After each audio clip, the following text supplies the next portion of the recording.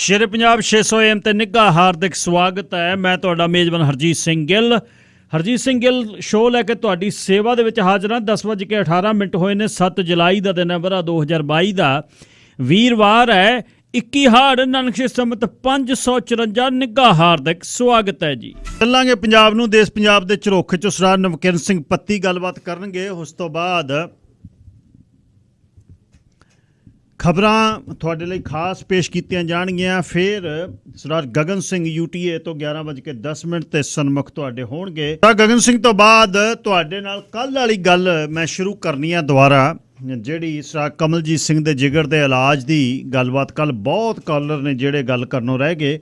ਅੱਜ ਤੁਹਾਨੂੰ ਸਮਾਂ ਦੇਵਾਂਗਾ। ਜਿਨ੍ਹਾਂ ਨੇ ਕੱਲ੍ਹ ਗੱਲ ਕਰ ਲਈ ਪਲੀਜ਼ ਅੱਜ ਦੁਬਾਰਾ ਨਾ ਕਰਿਓ, ਕਿਉਂਕਿ ਕੱਲ੍ਹ ਘੱਟੋ ਘੱਟ 40 ਜਣੇ ਵੇਟ ਕਰਦੇ ਰਹੇ ਜਿਨ੍ਹਾਂ ਦਾ ਲਿਸਟ ਸੀ ਲੰਮੀ, ਅਤੇ ਉਹਨਾਂ ਨਾਲ ਗੱਲ ਨਹੀਂ ਹੋ ਸਕੀ। ਅਤੇ ਤੁਸੀਂ ਅੱਜ ਸ਼ਾਮਲ ਹੋਣਾ ਲਗਭਗ 11:30 ਵਜੇ ਤੋਂ ਬਾਅਦ। ਇਸ ਨੂੰ ਸ਼ੁਰੂ ਕਰਾਂਗੇ ਕਿ ਕਮਲਜੀਤ ਸਿੰਘ ਦੇ ਜਿਗਰ ਦਾ ਇਲਾਜ ਕਿਉਂ ਨਹੀਂ ਕੀਤਾ ਜਾ ਰਿਹਾ। ਸ਼ਰਾਬ ਪੀਣ ਦੀ ਗੱਲ ਜਿਹੜੀ ਹੈ, ਡਾਕਟਰਾਂ ਦਾ ਕੀ ਕਹਿਣਾ ਇਸ ਦੇ ਬਾਰੇ, ਅਤੇ ਪਰਿਵਾਰ ਇਸ ਦੇ ਬਾਰੇ ਤਿਆਰ ਹੈ ਕਿ ਅਸੀਂ ਉਹਨੂੰ ਸਾਂਭਾਂਗੇ ਜਦ ਇਲਾਜ ਹੋ ਗਿਆ। ਪੈਸੇ ਧੇਲੇ ਦੀ ਕੋਈ ਤੰਗੀ ਨਹੀਂ, ਪਰਿਵਾਰ ਸਹੁਰਿਆਂ ਦਾ ਉਹਨਾਂ ਦਾ ਇੱਥੇ ਆ। ਇਹ ਹੋਏਗੀ ਗੱਲ। ਆਖਰੀ ਹਿੱਸੇ 'ਚ ਵੀਰਵਾਰ ਨੂੰ ਆਪਾਂ ਆਪਣੇ ਭਾਈਚਾਰੇ ਦੀ, ਸਮਾਜ ਦੀ ਕੋਈ ਗੱਲਬਾਤ ਕਰਦੇ ਹਾਂ।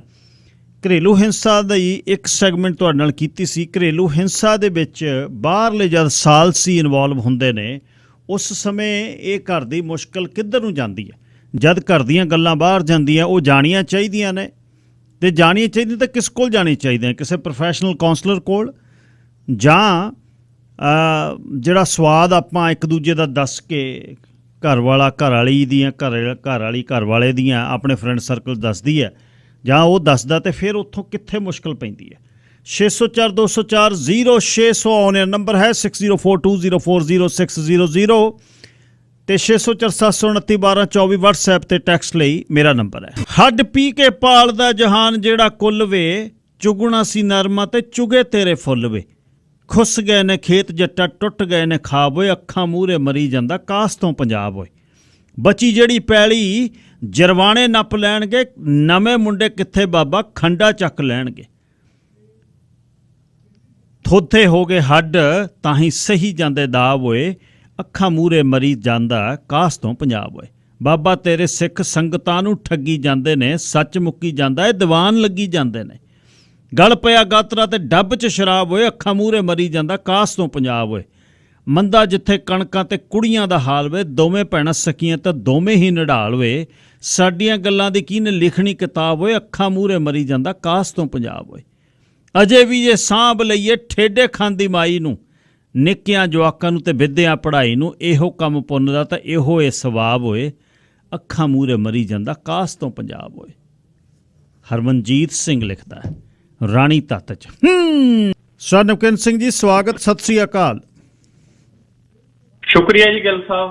ਸਭ ਤੋਂ ਪਹਿਲਾਂ ਤੁਹਾਨੂੰ ਅਤੇ ਸ਼ੇਰੇ ਪੰਜਾਬ ਰੇਡੀਓ ਸੁਣ ਰਹੇ ਸਾਰੇ ਹੀ ਸਰੋਤਿਆਂ ਨੂੰ ਮੇਰੇ ਵੱਲੋਂ ਵੀ ਪਿਆਰ ਭਰੀ ਸਤਿ ਸ੍ਰੀ ਅਕਾਲ ਜੀ ਗਿੱਲ ਸਾਹਿਬ।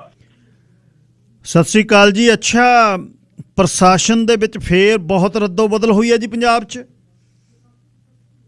ਜੀ ਗਿੱਲ ਸਾਹਿਬ, ਵੱਡੀ ਪੱਧਰ ਦੇ ਉੱਤੇ ਰੱਦੋ ਬਦਲ ਆ ਜਿਹੜੀ ਉਹ ਪ੍ਰਸ਼ਾਸਨ ਦੇ ਵਿੱਚ ਹੋਈ ਹੈ। ਦਰਅਸਲ ਜਿਸ ਦਿਨ ਦੀ ਸਰਕਾਰ ਬਣੀ ਆ, 100 ਦਿਨ ਤੋਂ ਵੱਧ ਹੋ ਗਿਆ। ਅਸਲ ਦੇ ਵਿੱਚ ਉਸ ਦਿਨ ਦੇ ਗਿੱਲ ਸਾਹਿਬ ਪ੍ਰਯੋਗ ਹੀ ਹੋਈ ਜਾਂਦੇ ਨੇ। ਜਾਂ ਪ੍ਰਯੋਗਸ਼ਾਲਾ ਦੇ ਵਿੱਚ ਸਾਇੰਸ ਲੈਬ 'ਚ ਵੜ ਕੇ ਆਪਾਂ ਇੱਕ ਪ੍ਰੋਜੈਕਟ ਕਰ ਲਿਆ, ਉਹਨੂੰ ਦੇਖ ਲਿਆ ਵੀ ਹੁਣ ਐਂ ਨਹੀਂ ਐਂ ਕਰ ਲਓ। ਜਾਂ ਪੰਜਾਬੀ ਦੇਸੀ ਭਾਸ਼ਾ 'ਚ ਆਪਣੇ ਕਹਿੰਦੇ ਹੁੰਦੇ ਆ ਵੀ ਵਿਹਲਾ ਬਾਣੀਆਂ ਕੀ ਕਰੇ, ਬੱਟੇ ਇੱਧਰੋਂ ਚੱਕੇ ਤੇ ਉੱਧਰ ਧਰੇ। ਕਦੇ IAS ਅਫਸਰਾਂ ਦੀ ਬਦਲੀਆਂ ਸ਼ੁਰੂ ਹੋ ਜਾਂਦੀਆਂ ਨੇ, ਕਦੇ PCS ਅਫਸਰਾਂ ਦੀਆਂ ਹੋ ਜਾਂਦੀਆਂ, ਕਦੇ ਪੁਲਿਸ ਦੇ DSP ਬਦਲ ਦਿੱਤੇ ਜਾਂਦੇ ਨੇ, ਕਦੇ ਥਾਣੇਦਾਰ ਬਦਲ ਦਿੱਤੇ ਜਾਂਦੇ ਨੇ। ਔਰ ਕਦੇ ਗਿੱਲ ਸਾਹਿਬ ਕੈਬਨਿਟ ਮੰਤਰੀ ਨੂੰ ਪੁੱਛਿਆ ਜਾਂਦਾ ਕਿ ਅਕਾਲੀਆਂ ਸਮੇਂ ਵੀ ਇਹੀ ਚੱਲਦਾ ਸੀ, ਕਾਂਗਰਸੀਆਂ ਸਮੇਂ ਵੀ ਇਹੀ ਚੱਲਦਾ ਸੀ। ਇਹ ਨਹੀਂ ਕਿ ਪਹਿਲੀ ਵਾਰ ਚੱਲਿਆ। ਕਾਂਗਰਸੀਆਂ ਅਕਾਲੀਆਂ ਸਮੇਂ ਵੀ ਇਹ ਹੁੰਦਾ ਸੀ ਵੀ ਜਥੇਦਾਰ ਸਾਹਿਬ ਤੋਂ ਪੁੱਛਦੇ ਹੁੰਦੇ, ਜਥੇਦਾਰ ਸਾਹਿਬ ਥਾਣੇਦਾਰ ਕਿਹੜਾ ਲਾ ਦਈਏ ਤੁਹਾਡੇ ਇੱਥੇ? ਉਹ ਕਹਿੰਦਾ ਫਲਾਨਾ ਲਾ ਦਿਓ। ਉਹ ਲਾਤਾ। ਉਹਦੇ ਨਾਲ ਜਥੇਦਾਰ ਸਾਹਿਬ ਦੀ ਸੂਤ ਨਾ ਬਹਿੰਦੀ। ਫਿਰ ਕਹਿੰਦਾ ਵੀ ਇਹ ਨਹੀਂ ਫਲਾਨਾ ਬਦਲ ਦਿਓ। ਉਸ ਤੋਂ ਬਾਅਦ ਜਾ ਕੇ ਥਾਣਿਆਂ ਦੇ ਵਿੱਚ ਆਹ ਛੱਡ ਦਿਓ, ਆਹ ਫੜ ਲਓ। ਮਤਲਬ ਪੁਲਿਸ ਦੇ ਉੱਤੇ ਇੰਨੀ ਜ਼ਿਆਦਾ ਵੱਡੀ ਪੱਧਰ ਦੇ ਉੱਤੇ ਰਾਜਸੀ ਦਖਲਅੰਦਾਜ਼ੀ ਹੋਈ ਕਿ ਉਸ ਤੋਂ ਬਾਅਦ ਗਿੱਲ ਸਾਹਿਬ ਘਟਨਾਵਾਂ ਇਹੋ ਜਿਹੀਆਂ ਵਾਪਰੀਆਂ ਕਿ ਪੁਲਿਸ ਮੁਲਾਜ਼ਮਾਂ ਦੇ ਕਤਲ ਤੱਕ ਹੋਣ ਲੱਗ ਗਏ। ਧੀ ਦੀ ਛੇੜਛਾੜ ਰੋਕਣ ਲਈ ਗਏ, ਥਾਣੇਦਾਰ ਦਾ ਕਤਲ ਸਭ ਦੇ ਸਾਹਮਣੇ ਆ। ਤਾਂ ਅੱਜ ਵੀ ਹੁਣ ਜਿੰਨੀ ਵੱਡੀ ਪੱਧਰ ਦੇ ਉੱਤੇ ਅਫਸਰਾਂ ਦੀਆਂ ਬਦਲੀਆਂ ਹੋ ਰਹੀਆਂ ਨੇ ਜੀ ਉਹ ਸਵਾਲਾਂ ਦੇ ਘੇਰੇ ਦੇ ਵਿੱਚ। ਖੈਰ ਪਿਛਲੇ ਦਿਨਾਂ ਦੇ ਵਿੱਚ ਗਿੱਲ ਸਾਹਿਬ IPS ਅਫਸਰ ਗੌਰਵ ਯਾਦਵ ਹੋਰਾਂ ਨੂੰ ਪੰਜਾਬ ਦਾ ਐਕਟਿੰਗ DGP ਲਾਇਆ। ਉਸ ਤੋਂ ਬਾਅਦ ਉਹਨਾਂ ਨੇ 334 ਦੇ ਕਰੀਬ DSP ਬਦਲੇ, ਫਿਰ ਸਾਰੇ ਪੁਲਿਸ ਵਿਭਾਗਾਂ 'ਚ ਫੇਰ ਬਦਲ ਹੋਇਆ। ਚੀਫ ਸੈਕਟਰੀ ਹੁਣ VK ਜੰਜੂਆ ਲਾਤਾ।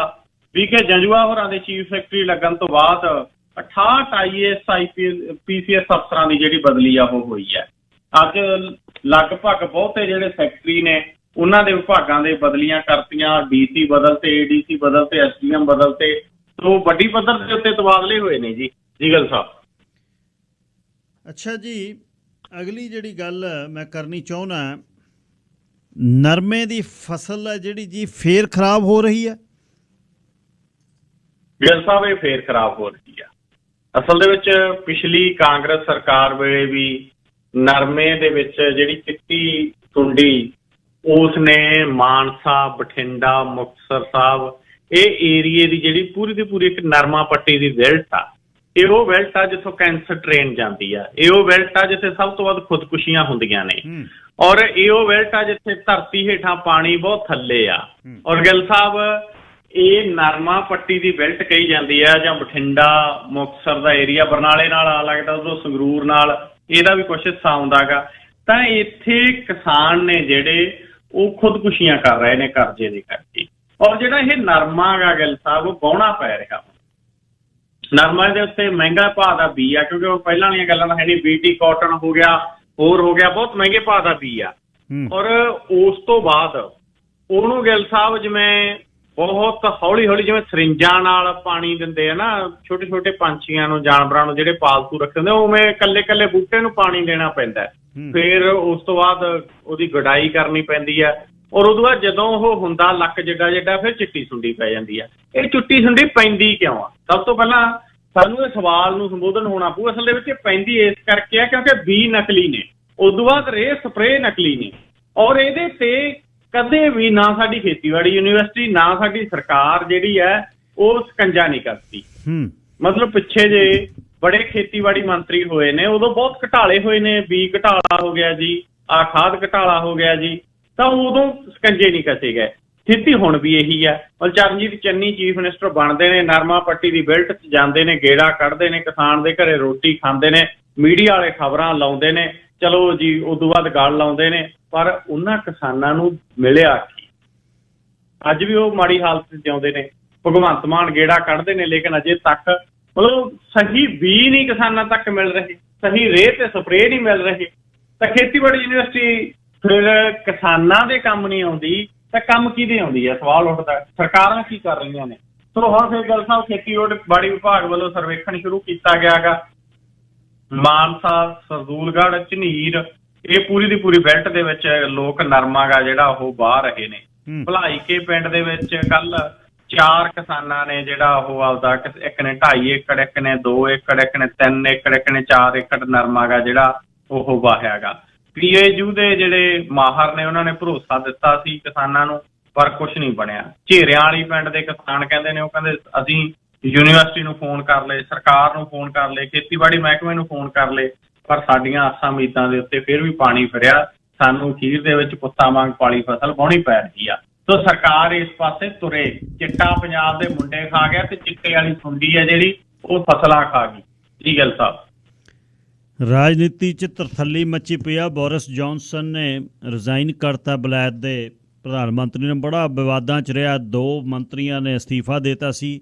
ਪ੍ਰੀਤੀ ਪਟੇਲ ਦਾ ਵੀ ਹੁਣ ਬਸਤਾ ਗੋਲ ਹੋਊਗਾ ਜਦ ਨਵਾਂ ਪ੍ਰਧਾਨ ਮੰਤਰੀ ਆਇਆ। ਗੁਜਰਾਤਨ ਮੂਲ ਦੀ ਹੈ। ਤੇ ਉਧਰ ਮੋਦੀ ਉਹਨਾਂ ਦੇ 2 ਮੰਤਰੀਆਂ ਨੇ ਅਸਤੀਫਾ ਦਿੱਤਾ ਜੀ। ਜੀ ਗੱਲ ਸਾਹਿਬ, ਦੋਨੇ ਮੰਤਰੀ ਵੀ ਬਹੁਤ ਵੱਡੇ ਤੇ ਬੜੇ ਆ, ਜਿਹੜੇ ਨਰਿੰਦਰ ਮੋਦੀ ਤੇ ਅਮਿਤ ਸ਼ਾਹ ਦੇ ਸਭ ਤੋਂ ਨੇੜੇ। ਇੱਕ ਤਾਂ ਮੁਖਤਾਰ ਅਬਾਸ ਨਕਵੀ, ਅੱਛਾ ਜੀ, ਤੇ ਦੂਜਾ ਰਾਮਚੰਦਰ ਪ੍ਰਸਾਦ ਸਿੰਘ। ਇਹ ਜਿਹੜਾ ਮੁਖਤਾਰ ਅਬਾਸ ਨਕਵੀ ਆ, ਇਹ ਇੱਕੋ ਇੱਕ ਮੁਸਲਿਮ ਮੰਤਰੀ ਹੈ ਜਿਹੜਾ ਮੁਸਲਮਾਨ ਭਾਈਚਾਰੇ ਨੂੰ ਬਿਲੋਂਗ ਕਰਦਾ ਸੀ ਔਰ ਨਰਿੰਦਰ ਮੋਦੀ ਹੋਰਾਂ ਦੀ ਕੈਬਨਿਟ ਦੇ ਵਿੱਚ ਬਤੌਰ ਮੰਤਰੀ ਕੰਮ ਕਰ ਰਿਹਾ ਸੀ। ਉਹ ਵੱਖਰੀ ਗੱਲ ਆ ਵੀ ਇਹ ਆਪਣੇ ਇਲਾਕੇ ਦੇ ਵਿੱਚੋਂ ਵੀ ਵੋਟਾਂ ਨਹੀਂ ਵਧਾ ਪਾਇਆ। ਜਿਹੜਾ ਇਹਦਾ ਇਲਾਕਾ ਗਾ ਗਿੱਲ ਸਾਹਿਬ, ਉੱਥੋਂ ਵੀ ਕਿਤੇ ਸੈਂਕੜਿਆਂ 'ਚ ਵੋਟਾਂ ਨਹੀਂ ਨਿਕਲੀਆਂ ਭਾਜਪਾ ਨੂੰ। ਇਸ ਕਰਕੇ ਭਾਜਪਾ ਨੂੰ ਜਿਹੜਾ ਗਾ ਇਹ ਲੱਗਿਆ, ਕਿਉਂਕਿ ਪਹਿਲਾਂ ਭਾਰਤੀ ਜਨਤਾ ਪਾਰਟੀ ਨੂੰ ਲੱਗਦਾ ਸੀ। ਉਹਨਾਂ ਨੇ ਜਿਹੜੀ ਇਸ ਤੋਂ ਪਹਿਲੀ ਲੋਕ ਸਭਾ ਇਲੈਕਸ਼ਨ ਲੜੀ ਸੀ ਉਹਦੇ ਵਿੱਚ ਵੀ ਅੱਧੀ ਦਰਜਨ ਦੇ ਲਗਭਗ ਮੁਸਲਮਾਨ ਬੈਕਗਰਾਊਂਡ ਦੇ ਬੰਦਿਆਂ ਨੂੰ ਚੋਣ ਮੈਦਾਨ 'ਚ ਉਤਾਰਿਆ ਸੀ, ਪਰ ਕੋਈ ਨਾ ਜਿੱਤਿਆ। ਇਸ ਵਾਰ ਜਿਹੜੀ ਲੋਕ ਸਭਾ ਇਲੈਕਸ਼ਨ ਹੋਈ ਸੀ ਉਹਦੇ 'ਚ ਵੀ ਅੱਧੀ ਦਰਜਨ ਦੇ ਲਗਭਗ ਨੂੰ ਉਤਾਰਿਆ ਸੀ, ਉਹਨਾਂ 'ਚ ਵੀ ਕੋਈ ਨਹੀਂ ਸੀ ਜਿੱਤਿਆ। ਇਹ ਮੁਖਤਾਰ ਅਬਾਸ ਨਕਵੀ ਹੈ ਜਿਹੜਾ, ਇਹਨੂੰ ਵੀ ਰਾਜ ਸਭਾ ਦੀਆਂ ਪੌੜੀਆਂ ਦੇ ਰਾਹੀਂ ਲਿਜਾ ਕੇ ਕੇਂਦਰ ਦੇ ਵਿੱਚ ਜਿਹੜਾ ਗਾ ਉਹ ਮੰਤਰੀ ਬਣਾਇਆ ਗਿਆ ਸੀ, ਔਰ ਨਰਿੰਦਰ ਮੋਦੀ ਹੋਰਾਂ ਦੀ ਕੈਬਨਿਟ ਦੇ ਵਿੱਚ ਘੱਟ ਗਿਣਤੀ ਮਾਮਲਿਆਂ ਦੇ ਮੰਤਰੀ ਜਿਹੜੇ ਮੁਖਤਾਰ ਅਬਾਸ ਨਕਵੀ ਉਹ ਬਣੇ। ਔਰ ਉਸ ਤੋਂ ਬਾਅਦ ਗਿੱਲ ਸਾਹਿਬ ਦੂਸਰੇ ਨੇ ਜਿਹੜੇ RCP ਸਿੰਘ, ਇਹ ਹੈਗੇ ਨੇ ਜਨਤਾ ਦਲ ਯੂਨਾਈਟਿਡ ਦੇ ਨਿਤਿਸ਼ ਕੁਮਾਰ ਹੋਰਾਂ ਦੇ। ਨਿਤਿਸ਼ ਕੁਮਾਰ ਹੋਰਾਂ ਦੇ ਇੱਕੋ ਇੱਕ ਮੰਤਰੀ ਸੀਗੇ, ਯਾਨੀ ਕਿ ਬੜਾ ਅਹਿਮ ਹੋਇਆ। ਹੁਣ ਅੱਜ ਤੋਂ ਬਾਅਦ ਪ੍ਰਧਾਨ ਮੰਤਰੀ ਨਰਿੰਦਰ ਮੋਦੀ ਹੋਰਾਂ ਦੀ ਕੈਬਨਿਟ ਦੇ ਵਿੱਚ ਕੋਈ ਮੁਸਲਮਾਨ ਮੰਤਰੀ ਨਹੀਂ ਹੈ। ਅੱਜ ਤੋਂ ਬਾਅਦ ਪ੍ਰਧਾਨ ਮੰਤਰੀ ਨਰਿੰਦਰ ਮੋਦੀ ਹੋਰਾਂ ਦੀ ਕੈਬਨਿਟ ਦੇ ਵਿੱਚ ਨਿਤਿਸ਼ ਕੁਮਾਰ ਦਾ ਕੋਈ ਬੰਦਾ ਨਹੀਂ ਹੈ। ਦੋਨਾਂ ਦੀ ਛੁੱਟੀ ਹੋ ਗਈ। ਦੋਨੇ ਰਾਜ ਸਭਾ ਦੇ ਰਾਹੀਂ ਸੀ, ਦੋਨਾਂ ਦਾ ਰਾਜ ਸਭਾ ਮੈਂਬਰ ਦੁਬਾਰੇ ਬਣਾ ਸਕਦੇ ਸੀ, ਪਰ ਇਉਂ ਲੱਗਦਾ ਕਿ ਮੁਖਤਾਰ ਅਬਾਸ ਨਕਵੀ ਨੂੰ ਜਾਂ ਤਾਂ ਉਪ ਰਾਸ਼ਟਰਪਤੀ ਬਣਾਉਣ ਵਾਲੇ ਪਾਸੇ ਨੂੰ ਲਿਜਾਊ BJP, ਜਾਂ ਇਹ ਵੀ ਗੱਲ ਸਾਹਿਬ ਸੰਭਾਵਨਾ ਹੈਗੀ ਕਿ ਮੁਖਤਾਰ ਅਬਾਸ ਨਕਵੀ ਨੂੰ ਗਵਰਨਰ ਬਣਾਉਣਗੇ, ਔਰ ਗਵਰਨਰ ਨੇ ਜਿਹੜੇ ਜਿਨ੍ਹਾਂ ਦੀ ਥਾਂ ਦੇ ਉੱਤੇ ਇਹਨਾਂ ਨੂੰ ਗਵਰਨਰ ਬਣਾਇਆ ਜਾਣਾਗਾ ਉਹਨਾਂ ਨੂੰ ਉਪ ਰਾਸ਼ਟਰਪਤੀ ਜਿਹੜਾ ਗਾ ਉਹ ਬਣਾਇਆ ਜਾ ਸਕਦਾ ਗਾ। ਦੂਸਰੇ ਪਾਸੇ ਜਿਹੜੇ RCP ਸਿੰਘ ਨੇ ਜਿਹੜੇ ਜਨਤਾ ਦਲ ਯੂਨਾਈਟਿਡ ਦੀ ਬੈਕਗਰਾਊਂਡ ਦੇ ਨੇ, ਉਹ ਦਰਅਸਲ ਨਿਤਿਸ਼ ਕੁਮਾਰ ਹੋਰਾਂ ਨਾਲ ਉਹਨਾਂ ਦੀ ਘੱਟ ਬਣਦੀ ਆ। BJP ਨੇ ਜਿਵੇਂ ਸ਼ਿਵ ਸੈਨਾ ਦੇ ਵਿੱਚ ਸੰਨ ਲਾਇਆ, ਉਸੇ ਤਰੀਕੇ ਦੇ ਨਾਲ ਨਿਤਿਸ਼ ਕੁਮਾਰ ਦੀ ਪਾਰਟੀ ਦੇ ਵਿੱਚ ਵੀ ਸੰਨ ਲਾਉਣ ਵਾਲੇ ਪਾਸੇ ਨੂੰ BJP ਵੱਧ ਰਹੀ ਆ। ਸ਼ਾਇਦ ਇਹ RCP ਸਿੰਘ ਆਉਣ ਵਾਲੇ ਦਿਨਾਂ ਦੇ ਵਿੱਚ ਨੇ ਜਿਹੜੇ ਉਹ ਭਾਰਤੀ ਜਨਤਾ ਪਾਰਟੀ ਜੁਆਇਨ ਕਰ ਜਾਣ, ਇਸ ਗੱਲ ਦੀ ਸੰਭਾਵਨਾ ਕੀ ਜਿਹੜੀ ਉਹ ਬਣੀ ਹੋਈ ਆ। ਔਰ ਗਿੱਲ ਸਾਹਿਬ ਮੁਖਤਾਰ ਅਬਾਸ ਨਕਵੀ ਇਹ ਨਹੀਂ ਹੈ ਕਿ ਉਹਨੂੰ ਨਰਿੰਦਰ ਮੋਦੀ ਹੋਰੀ ਮੰਤਰੀ ਨਹੀਂ ਸੀ ਬਣਾਉਣਾ ਚਾਹੁੰਦੇ, ਅਸਲ ਦੇ ਵਿੱਚ ਉਹਨਾਂ ਦੇ ਫੇਵਰੇਟ ਨੇ, ਧਾਰਮਿਕ ਘੱਟ ਗਿਣਤੀ ਨੂੰ ਵੀ ਬਿਲੋਂਗ ਕਰਦੇ ਨੇ। ਇੱਕ ਦੱਸਣ ਨੂੰ ਵੀ ਆ ਵੀ ਦੇਖੋ ਸਾਡੇ ਕੋਲ ਵੀ ਧਾਰਮਿਕ ਘੱਟ ਗਿਣਤੀ ਮੰਤਰੀ ਹੈਗਾ, ਪਰ ਮੈਨੂੰ ਲੱਗਦਾ ਕਿ ਉਹਨਾਂ ਨੂੰ ਗਵਰਨਰ ਜਾਂ ਉਪ ਰਾਸ਼ਟਰਪਤੀ ਇਸ ਪਾਸੇ ਨੂੰ ਲਿਜਾਇਆ ਜਾ ਰਿਹਾ ਹੈ। ਜੀ ਮੱਤੇਵਾੜੇ ਦੇ ਜੰਗਲ ਦਾ ਜੀ ਹੁਣ ਮਾਮਲਾ ਕੀ ਹੈ? ਗਿੱਲ ਸਾਹਿਬ ਦੇਖੋ, ਮੱਤੇਵਾਲਾ ਦਾ ਜੰਗਲ ਹੈਗਾ ਜਿਹੜਾ ਉਹ ਪਿਛਲੀ ਕਾਂਗਰਸ ਸਰਕਾਰ ਸਮੇਂ ਵੀ ਚਰਚਾ ਦਾ ਵਿਸ਼ਾ ਬਣਿਆ ਹੋਇਆ ਸੀ, ਹੁਣ ਵੀ ਚਰਚਾ ਦਾ ਵਿਸ਼ਾ ਬਣਿਆ ਹੋਇਆ, ਕਿਉਂਕਿ ਪੰਜਾਬ ਸਰਕਾਰ ਨੇ ਜਿਹੜੀ ਪਿਛਲੀ ਸੀ ਜੁਲਾਈ 2020 ਦੇ ਵਿੱਚ, ਹੁਣ ਤੋਂ 2 ਸਾਲ ਪਹਿਲਾਂ ਮੱਤੇਵਾਲਾ ਜੰਗਲ ਤੇ ਸਤਲੁਜ ਦਰਿਆ ਦੇ ਜਿਹੜੇ ਨੇੜੇ 956 ਏਕੜ ਦੇ ਕਰੀਬ ਇੱਕ ਉਦਯੋਗਿਕ ਪਾਰਕ ਬਣਾਉਣ ਦੇ ਲਈ ਪ੍ਰਵਾਨਗੀ ਦਿੱਤੀ ਸੀ। ਔਰ ਮੱਤੇਵਾਲਾ ਉਦਯੋਗਿਕ ਜਿਹੜਾ ਪਾਰਕ ਬਣਾਉਣ ਦੀ ਗੱਲ ਸੀਗੀ, ਉੱਥੇ ਇੰਡਸਟਰੀ ਲਾਉਣ ਦੀ ਗੱਲ ਸੀ, ਉਹਦਾ ਵਿਰੋਧ ਹੋਇਆ। ਆਮ ਆਦਮੀ ਪਾਰਟੀ ਉਹਦਾ ਵਿਰੋਧ ਕਰਨ ਵਾਲਿਆਂ ਚੋਂ ਸੀਗੀ, ਹੋਰ ਵੀ ਬਹੁਤ ਸਾਰੇ ਲੋਕਾਂ ਨੇ ਵਿਰੋਧ ਕੀਤਾ। ਔਰ ਹੁਣ ਗਿੱਲ ਸਾਹਿਬ ਉਸੇ ਇੰਡਸਟਰੀ ਨੂੰ ਜਿਹੜਾ ਆਮ ਆਦਮੀ ਪਾਰਟੀ ਦੀ ਸਰਕਾਰ ਬਣਾਉਣ ਜਾ ਰਹੀ ਆ, ਫਿਰ ਫਰਕ ਕੀ ਰਹਿ ਗਿਆ? ਉਦੋਂ ਤਾਂ ਵਿਰੋਧ ਕਰਨ ਵਾਲਿਆਂ 'ਚ ਸੀ, ਹੁਣ ਬਣਾਉਣ ਵਾਲਿਆਂ 'ਚ ਹੋ ਗਏ। ਜਿਹੜੇ ਉਦੋਂ ਵਿਰੋਧ ਕਰਨ ਵਾਲਿਆਂ ਸੀ ਹੁਣ ਸਲਾਹਕਾਰ ਬਣ ਗਏ। ਫਰਕ ਇੰਨਾ ਹੀ ਪਿਆ ਨਾ, ਇਸ ਤੋਂ ਵੱਧ ਕੋਈ ਫਰਕ ਨਹੀਂ ਪਿਆ। ਸਵਾਲ ਉਦੋਂ ਵੀ ਉਹੀ ਸੀ। ਹੁਣ ਬਹੁਤ ਸਾਰੇ ਲੋਕ ਦਲੀਲ ਦੇ ਰਹੇ ਨੇ ਕਿ ਦੇਖੋ ਜੀ ਮੱਤੇਵਾਲਾ ਦਾ ਜੰਗਲ ਥੋੜੀ ਜਾਲਿਆ ਜਾ ਰਿਹਾ, ਤਾਂ ਉਹਦੇ ਨਾਲ ਦੇ ਪਿੰਡਾਂ ਦੀ ਜ਼ਮੀਨ ਐਕਵਾਇਰ ਕੀਤੀ ਜਾ ਰਹੀ ਆ। ਉਦੋਂ ਵੀ ਨਾਲ ਦੇ ਪਿੰਡਾਂ ਦੀ ਜ਼ਮੀਨ ਐਕਵਾਇਰ ਕੀਤੀ ਜਾ ਰਹੀ ਸੀ, ਪਰ ਜਿਹੜੀ ਜ਼ਮੀਨ ਐਕਵਾਇਰ ਕੀਤੀ ਜਾ ਰਹੀ ਆ ਉਹ ਸਤਲੁਜ ਦਰਿਆ ਤੇ ਮੱਤੇਵਾਲਾ ਜੰਗਲ ਨਾਲ ਲੱਗਦੀ ਆ। ਇੱਕ ਪਾਸੇ ਸਤਲੁਜ ਦਰਿਆ, ਇੱਕ ਪਾਸੇ ਮੱਤੇਵਾਲਾ ਜੰਗਲ। ਕਿੰਨਾ ਇੰਪੋਰਟੈਂਟ ਏਰੀਆ ਗਾ, ਉੱਥੇ ਤਾਂ ਧਰਤੀ ਦਾ ਪਾਣੀ ਉੱਤੇ ਆ, ਉੱਥੇ ਕਿੰਨੇ ਸਾਲ ਜਿਹੜਾ ਗਿੱਲ ਸਾਹਿਬ ਝੋਨਾ ਲੱਗ ਸਕਦਾ। ਜੇ ਇਹੀ ਇਹਨਾਂ ਨੇ ਇੰਡਸਟਰੀ ਲਾਉਣੀ ਆ, ਪਹਿਲੀ ਗੱਲ ਤਾਂ ਇਹ ਕਿ ਐਗਰੀਕਲਚਰ ਬੇਸਡ ਇੰਡਸਟਰੀ ਹੀ ਪੰਜਾਬ 'ਚ ਲੱਗਣੀ ਚਾਹੀਦੀ ਆ, ਇੱਕ ਗੱਲ। ਦੂਸਰੀ ਗੱਲ ਇਹ ਕਿ ਜੇ ਇੰਡਸਟਰੀ ਲਾਉਣੀ ਆ, ਸੇਮ ਦਾ ਇਲਾਕਾ ਗਾ ਉੱਥੇ ਲਾ ਲੈਣ। ਜੇ ਇੰਡਸਟਰੀ ਲਾਉਣੀ ਆ ਜਿੱਥੇ ਧਰਤੀ ਹੇਠਾਂ ਪਾਣੀ ਉਤਰ ਗਿਆ, ਉੱਥੋਂ ਦੀ ਜ਼ਮੀਨ ਬੰਜਰ ਹੋ ਰਹੀ ਆ, ਉੱਥੇ ਲਾ ਲੈਣ।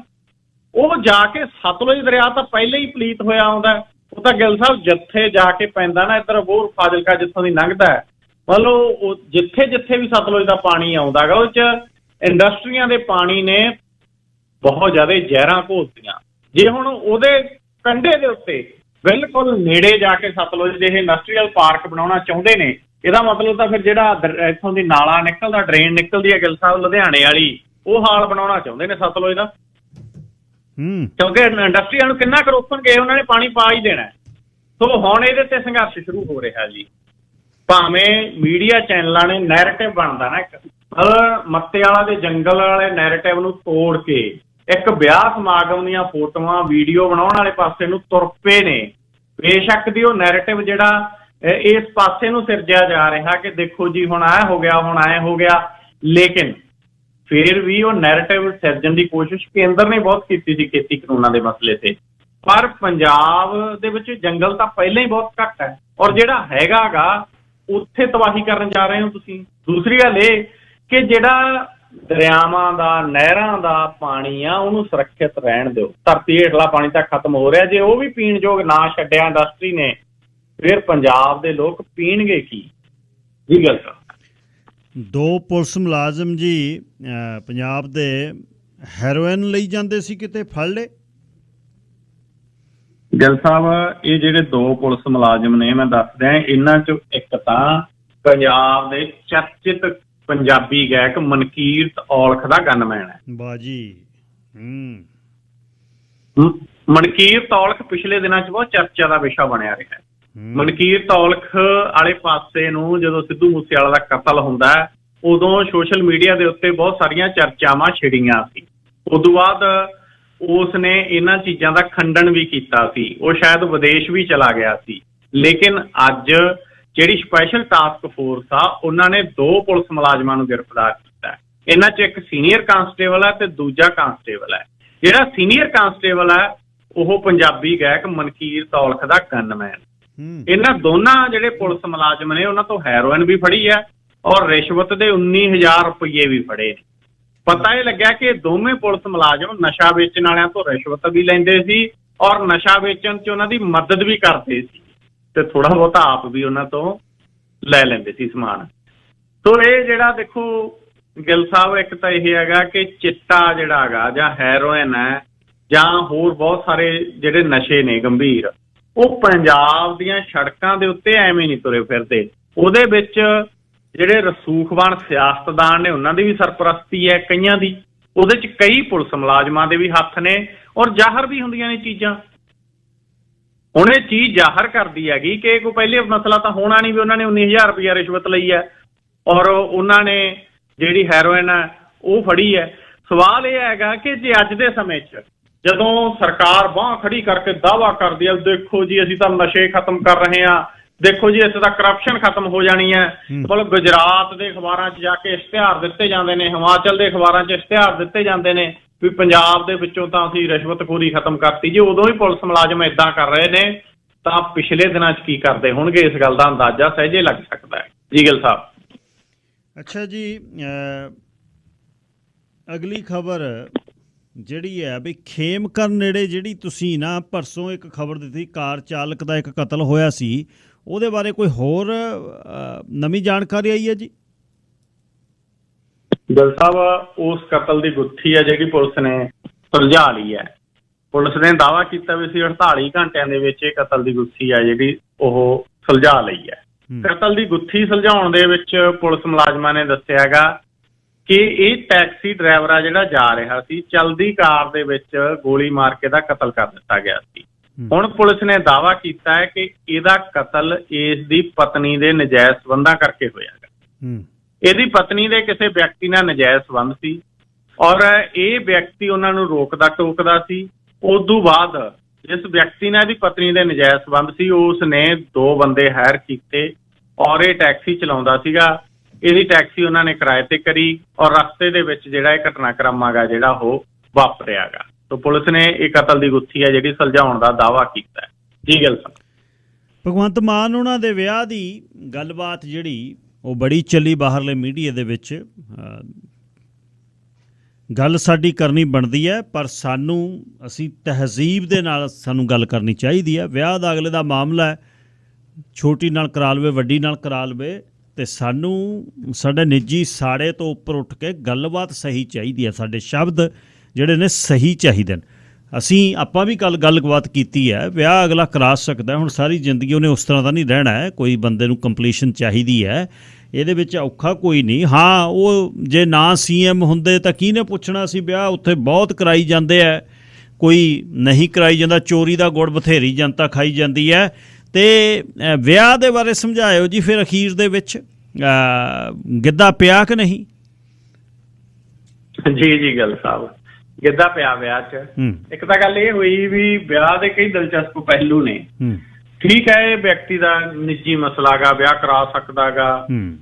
ਲੇਕਿਨ ਭਗਵੰਤ ਮਾਨ ਹੋਰਾਂ ਦੀ ਚਰਚਾ ਇਸ ਕਰਕੇ ਵੀ ਹੋਈ ਕਿਉਂਕਿ ਜਦੋਂ ਉਹਨਾਂ ਦਾ ਡਾਈਵੋਰਸ ਹੋਇਆ ਉਦੋਂ ਵੀ ਉਹਨਾਂ ਨੇ ਮਤਲਬ ਉਸ ਗੱਲ ਦੇ ਵਿੱਚੋਂ ਰਾਜਸੀ ਲਾਹਾ ਲੈਣ ਦੀ ਕੋਸ਼ਿਸ਼ ਕੀਤੀ ਕਿਉਂਕਿ ਉਹਨਾਂ ਨੇ ਕਿਹਾ ਸੀ ਕਿ ਮੈਂ ਪੰਜਾਬ ਤੇ ਪਰਿਵਾਰ ਚੋਂ ਇੱਕ ਚੁਣਿਆ, ਮੈਂ ਪੰਜਾਬ ਚੁਣਿਆ। ਤਾਂ ਇਸ ਕਰਕੇ ਵੀ ਲੋਕ ਸਵਾਲ ਅੱਜ ਸੋਸ਼ਲ ਮੀਡੀਆ ਦੇ ਉੱਤੇ ਉਠਾ ਰਹੇ ਨੇ ਕਿਉਂਕਿ ਭਗਵੰਤ ਮਾਨ ਹੋਰਾਂ ਨੇ ਖੁਦ ਇਹ ਸਵਾਲ ਉਠਾਉਣ ਦੀ ਸਪੇਸ ਆ ਜਿਹੜੀ ਉਹ ਉਦੋਂ ਦਿੱਤੀ ਸੀਗੀ। ਦੂਸਰੀ ਗੱਲ ਗਿੱਲ ਸਾਹਿਬ ਇਹ ਹੈ ਕਿ ਇਸ ਵਿਆਹ ਸਮਾਗਮ ਦੇ ਵਿੱਚ ਮੈਨੂੰ ਲੱਗਦਾ ਉਹਨਾਂ ਨੂੰ ਫੋਟੋਗ੍ਰਾਫਰ ਤੇ ਵੀਡੀਓ ਵਾਲੇ ਕਰਨ ਦੀ ਤਾਂ ਸ਼ਾਇਦ ਲੋੜ ਨਾ ਹੀ ਪਈ ਹੋਵੇ ਕਿਉਂਕਿ ਆਪਣਾ ਪੰਜਾਬੀ ਮੀਡੀਆ ਗਾ ਜਿਹੜਾ ਉਹ ਮੱਤੇ ਵਾਲਾ ਦਾ ਜੰਗਲ ਵੀ ਛੱਡ ਗਿਆ, ਉਹ ਪੰਜਾਬੀ ਮੀਡੀਆ ਪੰਜਾਬ ਦੇ ਵਿੱਚ ਵਾਪਰੀਆਂ ਘਟਨਾਵਾਂ ਵੀ ਛੱਡ ਗਿਆ, ਉਹ ਪੰਜਾਬੀ ਮੀਡੀਆ ਇਕੱਠਾ ਹੋਇਆ ਵੀ ਦੇਖੋ ਜੀ ਸਭ ਤੋਂ ਪਹਿਲਾਂ ਅਸੀਂ ਦਿਖਾਉਂਦੇ ਆ ਤੁਹਾਨੂੰ, ਉਹ ਅਸਲ 'ਚ ਸੀ ਬਿਨ ਬੁਲਾਏ ਮਹਿਮਾਨ। ਮਹਿਮਾਨਾਂ ਦੇ ਤੌਰ ਦੇ ਉੱਤੇ ਤਾਂ ਪੰਜਾਬ ਦੇ ਕੈਬਨਿਟ ਮੰਤਰੀਆਂ ਨੂੰ ਵੀ ਨਹੀਂ ਸੱਦਿਆ, ਵਿਧਾਇਕਾਂ ਨੂੰ ਵੀ ਨਹੀਂ ਸੱਦਿਆ। ਭਗਵੰਤ ਮਾਨ ਨੇ ਦਿੱਲੀ ਵਾਲੀ ਟੀਮ ਜ਼ਰੂਰ ਸੱਦੀ, ਅਰਵਿੰਦ ਕੇਜਰੀਵਾਲ, ਉਹਨਾਂ ਦੀ ਪਤਨੀ, ਉਹਨਾਂ ਦੀ ਧੀ, ਇਸ ਤੋਂ ਇਲਾਵਾ ਸੰਜੇ ਸਿੰਘ ਦਾ ਪਰਿਵਾਰ, ਉਧਰੋਂ ਗਿੱਲ ਸਾਹਿਬ ਨੱਡਾ ਹੋਰਾਂ ਦਾ ਪਰਿਵਾਰ, ਔਰ ਇਹ ਸਾਰੇ ਪਰਿਵਾਰ ਦਿੱਲੀ ਵਾਲੇ ਤਾਂ ਸੀਗੇ, ਦਿੱਲੀ ਵਾਲੀ ਟੀਮ ਸੀਗੀ, ਭਾਵੇਂ ਬਹੁਤ ਥੋੜੇ ਜਿਹੜੇ ਵਿਅਕਤੀ ਸੀਗੇ ਬਰਾਤ ਦੇ ਵਿੱਚ ਲੇਕਿਨ ਦਿੱਲੀ ਵਾਲੇ ਸੀਗੇ। ਸੋ ਭਗਵੰਤ ਮਾਨ ਹੋਰਾਂ ਦਾ ਵਿਆਹ ਗਾ ਜਿਹੜਾ ਹੋਇਆ ਗਾ ਜੀ, ਔਰ ਇਹ ਲੜਕੀ ਹੈ ਜਿਹੜੀ ਇਹ ਹਰਿਆਣਾ ਨੂੰ ਬਿਲੋਂਗ ਕਰਦੀ ਹੈ। ਇਹਨਾਂ ਦਾ ਪਰਿਵਾਰ ਹੈਗਾ ਜਿਹੜਾ ਨੱਤ ਪਰਿਵਾਰ ਹੈਗਾ, ਉਹ ਪਹਿਲਾਂ ਪਾਕਿਸਤਾਨ ਤੋਂ ਲੁਧਿਆਣਾ ਆਇਆ ਸੀ, ਉਸ ਤੋਂ ਬਾਅਦ ਕਈ ਦਹਾਕੇ ਪਹਿਲਾਂ ਹਰਿਆਣਾ ਚਲਾ ਗਿਆ ਸੀ। ਹਾਲਾਂਕਿ ਹੁਣ ਤਿੰਨ ਭੈਣਾਂ ਨੇ, ਦੋ ਵਿਦੇਸ਼ ਰਹਿੰਦੀਆਂ ਨੇ। ਔਰ ਗਿੱਲ ਸਾਹਿਬ ਇਹਨੂੰ ਲੈ ਕੇ ਬਹੁਤ ਸਾਰੇ ਸੋਸ਼ਲ ਮੀਡੀਆ ਦੇ ਉੱਤੇ ਸਵਾਲ ਵੀ, ਬਹੁਤ ਸਾਰੀਆਂ ਗੱਲਾਂ ਬਾਤਾਂ ਨੇ ਜਿਹੜੀਆਂ ਸੋਸ਼ਲ ਮੀਡੀਆ ਦੇ ਉੱਤੇ ਉਹ ਚੱਲ ਰਹੀਆਂ ਨੇ। ਲੇਕਿਨ ਠੀਕ ਹੈ, ਵਿਅਕਤੀ ਦਾ ਨਿੱਜੀ ਮਸਲਾ ਜੀ, ਜਿਵੇਂ ਬਾਕੀ ਵਿਦੇਸ਼ਾਂ ਦੇ ਵਿੱਚ ਵੀ ਬਹੁਤ ਸਾਰੇ ਵੱਡੇ ਲੀਡਰ ਨੇ ਜਿਹੜੇ, ਬਹੁਤ ਸਾਰੇ ਪ੍ਰਧਾਨ ਮੰਤਰੀ, ਬਹੁਤ ਸਾਰੇ ਵੱਡੇ ਲੀਡਰ ਉਹ ਵਿਆਹ ਕਰਾਉਂਦੇ ਨੇ, ਉੱਥੇ ਏਡਾ ਵੱਡਾ ਮਸਲਾ ਜਿਹੜਾ ਨਹੀਂ ਬਣਦਾ। ਜੀ ਗਿੱਲ ਸਾਹਿਬ ਧੰਨਵਾਦ ਜੀ। ਕੱਲ ਸਵੇਰੇ ਫੇਰ ਸਾਂਝ ਪਵੇਗੀ ਤੁਹਾਡੇ ਨਾਲ। ਸ਼ੁਭ ਸ਼ਾਮ। ਸ਼ੁਕਰੀਆ ਜੀ ਗਿੱਲ ਸਾਹਿਬ, ਤੁਹਾਡਾ ਤੇ ਸਾਰੇ ਸਰੋਤਿਆਂ ਦਾ ਵੀ ਬਹੁਤ ਬਹੁਤ ਧੰਨਵਾਦ ਜੀ। ਦੇਸ਼ ਪੰਜਾਬ ਦੇ ਝਰੋਖੇ ਚੋਂ ਸਰਦਾਰ ਨਮਕੀਨ ਸਿੰਘ ਪੱਤੀ ਬਰਨਾਲਿਓਂ ਗੱਲਬਾਤ ਕਰ ਰਹੇ ਸੀ ਜੀ। ਹੁਣ ਸਰਦਾਰ ਪਰਮਿੰਦਰ ਸਿੰਘ ਥਿੰਦ ਸਟੂਡੀਓ ਦੇ ਵਿੱਚ ਨੇ ਮੇਰੇ ਨਾਲ। ਬਹੁਤ ਖੁਸ਼ੀ ਹੈ ਇੱਕ ਗੱਲ ਦੀ ਕਿ ਇੰਸ਼ੋਰੈਂਸ ਐਡਵਾਈਜ਼ਰ ਦੇ ਤੌਰ ਤੇ ਉਹਨਾਂ ਨੇ 2014 ਦੇ ਵਿੱਚ 14 'ਚ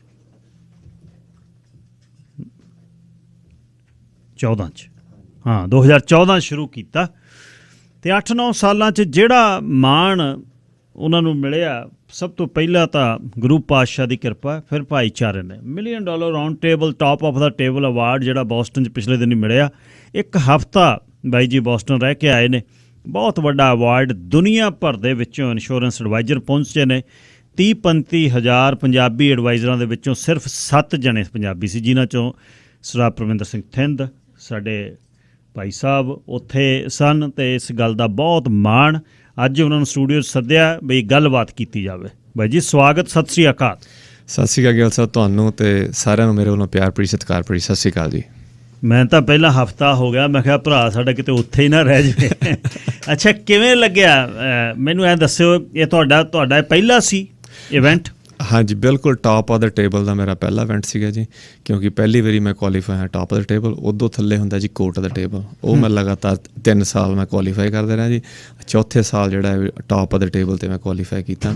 ਵੀ ਇਹ ਵੀ ਮੈਂ ਤਾਂ ਆਪਦੀ ਜਰਨੀ ਦੇਖਦਾ, ਜਦੋਂ ਆਪਾਂ ਸ਼ੁਰੂ ਕੀਤਾ ਸੀ 2013-14 'ਚੋਂ, ਆਪਾਂ ਸਟੂਡੀਓ ਤੋਂ, ਇਸੇ ਮੰਚ ਤੋਂ ਹੀ 1550 ਤੋਂ ਇਸੇ ਥਾਂ ਤੋਂ ਸ਼ੁਰੂ ਕੀਤਾ, ਜਿੱਥੇ ਬੈਠੇ ਇੱਥੇ ਸ਼ੁਰੂ ਕੀਤਾ ਸੀ। ਅਤੇ I go back and look back and, ਪਰ ਇਹ ਹੈ ਵੀ ਚਲੋ ਬਾਕੀ ਤਾਂ ਜਿੱਦਾਂ ਕਿ ਗੁਰੂ ਮਹਾਰਾਜ ਦੀ ਕਿਰਪਾ ਚਾਹੀਦੀ ਹੈ, ਬਾਕੀ ਉਹਦੇ ਬਾਕੀ ਆਏ ਵੀ ਤੁਸੀਂ ਆਪਦੀ ਮਿਹਨਤ ਆਪਦੇ ਕਰੀ ਜਾਂਦੇ ਹੋ, ਅਤੇ ਬਾਕੀ ਕਮਿਊਨਿਟੀ ਦੀ ਸਪੋਰਟ ਰਹੀ, ਉਹਨਾਂ ਦਾ ਧੰਨਵਾਦ ਹੈ। ਆਪਣੇ ਨਾਲ ਜੁੜੇ ਰਹੇ ਨੇ, ਵਿਸ਼ਵਾਸ ਕੀਤਾ। ਇਹ ਹੈ ਵੀ ਦੁਨੀਆ 'ਚੋਂ ਆਪਾਂ 1% ਜਿਹੜੇ ਐਡਵਾਈਜ਼ਰ ਨੇ ਉਹਨਾਂ 'ਚੋਂ ਹੁਣ ਹੈ ਵੀ ਆਪਣੀ ਕਮਿਊਨਿਟੀ 'ਚੋਂ ਵੀ ਕਮਿਊਨਿਟੀ ਨੂੰ ਮਾਨ ਜਾਂਦਾ, ਉੱਥੇ ਜਾ ਕੇ ਸਰੀ ਨੂੰ ਰੀਪ੍ਰਜੈਂਟ ਕਰਦੇ, ਕੈਨੇਡਾ ਨੂੰ ਰੀਪ੍ਰਜੈਂਟ ਕਰਦੇ ਆ। ਅਤੇ ਆਪਣੇ ਸਰੀ ਦਾ ਇੱਕ ਮੁੰਡਾ ਹੋਰ ਸੀਗਾ ਮਿਸਟਰ ਰਾਏ, ਉਹ ਸੀਗਾ, ਉਹ ਵੀ ਸਿੰਘ ਮੁੰਡਾ, ਬਹੁਤ ਵਧੀਆ। ਪਰ ਖੁਸ਼ੀ ਹੁੰਦੀ ਜਦੋਂ ਜਾ ਕੇ ਤੁਸੀਂ ਦੇਖਦੇ ਹੋ ਵੀ ਆਪਣੇ ਨਾਲ ਦੇ ਲੈਵਲ ਦੇ ਜਿਹੜੇ ਕੰਮ ਕਰਦੇ ਨੇ। ਸਿਰਫ ਅਸੀਂ 2 ਜਣੇ ਸੀਗੇ ਉੱਥੇ, ਅਤੇ ਜੇ ਟਾਪ ਆਫ ਦਾ ਟੇਬਲ 'ਤੇ ਅਸੀਂ ਜਿਹੜੇ ਸੀ। ਹਾਂਜੀ, ਇਹਦਾ ਲੈਵਲ ਕੀ ਆ ਜਿਹੜਾ ਤੁਸੀਂ ਅਚੀਵ ਕਰਨ ਤੋਂ ਬਾਅਦ ਇਸ ਸਮਾਨ 'ਤੇ ਜਾਂਦੇ ਹੋ? ਕੀ ਕਰਨਾ ਪੈਂਦਾ? ਹਾਂਜੀ ਦੇਖੋ, ਅਚੀਵ ਕਰਨ ਵਾਸਤੇ ਵੀ ਪਹਿਲਾਂ ਤਾਂ ਉਹਨਾਂ ਦੇ ਨੰਬਰਸ ਹੁੰਦੇ ਨੇ। ਤੁਹਾਡੇ ਨੰਬਰਸ ਜਿਹੜੇ ਅਚੀਵ ਤੁਸੀਂ ਕਰਦੇ ਹੋ, ਸੈੱਟ ਕਰਦੇ ਹੋ, ਤੁਸੀਂ ਉਹ ਕੁਆਲੀਫਾਈ ਕਰਦੇ ਹੋ। ਉਸ ਵਾਸਤੇ ਪਹਿਲਾਂ ਤਾਂ ਜੀ ਮੈਂਬਰ ਕੋਈ ਵੀ ਬਣ ਸਕਦਾ। ਆਰਗੇਨਾਈਜੇਸ਼ਨ ਜਿਹੜੀ ਹੈਗੀ MDRT $1 million round table premier organisation ਹੈਗੀ ਆ। ਉਹ ਦੁਨੀਆ 'ਚ ਜਿੰਨੇ ਵੀ ਐਡਵਾਈਜ਼ਰ ਨੇ ਉਹ ਕਹਿੰਦੇ ਵਧੀਆ ਤੁਸੀਂ ਕੰਮ ਕਿੱਦਾਂ ਕਰ ਸਕਦੇ ਹੋ, ਉਹਨਾਂ ਨੂੰ ਐਡਵਾਈਜ਼ਰ ਜੁਆਇਨ ਕਰਦੇ ਨੇ। ਫਿਰ ਜੁਆਇਨ ਕਰਨ ਤੋਂ ਬਾਅਦ ਜਿਹੜੇ ਲੀਡਰਸ ਨੇ, ਟਾਪ ਲੀਡਰ, ਮੈਂਟਰ ਜਿਹਨਾਂ ਨੂੰ ਆਪਾਂ ਕਹਿੰਦੇ ਹਾਂ, ਤੁਸੀਂ ਮੈਂਟਰ ਨੂੰ ਫੋਲੋ ਕਰਦੇ ਆ। ਫਿਰ ਮੈਂਟਰ ਜਿਹੜੇ ਨੇ ਕੁਆਰਟਰ ਟੇਬਲ 'ਤੇ ਜਾਂਦੇ ਉਹਨਾਂ ਨੂੰ ਫੋਲੋ ਕਰਦੇ ਆ। ਫਿਰ ਤੁਸੀਂ ਜਿਹੜੇ ਟਾਪ ਆਫ ਦ ਟੇਬਲ ਕਿ ਉਹਨਾਂ ਨੂੰ ਫਿਰ ਐਜ਼ ਅ ਮੈਂਟਰ ਚੂਜ਼ ਕਰਦੇ ਨੇ, ਦੇਖਦੇ ਨੇ ਵੀ ਇੱਥੋਂ ਤੱਕ ਤੁਸੀਂ ਆਏ ਆ, ਕਿੱਦਾਂ ਪਹੁੰਚੇ, ਤੁਹਾਡੀ ਜਰਨੀ ਕਿੱਦਾਂ ਰਹੀ, ਤੁਸੀਂ ਦੂਜਿਆਂ ਨੂੰ ਸ਼ੇਅਰ ਕਰਦੇ ਹੋ। ਜਿੱਦਾਂ ਆਪਾਂ ਕਹਿੰਦੇ ਆ ਵੀ ਦਿਲ ਦੀ ਸਾਰਿਆਂ ਨਾਲੋਂ ਵਧੀਆ ਐਕਸਰਸਾਈਜ਼ ਕੀ ਹੈ, ਵੀ ਕਿਸੇ ਨੂੰ ਹੈਲਪ ਕਰਨਾ। ਵੀ ਜਿਹੜੀ ਹੈਲਪ ਕਰਨੀ ਕਿਸੇ ਵਾਸਤੇ ਇਹੀ ਹੈ ਵੀ ਉੱਥੋਂ ਤੱਕ ਹੈਲਪ ਕਰਕੇ ਸਾਨੂੰ ਕਿਸੇ ਨੇ ਹੈਲਪ ਕੀਤੀ, ਅਸੀਂ ਕਿਸੇ ਦੀ ਹੈਲਪ ਕਰਦੇ ਹਾਂ। ਜਿਹੜੇ ਨਾਲ ਦੇ ਐਡਵਾਈਜ਼ਰ ਉਹਨਾਂ ਨੂੰ ਹੈਲਪ ਕਰਦੇ ਹਾਂ, ਕਮਿਊਨਿਟੀ ਦੀ ਸਪੋਰਟ 'ਤੇ ਹੈਲਪ ਕਰਦੇ ਹਾਂ। ਸਪੋਰਟ ਕਰਕੇ ਉੱਥੋਂ ਤੱਕ ਪਹੁੰਚੇ, ਫਿਰ ਆਪ ਨੂੰ ਮਾਣ ਹੁੰਦਾ। ਇਹੀ ਸੀ $700 ਲਾ ਕੇ ਆਏ ਸੀ ਕੈਨੇਡਾ 'ਚ। ਪਰ ਇਹ ਹੈ ਵੀ ਹੁਣ ਇਹ ਵੀ ਬਾਕੀ ਭਾਈਚਾਰੇ ਦਾ, ਭਾਈਆਂ ਦਾ ਪ੍ਰੇਮ ਪਿਆਰ ਹੈ, ਇੱਥੋਂ ਤੱਕ ਪਹੁੰਚਿਆ ਜੀ। ਆਪਦੇ ਮਨ ਤੋਂ ਇਹ ਕੀਤਾ ਵੀ ਜਦੋਂ ਵੀ ਕੰਮ ਕੀਤਾ ਕਲੈਰਿਟੀ ਨਾਲ ਕੀਤਾ, ਵੀ ਇਹ ਨਾ ਹੋਵੇ ਕਿਸੇ ਦਾ ਨੁਕਸਾਨ ਨਾ ਹੋ ਜਾਵੇ, ਚਾਹੁੰਦੇ ਹੋਇਆ ਵੀ। ਤਾਂ ਇਸੇ ਕਰਕੇ ਇੱਥੋਂ ਤੱਕ ਪਹੁੰਚੇ ਤਾਂ ਵੀ ਆਪਦੇ ਆਪ ਨੂੰ ਵੀ ਮਾਣ ਹੈ, ਕਮਿਊਨਿਟੀ ਵੀ ਮਾਣ ਹੈ। ਤਾਂ ਕਿ ਮੈਂ ਆ ਕੇ ਭਾਈ ਨੂੰ ਮਿਲ ਕੇ ਅਤੇ ਜਿੱਥੋਂ ਆਪਾਂ ਕੰਮ ਸ਼ੁਰੂ ਕੀਤਾ ਸੀਗਾ ਉੱਥੇ ਆ ਕੇ ਬਹੁਤ ਖੁਸ਼ੀ ਹੁੰਦੀ ਹੈ ਜੀ। ਬਾਈ ਜੀ ਕੋਲ Q7 ਬਲੈਕ ਸੀ, ਮੈਨੂੰ ਯਾਦ ਹੈ ਜਦੋਂ ਆਏ ਅਤੇ ਮੈਂ 3 ਸਾਲਾਂ ਬਾਅਦ ਉਸ ਟਰੱਕ 'ਚ ਬੈਠਿਆ ਜਦੋਂ 2.5 ਲੱਖ ਚੱਲਿਆ ਹੋਇਆ ਸੀ। ਇੱਕ ਲੱਤ ਸਰੀ ਆ, ਦੂਜੀ ਲੱਤ ਕੈਲਗਰੀ ਆ, ਤੀਜੀ ਲੱਤ ਪ੍ਰਿੰਸ ਜਾਰਜ ਆ, ਚੌਥੀ ਲੱਤ ਆਈਲੈਂਡ 'ਤੇ। ਐਵੇਂ ਨਹੀਂ ਬਣ ਹੁੰਦਾ MDRT ਦੇ ਇਸ ਆਰਗੇਨਾਈਜੇਸ਼ਨ 'ਚ, ਅਤੇ ਸਾਹਿਬ ਦਾ ਹੱਥ ਚਾਹੀਦਾ। ਅੱਛਾ, ਉੱਥੇ ਹੁੰਦਾ ਕੀ ਆ ਜੀ ਫਿਰ, ਕੀ ਹੋਇਆ? ਹਾਂਜੀ, ਹੁੰਦਾ ਹੈ ਜੀ ਉੱਥੇ। ਪਹਿਲੀ ਗੱਲ ਤਾਂ ਆਲਮੋਸਟ 5,000 ਜਿਹੜੇ ਆਏ ਹੋਏ ਸੀਗੇ, ਜਿਹੜੇ ਐਡਵਾਈਜ਼ਰ, ਜਿਹੜੇ ਉੱਦਾਂ ਵੀ ਮੈਂਬਰ ਬਣੇ ਹੋਏ, ਜਿਹੜੇ ਆਪ ਦੀ ਉਸ ਇੰਸ਼ੋਰੈਂਸ ਵੇਚਦੇ ਵੀ ਨਹੀਂ ਹੋ, ਪਰ ਆਉਂਦੇ ਨੇ ਸਿੱਖਣ ਵਾਸਤੇ, ਕਿਉਂਕਿ ਸਪੀਕਰਸ ਆਉਂਦੇ ਨੇ ਸਾਰੀ ਦੁਨੀਆ ਤੋਂ। ਜਿਹੜੇ ਸਪੀਕਰਸ ਬੁਲਾ ਕੇ ਵੀ ਆਉਂਦੇ, ਮੋਟੀਵੇਸ਼ਨਲ ਸਪੀਕਰ। ਐਤਕੀ ਮੋਟੀਵੇਸ਼ਨਲ ਸਪੀਕਰ ਜਿਹੜੇ ਇੱਕ ਸੀਗੇ ਆਪਣੇ ਭਾਈਚਾਰੇ 'ਚ ਨੇ ਅਲਬਰਟਾ ਤੋਂ, ਜਿਨ੍ਹਾਂ ਦਾ ਵਾਈਨਰੀ ਹੈਗੀ ਹੈ ਬੈਂਸ, ਤੁਸੀਂ ਮੈਨੂੰ ਮਿਸਿਸ ਬੈਂਸ ਨੇ, ਉਹ ਆਏ ਹੋਏ ਸੀਗੇ, ਉਹ ਸੀਗੇ। ਪਰ ਇੱਦਾਂ ਹੀ ਦੁਨੀਆ ਦੇ ਡਿਫਰੈਂਟ ਜਿਹੜੇ ਸਪੀਕਰਸ ਆਉਂਦੇ ਨੇ ਜੀ, ਆ ਕੇ ਉਹ ਮੋਟੀਵੇਟ ਕਰਦੇ ਨੇ। ਫਿਰ ਜਿਹੜੇ adviser top of the table ਤੱਕ ਪਹੁੰਚੇ ਨੇ, ਉਹ ਵੀ ਵਿੱਚ ਆ ਕੇ ਦੱਸਦੇ ਨੇ ਵੀ ਅਸੀਂ ਇਹ ਸਾਡੀ ਜਰਨੀ ਕਿੱਦਾਂ ਨੇ, ਕੀ ਚੀਜ਼ਾਂ ਤੁਸੀਂ ਆਪਦੇ ਨੂੰ ਵਧੀਆ ਕਰ ਸਕਦੇ ਹੋ, ਅਤੇ ਕਲਾਇੰਟਸ ਵਾਸਤੇ ਤੁਸੀਂ ਵਧੀਆ ਕੀ ਕਰ ਸਕਦੇ ਹੋ, ਕਲਾਇੰਟ ਨੇ ਕੀ ਨਵੇਂ ਟੂਲਸ ਅਵੇਲੇਬਲ ਹੈਗੇ ਨੇ ਮਾਰਕੀਟ ਦੇ। ਇਹ ਚੀਜ਼ਾਂ ਸਾਰੀਆਂ ਉੱਥੇ ਆਉਂਦੀਆਂ, ਕਿਉਂਕਿ 7 ਦਿਨ ਨੇ, 5 ਦਿਨ ਕੋਈ ਨਾ ਕੋਈ ਡਿਫਰੈਂਟ ਪ੍ਰੋਗਰਾਮ ਹੁੰਦਾ, ਡਿਫਰੈਂਟ ਸਪੀਕਰ ਡਿਫਰੈਂਟ ਲੈਂਗੁਏਜਿਸ 'ਚ ਹੁੰਦੇ ਰਹੇ। ਇਹ ਨਹੀਂ ਵੀ ਇਕੱਲੀ ਆਪਣੀ ਇੰਗਲਿਸ਼ 'ਚ ਵੀ ਹੁੰਦੇ ਨੇ, ਕੋਈ ਸਪੈਨਿਸ਼ 'ਚ ਹੈ, ਕੋਈ ਕਿਸੇ, ਕੋਈ ਹਿੰਦੀ 'ਚ ਹੈ। ਇੰਡੀਆ ਤੋਂ ਵੀ ਬਹੁਤ ਲੋਕ ਆਉਂਦੇ, ਐਡਵਾਈਜ਼ਰ ਆਉਂਦੇ, ਕੁਆਲੀਫਾਈ ਕਰਦੇ। ਹਾਂਜੀ, ਇਹ ਚੀਜ਼ਾਂ ਦੇਖਣ ਨੂੰ ਉੱਥੇ ਮਿਲਦੀਆਂ ਸੀ। ਸੁਪਰ ਵੀਜ਼ੇ ਦੀ ਮੈਂ ਇੱਕ ਗੱਲ ਕਰਨੀ ਚਾਹੁੰਦਾ। ਹੁਣ ਫਿਰ ਕੋਈ ਨਾ ਕੋਈ ਹਰ ਰੋਜ਼ ਕੇਸ ਆਉਂਦਾ ਰਹਿੰਦਾ ਜੀ। ਪਿਛਲੇ ਦਿਨੀ ਜਦ ਕਿਸੇ ਸਟੂਡੈਂਟ ਦੀ ਡੈਥ ਹੋ ਜਾਂਦੀ, ਮੈਂ GoFundMe 'ਤੇ ਗੱਲ ਕਰ ਰਿਹਾ ਸੀ। ਮੈਂ ਕਿਹਾ ਯਾਰ ਲੋਕ ਪੈਸਾ ਦੇਣੋਂ ਹਟ ਗਏ, ਥੱਕ ਗਏ। ਦਾਨ ਦਾ ਬਹੁਤ ਵੱਡਾ ਸਾਡੇ 'ਚ ਮਾਣ ਹੈ, ਪਰ ਉਹਨਾਂ ਨੂੰ ਆਪਾਂ ਸਿਕਿਉਰ ਕਿਵੇਂ ਕਰ ਸਕਦੇ ਹਾਂ, ਜਿੰਨੇ ਵੀ ਇਹ ਵਿਜ਼ਿਟ 'ਤੇ ਜਾਂ ਸਾਡੇ ਵਿਦਿਆਰਥੀ ਆ ਜਾਂ ਸੁਪਰ ਵੀਜ਼ੇ ਵਾਲੇ? ਹਾਂਜੀ, ਪਹਿਲੀ ਗੱਲ ਤਾਂ ਇਹ ਵੀ ਜ਼ਰੂਰ ਆਪਾਂ ਹਮੇਸ਼ਾ ਹੀ ਕਹਿੰਦੇ ਵੀ ਸਾਰਾ ਦਿਨ ਆਪਾਂ ਭੱਜੇ ਫਿਰਦੇ ਹਾਂ, ਕਾਹਦੇ ਵਾਸਤੇ? ਆਪਣੇ ਵਾਸਤੇ ਅਤੇ ਆਪਣੇ ਪਿਛਲਿਆਂ ਵਾਸਤੇ, ਜਿਨ੍ਹਾਂ ਨੂੰ ਅਸੀਂ ਪਿਆਰ ਕਰਦੇ ਹਾਂ। ਇਹ ਹੈ ਵੀ ਬਿਲਕੁਲ ਜੇ ਤੁਸੀਂ ਸਟੂਡੈਂਟ ਹੋ, ਤੁਸੀਂ ਆਏ ਹੋ, ਬਿਲਕੁਲ ਸਸਤੀਆਂ ਟਰੈਵਲ ਇੰਸ਼ੋਰੈਂਸ ਹੈ। $20 ਨੂੰ, $30 ਨੂੰ ਤੁਸੀਂ ਆਪਦੀ ਇੰਸ਼ੋਰੈਂਸ ਕਰਾਓ, ਜਾਂ ਤੁਸੀਂ ਵਿਜ਼ਿਟਰ ਨੂੰ ਆਪਦੀ ਇੰਸ਼ੋਰੈਂਸ ਕਰਾਓ। ਸੁਪਰ ਵੀਜ਼ੇ ਦੀ ਜੇ ਆਪਾਂ ਗੱਲ ਕਰਦੇ ਹਾਂ, ਸੁਪਰ ਵੀਜ਼ੇ ਦੀ ਜੇ 2 ਪੇਰੈਂਟਸ ਆ ਰਹੇ ਨੇ, ਉਹਨਾਂ ਨੂੰ ਸਪੈਸ਼ਲ ਡਿਸਕਾਊਂਟ ਮਿਲਦਾ ਹੈ। ਤੁਸੀਂ ਇਹ ਵੀ 5% ਡਿਸਕਾਊਂਟ ਹੋ ਗਿਆ। ਤੁਸੀਂ ਇਹ ਸਿਹਤ ਉਹਨਾਂ ਦੀ ਜ਼ਰੂਰ ਦੱਸੋ ਕਿੱਦਾਂ ਦੀ ਸਿਹਤ ਉਹਨਾਂ ਦੀ ਹੈਗੀ ਹੈ, ਸਿਹਤ ਦੇ ਹਿਸਾਬ ਨਾਲ ਕਵਰੇਜ ਲਓ। ਮੰਥਲੀ ਪੇਮੈਂਟ ਆਪਸ਼ਨ ਅਵੇਲੇਬਲ ਹੈਗੀਆਂ ਨੇ। ਇਹ ਚੀਜ਼ਾਂ ਸਾਰੀਆਂ ਬਿਲਕੁਲ ਕਵਰੇਜ। ਹੁਣ ਇੰਡੀਆ ਤੋਂ ਵੀ ਟਰੈਵਲ ਇੰਸ਼ੋਰੈਂਸ ਲੈ ਕੇ ਆਉਂਦੇ ਨੇ, ਉਹਨਾਂ 'ਤੇ ਮੈਂ ਥੋੜ੍ਹਾ ਜਿਹਾ ਚਾਨਣਾ ਪਾ ਦਿਆ, ਕਿਉਂਕਿ ਐਕਸਪੀਰੀਅੰਸ ਦੇ ਨਾਲ ਹੀ ਚੀਜ਼ਾਂ ਪਤਾ ਲੱਗਦੀਆਂ। ਕਿਉਂਕਿ ਜਦੋਂ ਕਲੇਮ ਆਉਂਦਾ, ਜਿਹੜੀਆਂ ਉਹ ਕੰਪਨੀਆਂ ਨੇ ਜਿਹੜੀਆਂ ਕੈਨੇਡਾ 'ਚ ਨਹੀਂ ਹੁੰਦੀਆਂ ਡੀਲ, ਇੱਥੇ ਨਹੀਂ ਕਰਦੀਆਂ, ਕਿਉਂਕਿ ਹੋਸਪਿਟਲ ਵੀ ਰਿਕਗਨਾਈਜ਼ ਨਹੀਂ ਕਰਦੀਆਂ। ਕਈ ਵਾਰੀ ਕਲੇਮ ਪ੍ਰੋਸੈਸ ਥੋੜ੍ਹਾ ਜਿਹਾ ਔਖਾ ਹੋ ਜਾਂਦਾ। ਇੱਥੇ ਆ ਕੇ ਉਹ ਕਹਿੰਦੇ ਵੀ ਜੇ ਇੰਡੀਆ 'ਤੇ ਜਿਹੜੀ ਕੰਪਨੀ ਹੈਗੀ, ਉਹ ਕਹਿੰਦੇ ਵੀ ਤੁਸੀਂ ਵਾਪਸ ਆਓਗੇ, ਤੁਹਾਨੂੰ ਪਹਿਲਾਂ ਤਾਂ ਸਟੈਂਪ ਲਵਾ ਕੇ ਦਿਖਾਓ ਤੁਸੀਂ ਵਾਪਸ ਆ ਗਏ ਹੋ, ਫਿਰ ਅਸੀਂ ਕਲੇਮ ਪ੍ਰੋਸੈਸ ਕਰਾਂਗੇ। ਤੁਸੀਂ ਪਹਿਲਾਂ ਸਾਰੇ ਇੱਥੇ ਪੈਸੇ ਦਿਓਗੇ। ਜੇ ਇੱਥੇ 20, 25, 30 ਹਜ਼ਾਰ ਦਾ ਕਲੇਮ ਆ ਗਿਆ, ਉਹ ਤੁਸੀਂ ਕਿੱਦਾਂ ਕਲੇਮ ਪੈਸੇ ਦਿਓਗੇ? ਇਹ ਚੀਜ਼ਾਂ ਵੀ ਤੁਸੀਂ ਜਦੋਂ ਵੀ ਤੁਸੀਂ ਪਾਲਿਸੀ ਲੈਣੀ ਹੈ, ਇਹ ਚੀਜ਼ਾਂ ਦਾ ਵੀ ਖਿਆਲ ਰੱਖਣ ਦੀ ਲੋੜ ਹੈ। ਵੀ ਆਪਣੇ ਵੱਲੋਂ ਇਹੀ ਹੁੰਦਾ ਵੀ ਇਹ ਨਹੀਂ ਵੀ ਸਾਡੇ ਤੋਂ ਹੀ ਜਿੱਥੋਂ ਮਰਜ਼ੀ ਚੀਜ਼ ਲਓ, ਭਾਵੇਂ ਇੰਡੀਆ ਤੋਂ, ਪਾਕਿਸਤਾਨ ਤੋਂ, ਫਿਰ ਜਿੱਥੋਂ ਵੀ ਆ ਰਹੇ ਨੇ, ਤੁਸੀਂ ਆਪ ਪਰ ਇੰਸ਼ੋਰੈਂਸ ਜ਼ਰੂਰ ਕਰਾਓ। ਉਸ ਤੋਂ ਬਾਅਦ ਤੁਹਾਡੀ ਆਪਸ਼ਨ ਹੈਗੀ ਤੁਹਾਡੇ ਵਾਸਤੇ ਕਿਹੜੀ ਢੁਕਵੀਂ ਹੈ, ਕਲੇਮ ਕਿੱਦਾਂ ਪ੍ਰੋਸੈਸ ਹੋਊਗਾ, ਕੋਈ ਤੁਹਾਡੇ ਵਾਸਤੇ ਹੈਲਪ ਹੈਗੀ ਕਿ ਨਹੀਂ ਹੈਗੀ ਹੈ। ਉਦੋਂ ਬਹੁਤ ਖਿਆਈ ਆਉਂਦੀ ਜਦੋਂ ਕਲੇਮ ਆਉਂਦਾ, ਤਾਂ ਉਹਦਾ ਪ੍ਰੋਸੈਸ ਕਿੱਦਾਂ ਹੋਊਗਾ ਜੀ। ਸੌਫਟ ਟਿਸ਼ੂ ਇੰਜਰੀ ਇੱਕ ICBC 'ਚ ਬਹੁਤ ਵੱਡਾ ਇੱਕ ਕਨਸੈਪਟ ਹੈ, ਜਿਹਦੇ 'ਚ ਉਹ ਹਾਰ ਜਿੱਤ ਹੈ। ਤੁਹਾਡੀ ਇੰਸ਼ੋਰੈਂਸ ਇੰਡਸਟਰੀ 'ਚ ਵੀ ਇਹ ਹੈ ਸੌਫਟ ਟਿਸ਼ੂ ਇੰਜਰੀ? ਹਾਂਜੀ ਬਿਲਕੁਲ, ਆਪਾਂ ਉਹੀ ਕਹਿੰਦੇ ਥਿੰਕ ਇੰਸ਼ੋਰੈਂਸ ਵੱਲੋਂ ਉਹੀ ਚੀਜ਼ਾਂ ਉੱਪਰ ਲੈ ਕੇ ਆਉਂ ਜਿਹੜੀਆਂ ਚੀਜ਼ਾਂ ਹੁੰਦੀਆਂ ਨੇ, ਦੇਖਦੇ ਹਾਂ ਆਪਾਂ ਦੇਖਦੇ, ਕਿਉਂਕਿ ਜਿਹੜੀ ਡਿਸੇਬਿਲਿਟੀ ਕਵਰੇਜ ਜਿਹੜੀ ਹੈਗੀ ਇੰਸ਼ੋਰੈਂਸ, ਜਿਹੜੀ ਸੌਫਟ ਟਿਸ਼ੂ ਇੰਜਰੀ ਹੈ, ਡਿਪੈਂਡ ਕਰਦਾ ਤੁਹਾਡਾ ਕੰਮ ਕਿੱਦਾਂ ਦਾ ਹੈਗਾ। ਜੇ ਸੌਫਟ ਟਿਸ਼ੂ ਇੰਜਰੀ ਹੁੰਦੀ ਹੈ, ਮੋਸਟਲੀ ਜਿਹੜੀਆਂ ਪਾਲਿਸੀ ਹੈਗੀਆਂ ਜਾਂ 1 ਮਹੀਨਾ ਪੇ ਕਰਨਗੀਆਂ ਜਾਂ 2 ਮਹੀਨੇ ਪੇ ਕਰਨਗੀਆਂ ਸੌਫਟ ਟਿਸ਼ੂ। ਸੌਫਟ ਟਿਸ਼ੂ ਜਿਹੜੀ ਇੰਜਰੀ ਉਹ ਹੁੰਦੀਆਂ ਜਿਹੜੀ ਗੁੱਝੀ ਸੱਟ ਦਿਖਦੀ ਨਹੀਂ, ਉਦੋਂ ਫਿਰ ਸੱਟ ਕਈ ਵਾਰੀ ਵੱਧ ਡਾਕਟਰ 'ਤੇ ਬਹੁਤ ਡਿਪੈਂਡ ਕਰਦਾ ਕਿੱਦਾਂ ਦਾ ਨੋਟ ਲਿਖਿਆ। ਜੇ ਕੈੜਾ ਨੋਟ ਲਿਖਿਆ ਹੋਇਆ ਡਾਕਟਰ ਨੇ, ਲੱਗਦਾ ਵੀ ਇਹ ਵੀ ਸੌਫਟ ਟਿਸ਼ੂ ਨਹੀਂ ਹੈਗੀ, ਹਾਰਡ ਟਿਸ਼ੂ ਹੈ, ਫਿਰ ਕੰਪਨੀਆਂ ਨਾ ਨਹੀਂ ਕਰਦੀਆਂ। ਕਈ ਵਾਰੀ ਇਹ ਵੀ ਆਪਾਂ ਵੀ ਡਾਕਟਰ ਨੂੰ ਜ਼ੋਰ ਪਾ ਕੇ ਕਹਿੰਦੇ ਨਹੀਂ ਮੇਰਾ ਦੁਖਦਾ ਹੀ ਹੈ, ਡਾਕਟਰ ਵੀ ਕਹਿੰਦਾ ਕੋਈ ਗੱਲ ਨਹੀਂ 2 ਵੀਕਾਂ ਠੀਕ ਹੋ ਜਾਣਾ। ਚਲੋ ਸੌਫਟ ਟਿਸ਼ੂ ਇੰਜਰੀ ਹੈ, ਡਿਸੇਬਿਲਿਟੀ ਜਿੰਨੀਆਂ ਵੀ ਕੰਪਨੀਆਂ ਨੇ ਮੋਸਟਲੀ ਜਾਂ 1 ਮਹੀਨਾ 2, ਜੇ ਬਾਕੀ ਪ੍ਰੋਫੈਸ਼ਨ 'ਤੇ ਵੀ ਡਿਪੈਂਡ ਕਰਦਾ। ਜਿਹੜੇ ਵਾਈਟ ਕਾਲਰ ਪ੍ਰੋਫੈਸ਼ਨ ਉਹਨਾਂ 'ਤੇ ਅਨਲਿਮਿਟਡ ਆ, ਭਾਵੇਂ ਜਿੰਨਾ ਚਿਰ ਮਰਜ਼ੀ ਵੀ ਜਿਹੜਾ ਬੇਸਿਕਲੀ ਜਿਹੜਾ ਆਪਦੇ ਹੱਥੀਂ ਮਿਹਨਤ ਕਰਦਾ ਉਹਦੇ ਵਾਸਤੇ ਮਹੀਨਾ 2 ਮਹੀਨੇ ਆ। ਜਦੋਂ ਵੀ ਡਿਸੇਬਿਲਿਟੀ ਜਿਹੜੀ ਤੁਸੀਂ ਪਾਲਿਸੀ ਲੈਣੀ, ਇਹ ਚੀਜ਼ ਦਾ ਖਿਆਲ ਰੱਖੋ, ਇਹ ਨਾ ਹੋਵੇ ਵੀ ਸੌਫਟ ਟਿਸ਼ੂ ਆਪਾਂ ਕਹੀਏ ਅਤੇ ਕਿ ਵੀ ਬੈਠੇ ਘਰੇ ਹਮੇਸ਼ਾ ਪੈਸੇ ਮਿਲ ਜਾਣਗੇ 6 ਮਹੀਨੇ, ਉਹਨਾਂ ਦਾ ਵੀ ਕਿੰਤੂ ਪਰੰਤੂ ਕੰਪਨੀਆਂ ਕਰ ਸਕਦੀਆਂ। ਮੌਰਗੇਜ ਦਾ ਇੰਸ਼ੋਰੈਂਸ ਤੁਸੀਂ ਕਹਿੰਦੇ ਹੋ ਬਈ ਲੈਂਡਰ ਵਾਲਾ ਇੰਸ਼ੋਰੈਂਸ ਹੋਰ ਆ, ਅਤੇ ਤੁਹਾਡਾ ਜੇ ਪਰਿਵਾਰ ਨੂੰ ਪੈਸੇ ਮਿਲੇ, ਤੁਹਾਡੀ ਕੋਈ ਇਹੋ ਜਿਹੀ ਮੁਸ਼ਕਲ ਹੋ ਗਈ, ਉਹਦੇ ਬਾਰੇ ਵੀ ਸਮਝਾ ਦਿਓ। ਹਾਂਜੀ ਬਿਲਕੁਲ ਜੀ, ਆਪਾਂ ਇਹੀ ਅਗੇਨ ਇਹ ਵੀ ਹੁਣ ਮਹਿੰਗਾਈ ਹੈ, ਇਨਫਲੇਸ਼ਨ ਕਿੰਨੀ ਹੋ ਗਈ, ਆਪਾਂ ਸੇਵ ਕਿੱਦਾਂ ਕਰ ਸਕਦੇ ਨੇ। ਇਹੀ ਹੈ ਵੀ ਜਿਹੜੀ ਆਪਣੇ ਕੋਲ ਮੋਰਗੇਜ ਇੰਸ਼ੋਰੈਂਸ ਹੈਗੀ ਹੈ, ਬੈਂਕ ਤੋਂ ਆਪਾਂ ਮੋਰਗੇਜ ਇੰਸ਼ੋਰੈਂਸ ਲਈਏ, ਲੈਂਡਰ ਤੋਂ ਲਈਏ, ਪਲੀਜ਼ ਆਪਦੇ ਤੁਸੀਂ ਮਨੀ ਸੇਵ ਕਰ ਸਕਦੇ ਹੋ। ਦੀ ਪ੍ਰਾਈਵੇਟ ਲਾਈਫ ਇੰਸ਼ੋਰੈਂਸ ਤੁਸੀਂ ਕਰਾਓ, ਉਹਦੇ ਤੁਹਾਡੀ ਮੋਰਗੇਜ ਕਵਰ ਹੈ, ਤੁਸੀਂ ਆਪਦਾ ਬੈਨੀਫਿਸ਼ਰੀ ਚੂਜ਼ ਕਰ ਸਕਦੇ ਹੋ। ਦੂਜੇ ਪਾਸੇ ਲੈਂਡਰ ਬੈਨੀਫਿਸ਼ਰੀ ਹੈ, ਤੁਸੀਂ ਆਪਦੇ ਪਰਿਵਾਰ ਦੇ ਮੈਂਬਰ ਨੂੰ, ਕਿਸੇ ਨੂੰ ਪਰਿਵਾਰ ਦੇ ਬੱਚਿਆਂ ਨਾਲ ਖਾਣਾ, ਪੇਰੈਂਟਸ ਦੇ ਨਾਲ ਖਾਣਾ, ਤੁਸੀਂ ਕਿਸੇ ਦਾ ਵੀ ਨਾਲ ਖਾ ਸਕਦੇ ਹੋ। ਮੋਰਗੇਜ ਹੋਵੇ ਨਾ ਹੋਵੇ, ਭਾਵੇਂ ਕੱਲ੍ਹ ਨੂੰ ਬੈਂਕ ਚੇਂਜ ਕਰਦੇ ਹੋ, ਵਾਰੀ ਚੀਜ਼ਾਂ 'ਚ ਆਪਾਂ ਨੂੰ ਇੱਕ ਵਾਰੀ ਚੀਜ਼ ਲੈ ਲਈ, ਉਸ ਤੋਂ ਬਾਅਦ ਸਾਨੂੰ ਇਸ ਚੀਜ਼ ਦੀ ਚਿੰਤਾ ਮੁੱਕ ਗਈ। ਇੱਕ ਨਾਲੇ ਸਸਤੀ ਹੈ, ਉਸ ਤੋਂ ਬਾਅਦ ਸਿਹਤ ਖਰਾਬ ਹੋ ਜਾਵੇ ਕੋਈ ਚਿੰਤਾ ਨਹੀਂ ਵੱਧ ਸਕਦੀ ਹੈ। ਦੂਜੇ ਪਾਸੇ ਆਪਾਂ ਨੂੰ ਚੀਜ਼ ਮਹਿੰਗੀ ਹੈ, ਚੇਂਜ ਨਹੀਂ ਕਰ ਸਕਦੇ, ਨੁਕਸਾਨ ਹੀ ਨੁਕਸਾਨ ਹੈ। ਇਸ ਕਰਕੇ ਵੀ ਆਪਾਂ ਜਿੰਨੇ ਵੀ ਸੁਣ ਰਹੇ ਨੇ ਇਸ ਚੀਜ਼ ਦਾ ਫਾਇਦਾ ਚੱਕ ਸਕਦੇ ਨੇ ਜੀ। ਅੱਛਾ, ਅਖੀਰ ਦੇ ਵਿੱਚ ਇੱਕ ਦੱਸਿਓ ਜੀ, ਟੈਕਸ ਫਰੀ ਜਿਹੜਾ ਸੇਵਿੰਗਸ ਅਕਾਊਂਟ ਹੈ ਉਹਦੇ ਬਾਰੇ ਜਾਣਕਾਰੀ। ਹਾਂਜੀ ਬਿਲਕੁਲ ਜੀ, ਸੇਵਿੰਗ ਦੇ ਕਰਕੇ ਆਪਾਂ ਗੱਲ ਕਰਦੇ, ਜ਼ਰੂਰ ਟੈਕਸ ਫਰੀ ਸੇਵਿੰਗ ਅਕਾਊਂਟ ਦਾ ਫਾਇਦਾ ਚੱਕੋ ਜੀ, ਕਿਉਂਕਿ ਇਸ ਸਾਲ ਦੀ ਜਿਹੜੀ ਲਿਮਿਟ ਹੈਗੀ ਆਲਮੋਸਟ 6000 ਤੱਕ ਹੈਗੀ ਹੈ ਜੀ।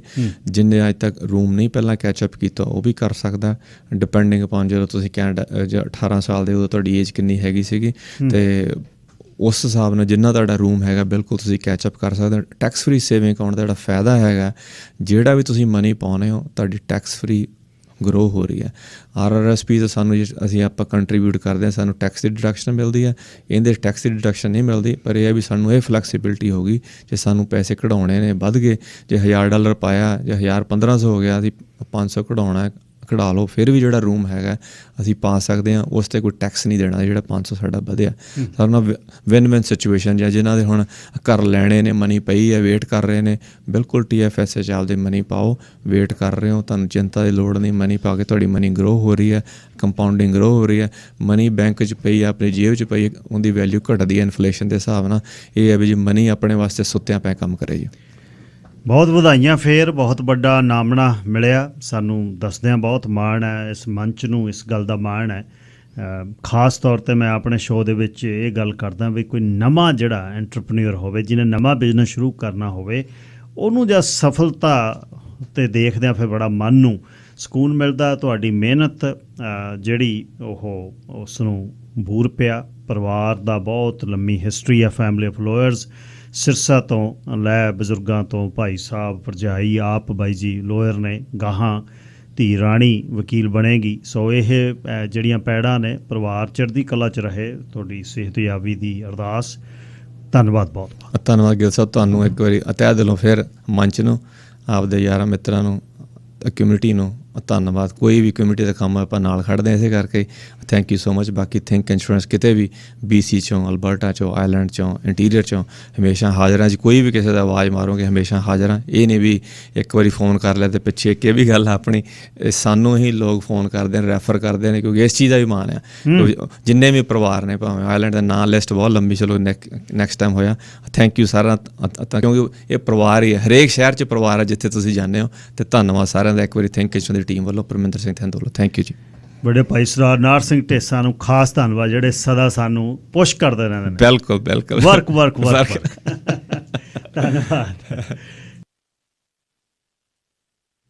ਸਰ ਗਗਨ ਸਿੰਘ ਉਹਨਾਂ ਨਾਲ UTA ਤੋਂ ਗੱਲਬਾਤ ਸ਼ੁਰੂ ਕਰਦੇ ਹਾਂ। ਟਰੱਕਰਸ ਏਜ ਦਾ ਬਹੁਤ ਵੱਡਾ ਇਸ਼ੂ। ਟਰੱਕਰ ਸਾਡੇ 700 ਦੇ ਕਰੀਬ 1700 ਦੇ ਕਰੀਬ ਟੋਟਲ ਟਰੱਕ ਨੇ, ਉਹਨਾਂ ਦੇ ਵਿੱਚੋਂ ਸਾਡੀ ਬਹੁਤ ਵੱਡੀ ਗਿਣਤੀ ਆ ਉਹਦੇ 'ਚ। ਖੜੇ ਪੈ 1.5 ਲੱਖ 2 ਲੱਖ ਡਾਲਰ ਦਾ ਖਰਚੇ ਪਹਿਲਾਂ ਲੱਖ ਤੋੜਿਆ ਪਿਆ ਅਤੇ 0.5% ਦੇ ਕਰੀਬ ਹੋਰ ਇੰਸ਼ੋਰੈਂਸ ਵੱਧ ਰਿਹਾ, ਮੌਰਗੇਜ ਆਪਣੇ ਇੰਟਰਸਟ ਰੇਟ ਵੱਧ ਰਿਹਾ। ਇਸ ਦੇ ਲਈ ਜਿਹੜਾ ਇੱਕ ਕਮਿਊਨਿਟੀ ਦੇ ਕੌਜ਼ ਨੇ, ਉਹਦੇ ਲਈ ਇਹ ਨਹੀਂ ਹੈ ਵੀ ਕੰਮਾਂ 'ਚ ਕਮਿਊਨਿਟੀ ਦੇ ਕੰਮਾਂ ਦੇ ਲਈ ਸਦਾ ਹੀ ਫਾਇਦੇ ਲਈ ਕੰਮ ਕੀਤੇ ਜਾਂਦੇ ਨੇ। ਕਈਆਂ ਦਾ ਮਨ ਹੁੰਦਾ ਕਿਤੇ ਵੀ ਕਿਸੇ ਲਈ ਕੰਮ ਕਰਨ ਦਾ। ਹਰ ਇੱਕ ਚੀਜ਼ ਫਾਇਦੇ ਨੁਕਸਾਨ ਅਤੇ ਪੈਸੇ ਧੇਲੇ ਲਈ ਨਹੀਂ ਕੀਤੀ ਜਾਂਦੀ। ਨਾ ਹੀ ਹਰ ਇੱਕ ਇਸ ਮੂਵ ਦੇ ਵਿੱਚੋਂ MLA ਅਤੇ MP ਨਿਕਲਦੇ ਨੇ। ਕਈ ਵਾਰ ਗਲਤ ਪ੍ਰਭਾਵ ਬਾਹਰ ਹੁੰਦਾ। ਇਸ ਤਰ੍ਹਾਂ ਨਹੀਂ ਹੈ। ਬਹੁਤ ਲੋਕ ਕੰਮ ਕਰਦੇ ਆ ਜਿਹੜੇ ਦਿਖਦੇ ਨਹੀਂ, ਅਤੇ ਕੁਛ ਨੇ ਜਿਹੜੇ ਆਗੂ ਹੋ ਕੇ ਕਰਦੇ ਨੇ। ਬਹੁਤ ਵੱਡੀ ਜਥੇਬੰਦੀ ਨੂੰ ਇੱਕ ਬੰਨ੍ਹ ਕੇ ਰੱਖਣਾ, ਫਿਰ ਲੋਕਾਂ ਦੀ ਨੂੰ ਜਵਾਬਦੇਹ ਕਰਨਾ, ਇਹ ਮਾਣ ਗਗਨ ਸਿੰਘ ਨੂੰ ਜਾਂਦਾ। UTA ਦੇ ਵਿੱਚ ਬਹੁਤ ਚਿਰ ਹੋ ਗਏ ਗਗਨ ਸਿੰਘ ਨੂੰ ਮਿਹਨਤ ਕਰਦੇ। ਗੱਲਬਾਤ ਉਹਨਾਂ ਨਾਲ ਸ਼ੁਰੂ ਕਰਦੇ ਹਾਂ। ਉਸ ਤੋਂ ਪਹਿਲਾਂ ਦੱਸ ਦੇਵਾਂ ਕਿ ਸਰੀ ਦੀ RRA ਟਰੱਕਿੰਗ ਕੰਪਨੀ ਨੂੰ ਕੈਨੇਡਾ ਅਤੇ ਅਮਰੀਕਾ 'ਚ ਕੰਮ ਕਰਨ ਵਾਲੇ ਓਨਰ ਆਪਰੇਟਰ ਦੀ ਜ਼ਰੂਰਤ ਹੈ। ਲੰਬੇ ਅਤੇ ਛੋਟੇ ਰੂਟ ਜਿਹੜੇ ਨੇ ਤੁਸੀਂ ਜਾ ਸਕਦੇ ਹੋ। ਫਲੈਟ ਬੈਡ ਅਤੇ ਸਟੈਪ ਡੈਕ ਦਾ ਕੰਮ ਹੈ। ਐਕਸਟੈਂਡਡ ਹੈਲਥ ਬੈਨੀਫਿਟ 2000 ਤੋਂ ਲੈ ਕੇ 6000 ਦਾ sign up bonus. ICBC insurance ਅਤੇ ਫਿਊਲ ਕਾਰਡ ਡਿਸਕਾਊਂਟ। 604 835 3333 'ਤੇ ਅੱਜ ਇਹ ਗੱਲਬਾਤ ਕਰਿਓ ਤਾਂ jobs@rratrucking.com 6048353333। ਰਾਏ ਕੰਸਟਰਕਸ਼ਨ ਵਾਲੇ ਦੱਸ ਰਹੇ ਨੇ ਕਿ ਉਹ ਬੇਸਮੈਂਟ ਤੁਸੀਂ ਬਣਵਾਉਣੀ ਆ, ਫੈਂਸ ਕਰਾਉਣੀ ਆ, ਗਰਾਜ ਦੀ ਰਿਪੇਅਰ ਕਰਾਉਣੀ ਆ, ਨਵੀਂ ਐਂਟਰੀ ਕੋਈ ਬਣਾਉਣੀ ਹੈ, ਕੰਕਰੀਟ ਦੀ ਰਿਪੇਅਰ ਕਰਨੀ ਹੈ। 604 799 7201 ਜੱਸੀ ਰਾਏ ਬਿਨਾਂ ਵਿਆਜ ਲਾਏ ਤੁਹਾਨੂੰ ਫਾਈਨਾਂਸ ਕਰ ਦਿੰਦੇ ਆ। ਰਾਏ ਕੰਸਟਰਕਸ਼ਨ ਲਿਮਟਿਡ। ਜੇ ਪੈਸੇ ਨਹੀਂ ਤਾਂ ਕੰਮ ਘਰ ਦਾ ਹੋਣ ਵਾਲਾ ਤਾਂ ਕਰਾ ਲਿਓ। 604 799 7201। 88 ਟਰੱਕ ਰਿਪੇਅਰ।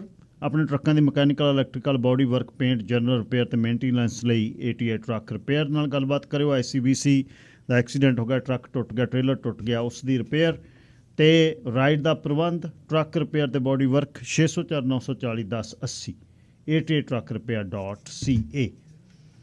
ਅਤੇ Jerry Brar 604 762 8899 best deal on best rates. Jerry Brar residential commercial construction mortgage. Jerry Brar ਨਾਲ ਗੱਲਬਾਤ ਕਰਿਓ 6047628889। ਅਤੇ Acme transport sir Gurmeet Singh Kaile Buchkar ਪਿੰਡ ਆ ਬਾਈ ਜੀ ਦਾ, ਅਤੇ ਵੱਡੀ ਟਰਾਂਸਪੋਰਟ ਐਕਮੇ ਟਰਾਂਸਪੋਰਟ, ਉਹਨੂੰ ਓਨਰ ਆਪਰੇਟਰ ਅਤੇ ਡਰਾਈਵਰ ਚਾਹੀਦੇ ਨੇ। 604 ਗੁਰਦੀਪ ਸਿੰਘ ਕਾਲੇ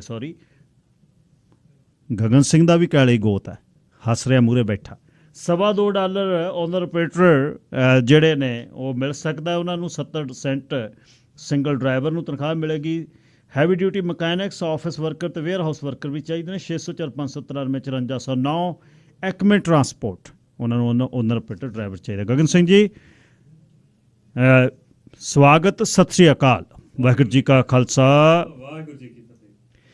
ਅੱਛਾ, ਪਹਿਲਾਂ ਇੱਕ ਜਥੇਬੰਦੀ ਦੀ ਇਹਦੀ ਸ਼ੁਰੂਆਤ ਆਪਾਂ UTA ਦੀ ਕਿਵੇਂ ਹੋਈ? ਤੁਸੀਂ ਇਹ 'ਚ ਕਿਵੇਂ ਇਨਵੋਲਵ ਹੋਵੇ? ਇਹ ਬੜਾ ਸਵਾਲ ਹੈ ਵੀ ਗਗਨ ਸਿੰਘ ਤਾਂ ਚਲਾਉਂਦਾ ਨਹੀਂ ਟਰੱਕ, ਫਿਰ ਕਿਉਂ ਇਨਵੋਲਵ ਹੋਇਆ?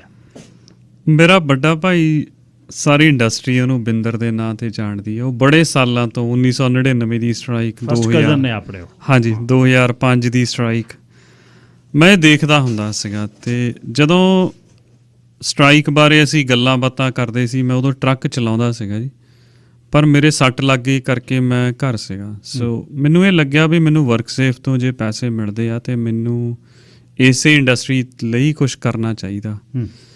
ਉਹਨਾਂ ਦਿਨਾਂ ਦੇ ਵਿੱਚ ਹਾਲੇ ਪਲੈਨਿੰਗ ਹੋ ਰਹੀ ਸੀ ਵੀ ਅਸੀਂ ਸਟ੍ਰਾਈਕ ਕਰੀਏ, ਕਿਉਂਕਿ ਬੜੀਆਂ ਪਰੇਸ਼ਾਨੀਆਂ ਸੀ, ਦੁਸ਼ਵਾਰੀਆਂ ਬੜੀਆਂ ਸੀ। ਜਦੋਂ ਮੈਂ ਵਿੱਚ ਪੈ ਕੇ ਦੇਖਿਆ, ਇੱਕ ਆਪ ਸਿਸਟਮ ਦੇ ਵਿੱਚ ਟਰੱਕ ਚਲਾ ਕੇ ਦੇਖਿਆ, ਜੋ ਵਰਤਾਰਾ ਹੁੰਦਾ ਸੀਗਾ ਅੱਜ ਬਹੁਤ ਚੰਗਾ ਹੋ ਗਿਆ। ਲੌਂਗ ਸ਼ੋਰਮੈਨਾਂ ਨੇ ਇੰਨਾ ਗਲਤ ਬੋਲਣਾ ਉਸ ਸਮੇਂ ਦੇ, ਅੱਜ ਦੀ ਜੇ ਪੁਰਾਣੇ ਸਮੇਂ ਦੀ ਗੱਲ ਕਰੀਏ, ਬਹੁਤ ਫਰਕ ਹੈ ਜੀ। ਅੱਜ ਦੇ ਲੌਂਗ ਸ਼ੋਰਮੈਨ ਇੰਨੇ ਕੁ ਸਪੋਰਟਿਵ ਆ ਹੁਣ ਵੀ, ਜਦੋਂ ਮੈਂ ਦੇਖਦਾ ਹੋਰ ਵੀਰਾਂ ਤੋਂ ਸੁਣਦਾ। ਫਿਰ ਗੱਲ ਚੱਲੀ, ਇਹਦਾ ਸਾਰਾ ਪਿੱਛੇ ਜਾ ਕੇ ਦੇਖਿਆ ਵੀ ਐਗਜ਼ੈਕਟਲੀ ਹੋਇਆ ਕੀ ਸੀ। ਪ੍ਰੋਬਲਮ ਇਹ ਸੀ, ਸਾਡੀ ਕੋਈ ਸਾਂਝੀ ਸੰਸਥਾ ਨਹੀਂ ਸੀ। UTA ਤੋਂ ਇਲਾਵਾ ਤੁਸੀਂ ਇਹਦੇ ਤੋਂ ਪਹਿਲਾਂ ਦੇਖ ਲਓ, ਕੋਈ ਸਾਂਝੀ ਸੰਸਥਾ ਨਹੀਂ ਸੀ ਜਿਹੜੀ ਕੋਈ ਇਹ ਕੰਟੀਨਿਊਸਲੀ ਸਾਡੇ ਲਈ ਕੋਈ ਕੰਮ ਕਰਦੀ। ਇੱਕ BCTA ਸੰਸਥਾ ਜ਼ਰੂਰ ਹੈ ਜਿਹੜੀ ਗੋਰਿਆਂ ਦੀ ਐਸੋਸੀਏਸ਼ਨ ਹੈ, ਉਹ EMPLOYER ਦੀ ਸੰਸਥਾ ਆ। ਕਿਤੇ ਨਾ ਕਿਤੇ ਜਿਹੜੇ ਉਹਨੂੰ ਪੈਸੇ ਪੇ ਹੁੰਦੇ ਆ ਉਹ ਸਰਕਾਰਾਂ ਤੋਂ ਸ਼ਾਇਦ ਗ੍ਰਾਂਟ ਵੀ ਲੈਂਦੇ ਆ। ਈਵਨ ਜਿਹੜਾ ਗ੍ਰੈਗ ਰੋਗੀ ਪੋਰਟ ਤੇ ਕੰਮ ਕਰਦਾ, ਉਹਦੀ ਐਂਟਰੀ ਵੀ ਜਿਹੜੇ ਪੋਰਟ ਤੇ ਮੈਜੋਰਿਟੀ ਬੰਦੇ ਕੰਮ ਕਰਦੇ ਆ, ਕਈਆਂ ਦੀ ਉਹਨਾਂ ਦੀ ਐਂਟਰੀ ਜਿਹੜੀ BCTA ਦੇ ਥਰੂ ਹੋਈ। ਪਹਿਲਾਂ ਉੱਥੇ ਗਏ, ਫਿਰ ਉੱਥੋਂ ਅੱਗੇ ਚਲੇ ਗਏ। ਫਿਰ ਚੱਲਦੇ ਚੱਲਦੇ ਜਦੋਂ ਗੱਲਬਾਤ ਚੱਲੀ, ਮੈਨੂੰ ਇਹ ਵੀ ਪਤਾ ਸੀਗਾ, ਮੇਰਾ ਤਜਰਬਾ ਸੀ, ਜਿਹੜੀ ਮੈਂ ਕੰਪਨੀ 'ਚ ਕੰਮ ਕਰਦਾ ਸੀ ਉੱਥੇ ਕਬੱਡੀ ਐਸੋਸੀਏਸ਼ਨ ਦਾ ਦਫ਼ਤਰ ਸੀਗਾ। ਕਬੱਡੀ ਦੀ ਜਿਹੜੀ ਆਲ ਟੁਗੈਦਰ ਜਿਹੜੀ ਸੰਸਥਾ ਹੁੰਦੀ, ਉਹਦੇ ਵਿੱਚ ਮੈਂ ਦੇਖਿਆ ਸੀ ਵੀ ਕਿਵੇਂ ਕੀ ਹੁੰਦਾ, ਕਿਹੜੀਆਂ ਇਸ਼ੂਜ਼ ਕਰਕੇ ਸਾਡੀਆਂ ਦੁਸ਼ਵਾਰੀਆਂ ਹੁੰਦੀਆਂ। ਫਿਰ ਅਸੀਂ ਸੋਚਿਆ ਸਾਰਿਆਂ ਨੇ ਰਲ ਕੇ ਵੀ ਪਹਿਲੋਂ ਇੱਕ ਸੰਸਥਾ ਬਣਾਈ ਜਾਵੇ। ਜਿੱਦਣ ਨਾਂ ਡਿਸਕਸ ਕੀਤਾ, ਮੈਂ ਉਸੇ ਦਿਨ, ਕਿਉਂਕਿ ਸ਼ੱਕ ਹੋ ਗਿਆ ਵੀ ਕੋਈ ਹੋਰ ਨਾਂ ਲੈ ਜਾਵੇ, ਪਹਿਲੇ ਦਿਨ ਨਾਂ ਹੀ ਇਹ ਲੈ ਲਿਆ ਵਿਕਟੋਰੀਆ ਤੋਂ। ਫਿਰ ਉਹਦੇ ਤੋਂ ਪਹਿਲੋਂ ਕੀ ਹੁੰਦਾ ਸੀ, ਇੰਡੀਵਿਜੂਅਲਸ ਆਪਣੇ ਨੰਬਰ ਦੇ ਕੇ ਜਾਂਦੇ ਸੀ। ਫਿਰ ਫੋਨ ਨੰਬਰ ਲਿਆ ਵੀ ਨੋ ਸਾਂਝਾ ਨੰਬਰ ਹੋਣਾ ਚਾਹੀਦਾ। ਅੱਜ ਤੱਕ ਤੁਸੀਂ ਗਵਾਹ ਹੋ, ਚਾਹੇ ਮੇਰਾ ਨੰਬਰ ਐਡਵਰਟਾਈਜ਼ਮੈਂਟ 'ਚ ਬਿਜ਼ਨਸ ਲਈ ਆਉਂਦਾ, ਪਰ UTA ਦੀ ਜਦੋਂ ਗੱਲ ਚੱਲਦੀ ਆ, ਉਹ ਨੰਬਰ UTA ਦਾ ਹੀ ਆ। ਕਦੀ ਨਹੀਂ ਇੱਦਾਂ ਕੀਤਾ ਅਜੇ ਤੱਕ। ਸੋ ਉਹਦੇ ਤੋਂ ਬਾਅਦ ਫਿਰ ਜਦੋਂ ਚੱਲਿਆ ਹੌਲੀ ਹੌਲੀ ਸਟ੍ਰਾਈਕ ਹੋ ਗਈ, ਸਟ੍ਰਾਈਕ ਤੋਂ ਬਾਅਦ ਜੱਫੀਆਂ ਪੈ ਗਈਆਂ। ਉਸ ਤੋਂ ਬਾਅਦ ਜਿਹੜਾ ਅਸਲੀ ਗੱਲ ਸ਼ੁਰੂ ਹੋਈ, ਸਟੀਅਰਿੰਗ ਕਮੇਟੀ ਬਣ ਗਈ। ਸਟੀਅਰਿੰਗ ਕਮੇਟੀਆਂ 'ਚ ਫਿਰ ਉਹਨਾਂ ਨੇ ਦੇਖਿਆ ਵੀ ਜਦੋਂ ਸਮਝੌਤਾ ਕੀਤਾ ਸੀ, ਇਹ ਬੰਦੇ ਹੋਰ ਸੀਗੇ, ਆਹ ਜਿਹੜੇ ਹੁਣ ਨਵੇਂ ਜਿਹੇ ਬੰਦੇ ਹੋਰ ਆ ਗਏ। ਸੋ ਉਹਦੇ ਵਿੱਚ ਇੱਕ ਮੇਰਾ ਵੀਰ ਮੈਨੀ ਢਿੱਲੋਂ, TJ, ਉਹ ਹੁਣ ਵੀ ਇੰਡਸਟਰੀ 'ਚ ਹੀ ਆ। ਅਸੀਂ ਤਿੰਨਾਂ ਨੇ ਪੂਰਾ ਮੋਢੇ ਨਾਲ ਮੋਢਾ ਲਾ ਕੇ ਹਰ ਕੰਮ ਜਿਹੜਾ ਸੀਗਾ ਉੱਥੇ ਪਲਾਨ ਕਰਕੇ ਦਿੱਤਾ। ਮੈਨੂੰ ਅੱਜ ਵੀ ਯਾਦ ਹੈ, ਇੱਕ ਵਾਰੀ ਕਿਸੇ ਗੱਲ ਬਦਲੇ ਸਟੀਅਰਿੰਗ ਕਮੇਟੀ ਦੇ ਵਿੱਚ ਕੋਈ ਉਹਨਾਂ ਨੇ ਸਾਨੂੰ ਟਾਂਚ ਕਰਤੀ ਬਈ ਪਲਾਨ ਬਾਰੇ। ਰਾਤੋਂ ਰਾਤ ਪਲਾਨ ਦੂਜੇ ਦਿਨ ਲਿਜਾ ਕੇ ਸਵੇਰ ਨੂੰ ਸਬਮਿਟ ਕਰਤਾ। ਸਾਰੀ ਰਾਤ ਨਹੀਂ ਅਸੀਂ ਸੁੱਤੇ, ਉਹ ਹੈਰਾਨ ਸੀਗੇ। ਫਿਰ ਇਹ ਵੀ ਦੇਖਿਆ ਸੀਗਾ ਵੀ ਜਦੋਂ ਸਟ੍ਰਾਈਕਾਂ ਹੁੰਦੀਆਂ ਸੀ, ਪਹਿਲੋਂ ਅਸੀਂ ਲੈ ਲਈਦਾ ਸੀ, ਲੀਡਰ ਥਿੜਕ ਜਾਂਦੇ ਸੀ ਮੌਕੇ ਤੇ ਜਾ ਕੇ। ਫਿਰ ਸਟ੍ਰਾਈਕ ਤੋਂ ਬਾਅਦ ਜਦੋਂ ਵਿੰਸ ਰੈਡੀ ਨੇ ਆਪਣੀਆਂ ਰეკਮੈਂਡੇਸ਼ਨਸ ਦੇਤੀਆਂ, ਯੂ ਟਰਨ ਮਾਰ ਗਿਆ ਉਹ ਵੀ, ਜੋ ਗੱਲਾਂ ਵਿਕਟੋਰੀਆ 'ਚ ਲਿਖੀਆਂ ਸੀ। ਫਿਰ ਉਹਦੇ ਤੋਂ ਬਾਅਦ ਅਸਲੀ ਜਿਹੜਾ ਰੋਲ ਕਵਾਂ ਵੀ ਜੋ ਮੈਂ ਨਿੱਜੀ ਤੌਰ 'ਤੇ ਸਾਹਮਣੇ ਆਇਆ, ਉਦਣ ਆਇਆ ਜਿੱਦਣ 600 ਬੰਦਾ ਪੋਰਟ ਨੇ ਬਾਹਰ ਕੱਢਤਾ ਸੀ। 30 ਤੋਂ ਉੱਪਰ ਕੰਪਨੀਆਂ ਸੀ, ਸਾਰੇ ਸਿਰ ਸਿੱਟ ਕੇ ਬੈਠੇ ਸੀ ਵੀ ਹੁਣ ਤਾਂ ਨਹੀਂ ਕੁਛ ਹੋਣਾ। ਫਿਰ ਉਹ ਕਿਉਂ ਸੀ? ਕਿਉਂਕਿ ਇਹੀ ਉਹਨਾਂ ਦੇ ਮਨ 'ਚ ਇਹ ਗੱਲ ਆ ਵੀ ਇਹ ਜਿਹੜੇ ਬੰਦੇ ਆਪਣੇ ਹੱਕਾਂ ਨੂੰ ਮੰਗਦੇ ਹੋਏ ਸਟ੍ਰਾਈਕ ਕਰਦੇ ਆ ਨਾ, ਇਹਨਾਂ ਨੂੰ ਸਿਸਟਮ 'ਚੋਂ ਕੱਢੋ। ਉਹਨਾਂ ਦੇ ਮਨ 'ਚ ਸਟਿਲ ਹੈ। ਹਾਂਜੀ। ਤੇ ਜਿਹੜੇ ਬੰਦੇ ਉਹ ਸੀਗੇ ਉਸ ਸਮੇਂ, ਉਹ ਨਿਕਲੇ ਵੀ ਉਹਨਾਂ ਦੀਆਂ ਕੰਪਨੀਆਂ, ਜਿਹੜੇ ਮੋਸਟਲੀ ਟਾਰਗੇਟਡ ਸੀ ਤੇ ਕੰਪਨੀ ਮਾੜੀ ਸੀ। ਫਿਰ ਕਦੇ ਪੋਰਟ ਤੇ ਲਾਅ ਸੂਟ ਨਹੀਂ ਸੀ ਹੋਇਆ। ਫਿਰ ਕੰਪਨੀਆਂ ਦੇ ਨਾਲ ਰਲ ਕੇ ਅਸੀਂ ਲਾਅ ਸੂਟ ਕੀਤਾ। ਲਾਅ ਸੂਟ ਦੇ ਵੇਲੇ ਮੈਂ ਕਿਸੇ ਦੀ ਸ਼ਾਨ ਦੇ ਖਿਲਾਫ ਨਹੀਂ ਕਹਿੰਦਾ, ਪਰ ਜਿੰਨੇ ਲੀਡਰ ਸੀ ਜਿਨ੍ਹਾਂ ਤੋਂ ਸਾਨੂੰ ਆਸਾਂ ਸੀ ਬਹੁਤ ਬਈ ਇਹ ਖੜਨਗੇ, ਕੋਈ ਨਹੀਂ ਖੜਾ ਹੋਇਆ, ਉਹ ਭੱਜ ਗਏ। ਫਿਰ ਹੌਲੀ ਹੌਲੀ ਜਦੋਂ ਅਸੀਂ ਕੇਸ ਜਿੱਤੇ, ਉਹ ਸਾਰੇ ਵੀਰ ਬੈਕ ਆ ਗਏ ਕੰਮ ਤੇ। ਫਿਰ ਅੱਗੇ ਗੱਲਾਂ ਬਾਤਾਂ ਸ਼ੁਰੂ ਹੋ ਗਈਆਂ, ਟੈਗ ਮੂਵਮੈਂਟ ਦੀ ਹੋ ਗਈ। ਪਹਿਲਾ ਟੈਗ ਉਸ ਕੰਪਨੀ 'ਚੋਂ ਮੂਵ ਹੋਇਆ, ਮੈਂ ਨਾਂ ਨਹੀਂ ਲੈਣਾ ਮੁਨਾਸਿਬ ਸਮਝੂੰਗਾ, ਵੀ ਜਿਹੜੇ ਇੱਕ ਬਹੁਤ ਚੋਟੀ ਦੀ ਕੰਪਨੀ ਸੀ, ਜਿਹੜੇ ਉਸ ਯੂਨੀਅਨ ਨੂੰ ਬੰਦੇ ਰਿਪਰੈਜ਼ੈਂਟ ਕਰਦੇ ਸੀ ਉਹ ਵੀ ਬੜੇ ਚੋਟੀ ਦੇ ਸੀ, ਪਰ ਫਿਰ ਵੀ ਉਹ ਟੈਗ UTA ਨੇ ਮੂਵ ਕਰਾਇਆ ਸੀ ਵੈਰੀ ਫਸਟ। ਉਦੋਂ ਬਾਅਦ ਜੇ ਗੱਲ ਕਹੀਏ, ਜੇ ਰੇਟਾਂ ਦੀ, ਹੁਣ ਤੱਕ ਜੇ ਕਮਿਸ਼ਨਰ ਦੀ ਲੈਜਿਸਲੇਸ਼ਨ ਬਣੀ, ਜਿੱਦਾਂ ਰੇਟ ਵਧੇ, $25 ਚੈਸੀ ਦੇ ਅਸੀਂ ਮੰਗੇ ਸੀਗੇ, ਉਹ ਚਲੋ ਚਾਹੇ ਜਿੱਦਾਂ ਵੀ ਲੱਗ ਗਿਆ, ਪਰ ਆਉਣ ਹਰੇਕ ਦੇ ਘਰ ਲੱਗ ਪਏ। ਜੇ ਡੌਕ ਵਾਲੇ ਹੋ ਗਏ, ਫਿਰ ਉਹ ਕੰਟਰੋਲ ਕੀਤੇ।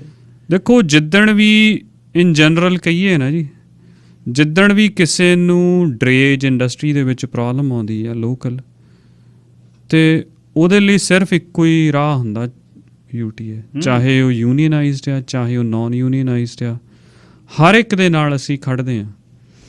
ਅੱਛਾ, ਹੁਣ ਗਗਨ ਸਿੰਘ, ਜਿਹੜਾ ਹੁਣ ਮਸਲਾ ਹੱਥ 'ਚ ਆ, ਚਲੋ ਇਹ ਤਾਂ ਬਹੁਤ ਵਧੀਆ ਦੱਸਣਾ ਚਾਹੀਦਾ ਵੀ UTA ਹੈ ਕੀ। ਹੁਣ ਇਸ ਮਸਲੇ 'ਤੇ ਮਹਿੰਗਾਈ, ਬਾਹਰ ਦੀਆਂ ਗੱਲਾਂ, ਇੰਟਰਸਟ ਰੇਟ ਵਧਣ ਦੀਆਂ ਗੱਲਾਂ, ਕਿਉਂਕਿ ਜਦ ਕੰਟੇਨਰ ਖੜ੍ਹਨੇ ਨੇ ਸਮਾਨ ਮੁੱਕਣਾ, ਸਮਾਨ ਮੁੱਕਣਾ, ਹਾਹਾਕਾਰ ਮਚਣੀ ਹੈ, ਮਹਿੰਗਾਈ ਹੋਣੀ ਹੈ। ਹੁਣ ਇਹਦੇ ਨਾਲ ਹੀ ਇਹ ਪਰਿਵਾਰ ਜਿਹੜਾ 1500-1600 ਪਰਿਵਾਰ ਹੈ, ਉਹਨਾਂ ਦੀ ਰੋਟੀ ਰੋਜੀ, ਉਹਨਾਂ ਨੇ ਮੈਂ ਤਾਂ ਚਲੋ ਮਹੀਨੇ ਦਾ ਮੰਨ ਲਓ ਵੀ $200 ਵੱਧ ਗਰੋਸਰੀ ਦਾ ਦੇ ਸਕਦਾ, ਪਰ ਉਹਨਾਂ ਦਾ $1.5-2 ਲੱਖ ਦਾ ਖੜੇ ਪੈਰ ਖਰਚਾ, ਟਰੱਕ ਵਧੀਆ ਚੱਲ ਰਹੇ ਨੇ। ਅਤੇ ਨਾਲ ਤੁਹਾਡੀਆਂ ਤਸ਼ਵੀਹਾਂ ਬਈ ਕਿੱਡੀਆਂ ਕਿੱਡੀਆਂ ਟ੍ਰੇਨਾਂ ਆਉਂਦੀਆਂ ਨੇ, 4-4 ਡੀਜ਼ਲ ਇੰਜਣ ਲੱਗੇ ਹੋਏ ਨੇ, ਕੋਲਾ ਕਿੰਨਾ ਪਿਆ ਉਹ ਤੁਸੀਂ ਕੱਢ ਕੇ ਅੰਕੜੇ ਦਿੱਤੇ ਨੇ। ਹੁਣ ਇਸ ਨੂੰ ਬਈ ਸਟ੍ਰਾਈਕ ਲਈ ਹਾਂ ਕਰ ਦਿੱਤੀ ਹੈ ਵਰਕਰਾਂ ਨੇ, ਹੁਣ ਗੱਲ ਕਿੱਥੇ ਖੜੀ ਹੈ? ਦੇਖੋ, ਜਿੱਦਣ ਹਾਂ ਕਰਤੀ ਸੀ ਉਹਦੇ ਤੋਂ ਇੱਕ ਹਫ਼ਤਾ ਬਾਅਦ ਵੀ ਸਟ੍ਰਾਈਕ ਹੋ ਸਕਦੀ ਸੀ, ਉਹ ਤੋਂ ਅਗਲੇ ਦਿਨ ਵੀ ਹੋ ਸਕਦੀ ਸੀ। ਮਹੀਨਾ ਦਿੱਤਾ, ਮਹੀਨਾ ਇਸੇ ਕਰਕੇ ਦਿੱਤਾ। ਈਵਨ ਜੋ ਗੱਲਾਂ ਅਸੀਂ ਹੁਣ ਵੀ ਮੈਸੇਜ ਭੇਜਿਆ ਬਾਹਰੀ ਤੌਰ 'ਤੇ ਮੀਡੀਆ ਦੇ ਵਿੱਚ, ਉਹ ਮੈਸੇਜ ਅਸੀਂ ਫਰਵਰੀ ਮਹੀਨੇ ਤੋਂ ਭੇਜ ਰਹੇ ਹਾਂ। ਫਰਵਰੀ ਦਾ ਵੀ ਇਨਫੈਕਟ ਆਹ ਸਾਲ ਦੇ ਜਨਵਰੀ ਦੇ ਅਖੀਰ ਤੋਂ, ਜਿੱਦਾਂ ਮਿਨਿਸਟਰ ਸਾਹਿਬ ਨੇ ਦੀ ਇਨਵੋਲਵਮੈਂਟ ਨਾਲ ਪੋਰਟ ਨੇ ਡਿਲੇ ਕੀਤੀ ਪਾਲਿਸੀ, ਉਸੇ ਵੇਲੇ ਦਾ ਅਸੀਂ ਕਹਿ ਰਹੇ ਹਾਂ ਵੀ ਫੇਅਰ ਬਾਰਗੇਨਿੰਗ ਪ੍ਰੋਸੈਸ ਜਿਹੜੀ ਆ, ਕਿਉਂਕਿ ਪੋਰਟ ਜਿਹੜਾ ਆ ਉਹ ਆਪਣੀ ਭਰੋਸੇਯੋਗਤਾ ਗਵਾ ਚੁੱਕਿਆ। ਪਹਿਲੀ ਗੱਲ, ਅਸੀਂ ਸਿਰਫ ਟਰਾਂਸਪੋਰਟ ਕੈਨੇਡਾ ਨੂੰ ਤੇ ਮਿਨਿਸਟਰੀ ਆਫ ਟਰਾਂਸਪੋਰਟੇਸ਼ਨ ਨੂੰ ਇਹ ਕਿਹਾ ਵੀ ਭਾਈ ਤੁਸੀਂ ਦਖਲਅੰਦਾਜ਼ੀ ਕਰੋ ਜਿਵੇਂ 2014 'ਚ ਕਰਦੇ ਸੀ ਫੈਡਰਲ ਲੈਵਲ 'ਤੇ। ਸਾਰੇ ਹੀ ਸਟੇਕ ਹੋਲਡਰ, ਚਾਹੇ ਉਹ ਟਰੱਕ ਕੰਪਨੀ ਓਨਰ ਆ, ਚਾਹੇ ਕੋਈ ਵੀ ਇੰਡੀਵਿਜੂਅਲ ਆ, ਉਹ ਸਾਰਿਆਂ ਨੂੰ ਤੁਸੀਂ ਸੱਦੋ, ਕਿਉਂਕਿ ਕੰਪਨੀ ਓਨਰਾਂ ਦੀ ਸੰਸਥਾ ਬਣ ਗਈ ਆ, ਯੂਨੀਅਨਸ ਹੈਗੀਆਂ ਆ, ਅਸੀਂ ਹੈਗੇ ਆ, ਪੋਰਟ ਹੈਗਾ। ਜੇ ਕੋਈ ਉਹਨਾਂ ਨੂੰ ਹੋਰ ਕੋਈ ਸਟੇਕ ਹੋਲਡਰ ਵੱਡਾ ਲੱਗਦਾ ਉਹਨਾਂ ਨੂੰ ਵੀ ਲੈ ਆਉਣ। ਤੁਸੀਂ ਇੱਕ ਕਮਰੇ 'ਚ ਬਿਠਾ ਕੇ ਕਰੋ, ਇਹ ਨਾ ਕਹੋ ਬਈ ਅਸੀਂ ਵਰਚੁਅਲ ਸੈਸ਼ਨ ਕਰਨੇ ਆ, ਤੁਸੀਂ ਸਾਨੂੰ ਆਪਣੀਆਂ ਗੱਲਾਂ ਲਿਖ ਕੇ ਦੇ ਦਿਓ, ਅਸੀਂ ਸੋਚ ਵਿਚਾਰ ਕਰਾਂਗੇ। ਕੰਸਲਟੇਸ਼ਨ ਤਾਂ ਹੁੰਦੀ ਆ ਜਦੋਂ ਆਮੋ ਸਾਹਮਣੇ ਬਹਿ ਕੇ ਤੁਸੀਂ ਗੱਲ ਸੁਣਦੇ ਵੀ ਆ ਅਤੇ ਤੁਸੀਂ ਕਹਿੰਦੇ ਵੀ ਆ। ਅਤੇ ਜਿੱਥੇ ਇਕੱਲੀ ਗੱਲ ਸਿਰਫ ਦੱਸੀ ਜਾ ਰਹੀ ਆ ਵੀ ਨਹੀਂ ਤੁਹਾਨੂੰ ਆਹ ਗੱਲਾਂ ਦੱਸਦੀਆਂ ਐਂਡ ਦੈਟਸ ਇਟ। ਈਵਨ ਬਹੁਤਾਤ ਜਿਹੜਾ ਇੱਕ ਹੋਰ ਚੀਜ਼ ਆ, ਕੱਲ੍ਹ ਐਸੀ ਸਟੇਸ਼ਨ ਤੋਂ ਇੱਕ ਗੱਲ ਕਹੀ ਗਈ ਸੀ ਵੀ 20 ਸਾਲ ਦੀ ਏਜ ਆ ਟਰੱਕ ਦੀ, 20 ਸਾਲ ਦੀ ਨਹੀਂ 12 ਸਾਲ ਆ। ਸੋ ਜੇ ਇਹਨੂੰ ਇਨ ਜਨਰਲ ਦੇਖੀਏ ਬਈ ਅਸੀਂ ਸਿਰਫ ਬਹੁਤ ਸਿੰਪਲ ਗੱਲਾਂ 'ਤੇ ਖੜ੍ਹੇ ਹਾਂ ਵੀ ਜੇ ਪੋਰਟ ਇਨਵਾਇਰਮੈਂਟ ਲਈ ਕੋਈ ਇਨੀਸ਼ੀਏਟ ਕਰ ਰਿਹਾ ਆ, ਅਸੀਂ ਬਿਲਕੁਲ ਅਸੀਂ ਸਾਥ ਦਿੰਦੇ ਹਾਂ, ਕੋਈ ਸ਼ੱਕ ਨਹੀਂ। ਪਰ ਨਾਲ ਫਿਰ ਸਾਡਾ ਸਵਾਲ ਇਹ ਵੀ ਆ ਵੀ ਤੁਸੀਂ 17 ਲੱਖ ਕਾਰਾਂ, ਪੂਰਾ 17 ਮਿਲੀਅਨ ਕਾਰਾਂ ਪੂਰਾ ਸਾਲ ਚੱਲਣ ਜਿੰਨਾ ਦਾ ਤੁਸੀਂ ਪੋਲਿਊਸ਼ਨ ਕ੍ਰੀਏਟ ਹੁੰਦਾ ਤੁਹਾਡੇ ਪੋਰਟ ਤੋਂ ਜਿਹੜਾ ਕੋਲਾ ਜਾਂਦਾ। ਪੂਰੇ ਨਾਰਥ ਅਮਰੀਕਾ ਦੇ ਵਿੱਚ ਸਭ ਤੋਂ ਵੱਧ ਕੋਲਾ ਵੈਨਕੂਵਰ ਦੀ ਬੰਦਰਗਾਹ ਤੋਂ ਜਾਂਦਾ। ਹੁਣ ਕੋਲਾ ਜੇ ਕਿਤੇ ਜਾਂਦਾ ਨੈਚੁਰਲੀ ਉਹ ਮੱਚਦਾ ਆ ਰਹੀ ਧਰਤੀ ਦੇ ਕਿਸੇ ਵੀ ਹਿੱਸੇ 'ਤੇ। ਜੇ ਅਸੀਂ ਵਾਰਮਿੰਗ ਦੀ ਗੱਲ ਕਰਦੇ ਹਾਂ, ਅਸੀਂ ਗਲੋਬਲ ਵਾਰਮਿੰਗ ਕਹਿੰਦੇ ਹਾਂ, ਕਦੀ ਇਹ ਨਹੀਂ ਕਿਹਾ ਵੀ ਕੈਨੇਡਾ ਵਾਰਮਿੰਗ, ਕਦੀ ਇਹ ਨਹੀਂ ਕਿਹਾ ਵੀ ਨਾਰਥ ਅਮਰੀਕਾ ਵਾਰਮਿੰਗ ਜਾਂ Europe warming, right. Global warming, globe 'ਤੇ ਕਿਤੇ ਵੀ ਜੇ ਉਹ ਚੀਜ਼ ਮੱਚਦੀ ਆ, ਸੋ ਸੁਭਾਵਿਕ ਆ ਵੀ ਫਿਰ ਉਹ ਜਿਹੜਾ ਸਾਡੇ ਇਨਵਾਇਰਮੈਂਟ ਨੂੰ ਉਹ ਨੁਕਸਾਨ ਹੁੰਦਾ। ਅਤੇ ਦੂਜੀ ਜਿਹੜੀ ਚੀਜ਼ ਸਾਨੂੰ ਹਰ ਵਾਰੀ ਇਹ ਲੱਗਦੀ ਨਹੀਂ, ਇਹ ਹੈਗੀ ਆ, ਕਿਉਂਕਿ ਜਦੋਂ ਉਹਨਾਂ ਨੇ 600 ਬੰਦਾ ਕੱਢਿਆ, ਕੋਰਟ ਨੇ ਕਹਿਤਾ ਵੀ ਹਾਂ ਤੁਸੀਂ ਬਿਲਕੁਲ ਟਰੱਕਿੰਗ ਕੰਪਨੀ ਸਹੀ ਆ, ਇਹਨਾਂ ਨੂੰ ਬੈਕ ਲਾਇਸੈਂਸ ਦਿਓ, ਬੈਕ ਦਿੱਤੇ ਵੀ। ਅਤੇ 2 ਕੰਪਨੀਜ਼ ਇਹੋ ਜਿਹੀਆਂ ਗਿੱਲ ਸਾਹਿਬ ਜਿਨ੍ਹਾਂ ਦੇ ਘਰ ਬਰਬਾਦ ਹੋ ਗਏ, ਉਹ ਮੁੜ ਕੇ ਚਲੇ ਤਾਂ ਗਏ ਪਰ ਉਹਨਾਂ ਦੇ ਪੈਰ ਇਹੋ ਜਿਹੇ ਉਖੜੇ, ਅੱਜ ਤੱਕ ਉਹ ਦੁਬਾਰਾ ਪੈਰ ਨਹੀਂ ਲੱਗੇ। ਅੱਛਾ, ਹੁਣ ਆਪਾਂ ਇੱਕ ਟੈਕਨੀਕਲ ਗੱਲ ਕਰਨੀ ਹੈ। ਤੁਸੀਂ ਤੁਹਾਡੇ ਕੋਲ ਸਾਰਾ ਕਾਗਜ਼ ਪੱਤਰ ਹੈ, ਜਿਹੜਾ ਉਹ ਟਰੱਕ ਕੱਢਣ ਨੂੰ ਕਹਿੰਦੇ ਨੇ, ਉਹਦੇ ਨਾਲ ਜਿਹੜਾ ਨਵਾਂ ਟਰੱਕ ਤੁਸੀਂ ਪਾਓਗੇ ਉਹਦਾ ਜਿਹੜਾ ਪੋਲਿਊਸ਼ਨ ਵਾਲੇ ਚੱਕਰ 'ਚ ਫਰਕ ਕੀ ਆ? ਅਸੀਂ ਕਰਾਈ ਸੀ ਜੀ ਓਪੈਸਿਟੀ ਟੈਸਟ ਕਹਿੰਦੇ, ਜਿੱਦਾਂ 에ਅਰ ਕੇਅਰ ਹੁੰਦੀ ਸੀ ਪਹਿਲੋਂ। ਜਿਹੜਾ ਪੂਰਾ ਮੇਨਟੇਨ ਕੀਤਾ ਟਰੱਕ ਆ ਪੁਰਾਣੇ ਜਿਹੜੇ ਆ, ਉਹ ਵੱਧ ਤੋਂ ਵੱਧ ਉਹਦੀ ਜਿਹੜੀ ਓਪੈਸਿਟੀ ਲੈਵਲ ਉਹ 5% ਆ, 5 ਤੋਂ ਉੱਪਰ ਨਹੀਂ ਆਉਂਦਾ। ਜਿਹੜੇ ਬ੍ਰੈਂਡ ਨਿਊ ਟਰੱਕ ਆ ਇਹਨਾਂ ਦੀ ਪੁਆਇੰਟ ਸਮਥਿੰਗ, ਯਾਨੀ 1 ਤੋਂ ਲੈ ਕੇ 2 ਦੇ ਵਿੱਚ ਆ। ਅੱਛਾ, 1 ਦੇ ਥੱਲੇ ਜਿਹੜਾ ਬਿਲਕੁਲ ਪਰਫੈਕਟ ਆ, ਉਹ ਤੋਂ ਬਾਅਦ ਫਿਰ ਪ੍ਰੋਬਲਮਸ ਆਉਂਦੀਆਂ। ਪਰ ਗੱਲ ਸਿਰਫ ਇਹ ਆ ਵੀ ਉਹਦੀ ਕੀਮਤ ਕੀ ਅਦਾ ਕਰਨੀ ਪੈਂਦੀ ਆ। ਪਹਿਲੋਂ ਤਾਂ ਪ੍ਰਾਈਸ, ਨਵਾਂ ਟਰੱਕ ਅੱਜ ਜੇ ਵਾਰੰਟੀ ਆਸਣੇ ਲੈਣਾ ਤੁਸੀਂ 2.5 ਲੱਖ ਤੋਂ ਉੱਪਰ ਤਾਂ ਪੈਂਦਾ, ਪਲੱਸ ਉਹ ਫਿਰ 12 ਸਾਲਾਂ 'ਚ ਤੁਸੀਂ ਉਹਨੂੰ ਕਿੰਨਾ ਕੁ ਚਲਾ ਲੈਣਾ, ਲੋਕਲ ਚੱਲਦਾ। ਹਾਂਜੀ, ਉਦੋਂ ਵੀ ਵੱਡੀ ਗੱਲ ਹੈ ਜਿਹੜੀ ਵੀ ਜਿਹੜੇ ਹਾਦਸੇ ਹੋਏ ਆ ਨਾ ਜੀ ਪਹਿਲਾਂ ਰੀਜਨ ਕਰਕੇ, ਹਾਂਜੀ, ਜਿਹੜੇ ਪਰਿਵਾਰਾਂ ਦੇ ਜੀ ਚਲੇ ਗਏ, ਉਹ ਇੱਕ ਸਭ ਤੋਂ ਵੱਡੀ ਗੱਲ ਆ। ਐਂਡ ਜੇ ਉਹ ਵਾਕਈ ਪੋਲਿਊਸ਼ਨ ਦੀ ਗੱਲ ਹੋਵੇ ਨਾ, ਪੋਲਿਊਸ਼ਨ ਤਾਂ ਹੁਣ ਮੰਨ ਲਓ ਆਪਾਂ ਅਕਸਰ ਗੱਲ ਕਰਦੇ ਹਾਂ ਵੀ ਜਿਹੜਾ ਸੜਕਾਂ ਦੀ ਗੱਲ ਕਰਦੇ ਹਾਂ, ਪੋਲਿਊਸ਼ਨ ਫੇਰ ਘਟਣਾ ਜੇ ਸੜਕ ਤੇ ਟਰੱਕ ਥੋੜਾ ਚਿਰ ਆਈਡਲ ਕਰੇ। ਘੰਟਿਆਂ ਬੱਧੀ ਤਾਂ ਜਾਮ ਲੱਗੇ ਰਹਿੰਦੇ ਆ।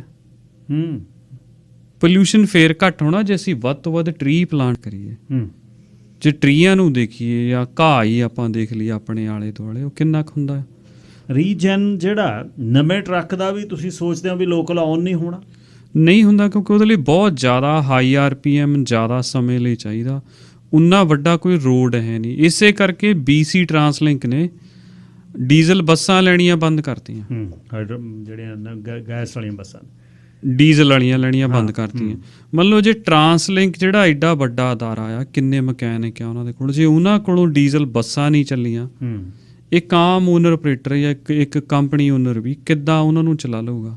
ਨਹੀਂ ਜੀ, ਪ੍ਰੋਬਲਮ ਵੱਡੀਆਂ ਆ ਰਹੀਆਂ ਨੇ ਆਮ ਸਾਡੇ ਟਰੱਕਾਂ 'ਚ, ਜਿਹਦਾ ਬਲੂ ਟੈਕਸ ਸਿਸਟਮ ਆ ਉਹ ਸਾਰਾ ਖਰਾਬ ਹੋ ਰਿਹਾ, ਕਿਉਂਕਿ ਲੋਕਲ ਉਹ ਚੱਲਦਾ ਨਹੀਂ, ਉਹਦਾ ਰੀਜਨ ਆਨ ਨਹੀਂ ਹੁੰਦਾ। ਉਹ ਜਾਂ ਤਾਂ ਉਹਨੂੰ ਤੁਸੀਂ ਭਜਾ ਕੇ ਚਲਾਵਾਂਗੇ ਤੱਕ ਲੈ ਕੇ ਜਾਓ, ਹੁਣ ਕਿਹੜਾ ਜਾਵੇ 2 ਘੰਟੇ। ਹਾਂਜੀ, ਇੱਕ ਜਿਹੜੀ ਸਾਰਿਆਂ ਤੋਂ ਵੱਡੀ ਗੱਲ ਚੁੱਭਦੀ ਆ ਨਾ ਬਈ ਅਸੀਂ 2% ਹੀ ਕਿਉਂ ਟਾਰਗੇਟ ਹੋ ਰਹੇ ਹਾਂ, ਇਹਦਾ ਜਵਾਬ ਨਹੀਂ ਸਾਨੂੰ ਮਿਲਿਆ।